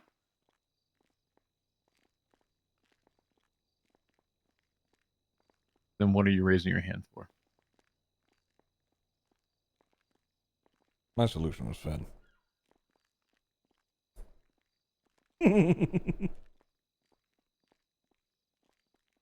At least you have a solution. Others that I've spoken to have not. Yeah. But is Finn also ready? And that's something he would want.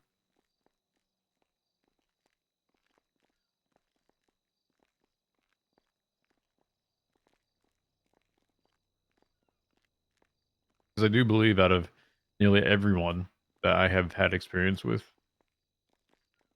he might solely embody the entirety of the club first in his mentality. He has grown a lot. Finn would hate To the it. point Hell 7 yeah, he years ago would. where I said, I Hell don't think yeah. I can take command from him, to him being the person that he is today.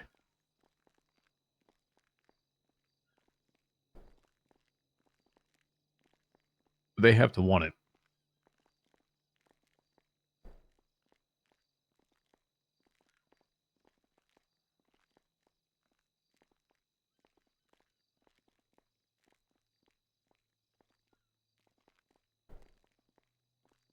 Yeah. I agree.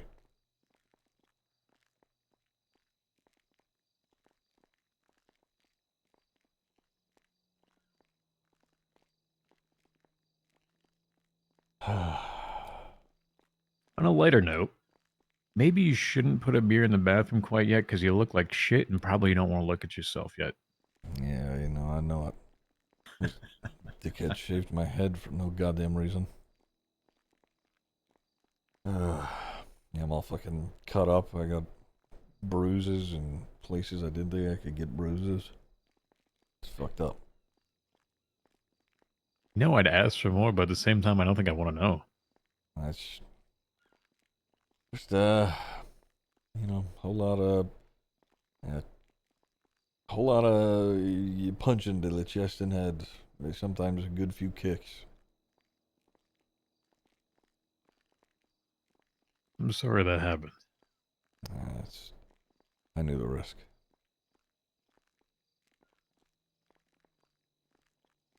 What's next for you?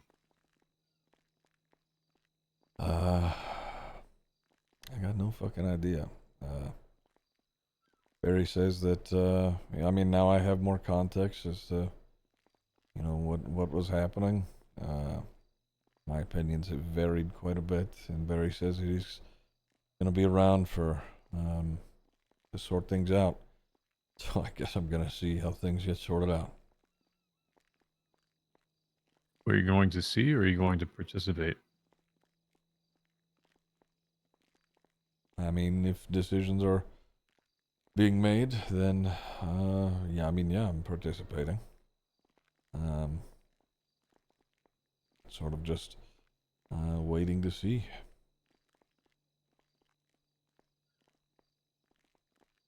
He likes people that speak up and speak their mind. Keep that in mind. I fucking did that today. I told Barry, I said, not knowing where you were and having only been told that you were on booze cruises, hell yeah, I did that fucking vote. And honestly, it wasn't even meant to be a vote at the time. It was just meant to be people sharing their fucking opinions because we didn't know what the fuck was going on. We were just in the dark for months. I told Barry that, yeah, in that context of us not knowing, and the only thing that we did know was you being on booze cruises. Yeah, and I stand by it now. Obviously, the context was different. I'm happy to be fucking wrong. And him being where he is now, and if he's sticking to it, then of course that changes things for me. Every point that was made during either that stupid fucking video or just everything that happened over those couple of weeks, either I've changed my mind on, and he knows that now, or I stand by it because it means better for the club. he seemed to hear it. Honestly, he was pissed, and I was half expecting him to either beat the shit out of me or shoot me. So, you know, but I think that he valued what I had to say, so we'll take it. Yeah, maybe your first or second time through the Barry being pissed at you, that you think that you're possibly going to die or he's going to hate you for the rest of your life. Do you realize that he actually appreciates people calling him out on things in a way that's constructive? Mm-hmm. Not demeaning, not negative in a way, but actually speaking the truth about it. Mm-hmm. If you ever want to traumatize him, just ask him about our 3-hour shouting match I that we think had after we'll get rid our of little all of clown command. mishap.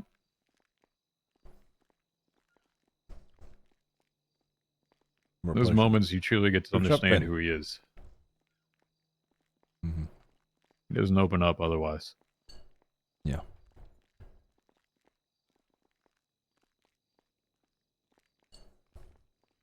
All right.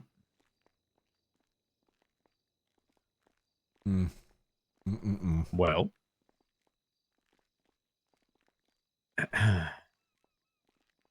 eats on the counter is old. Cupcakes suck. They're stale. All right. Mm-hmm.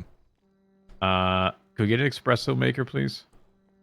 There's a coffee machine right there. I know. Coffee. Espresso. Different. Goes right through me. I hate you for making that joke. I fucking hate you for making that joke. Oh my fucking god. Oh my god. I would imagine all of it goes right through you, dickhead. Yeah, it does you too. All right? You piss it out at the end of the day, don't you? Yeah, but I mean, like, literally, you know? Oh, I know. All right?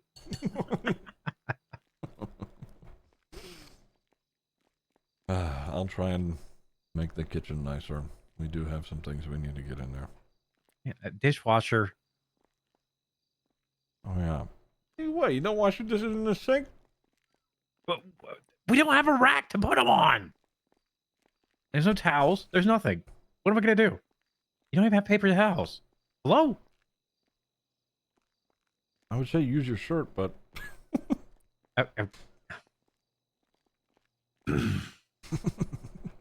Where's the laundry machine? In the laundry room / bathroom. There's laundry in there? Yeah, Oh, see? there is. Told you. Shit. This is our laundry and bathroom without a mirror. Okay. Mirror. It's not like Not you'd until be you able look to better see though. yourself And not in it like anyway. shit. Yeah, well, I gotta test that. I haven't tested it yet. I want to see if it's real. Well, you showed up on camera, so you got that going for you. You put a spirit box next to me? That thing would go crazy, I feel like. Yeah, is that your way of saying I'm a yapper? Got Yeah, it. we knew that. We knew that. Oh, you know what? I will say, okay, you, man, you and Barry sure are fucking related. This motherfucker he asks me a question, proceeds to me mid-answer, interrupt me, talk for like 5 to 10 minutes straight, and then forgot that he asked me a question. Where do you think I learned it? Yeah, it was actually astonishing to listen to. I was floored. Floored? Yeah. Oh. Yeah. Okay. Anyway. Okay, well, I will try to spruce up the kitchen. Mm-hmm. Yeah. Mm-hmm. Yeah. What do you think of the charcuterie? Well, Jesus. I mean, people like mold on cheese, but like not, old cheese like that. Like blue cheese is fine, but that cheese, I understand if you're trying to make like a nice cheese like that and you want to leave it out and have it molded, great. But that's not the right type, You're picky, you know that? Fuck yeah, I am. Good night. All right. Bye. See you around. Only half of me. Okay. Yeah. Jesus Christ. All right, chat. That is it for the evening. You guys have been absolutely fucking wonderful. We'll see what happens. Honestly, in the grand scheme of things, the only way this arc ends is in some form of tragedy. I don't think, all things considered, that there is a truly happy ending. I'm not talking on Ziggy specifically, I'm talking on the club as a whole. I think that there will be loss, there will be anger, there will be pain. It just, depends on what form that comes in. I don't know if that means anything for Ziggy, but I do think that means quite a bit for the club as a whole. I'm a BBMC viewer, this is nothing new to me. I mean, yeah, true. But I love all these people that I get to interact with on a day-to-day basis. Again, these are all my friends. I don't need anybody to go to bat on behalf of me. Listen, I am emotionally invested in the roleplay and in my character. I have big feelings about when things happen in roleplay. But at the end of the day, it is still roleplay. And if I need to take a step away, I do. You should do the same. And if instead that you don't, and decide to be shitty to either a streamer or another viewer, I don't want you here. Alright? Take breaks. Alright? That being said, almost everybody that I have seen participating in literally anybody's chats has been absolutely wonderful. Even if you aren't chatting and just enjoying and viewing from the silence of your own home, that's wonderful. I value you all the same. Thank you guys. Honestly, what this really is and what is most important coming from it is that we get to tell a really cool story. And if we fall victim to that or we rise above it as a character, it's a win no matter what, right? Love you dudes. Have a wonderful rest of your evening. Enjoy your day. I am off tomorrow and the next day, and then we have D&D on Tuesdays. Thank you so much for being here. Sincerely. Anybody who jumped over from Baz's stream, if you're new here, thank you for swinging through. You guys are wonderful. What a night. What a night. Enjoy your weekend. I'll see you soon. Oh wait, do you guys want to raid my beautiful hot girlfriend? She's probably playing scary games. We're gonna do that because I love her, and you guys are gonna go hang out with her and be nice. Okay, listen, okay? You guys are literally now mandated to go over there and at least drop some love and hang out and chat with her because she's wonderful and I'm biased and So she I'm can getting do no my wrong. meal plan from this girl. Okay, anyway, you're going over there right now. Alright, go and hang out. Alright, let me do that. Enjoy, chat. Have a nice night.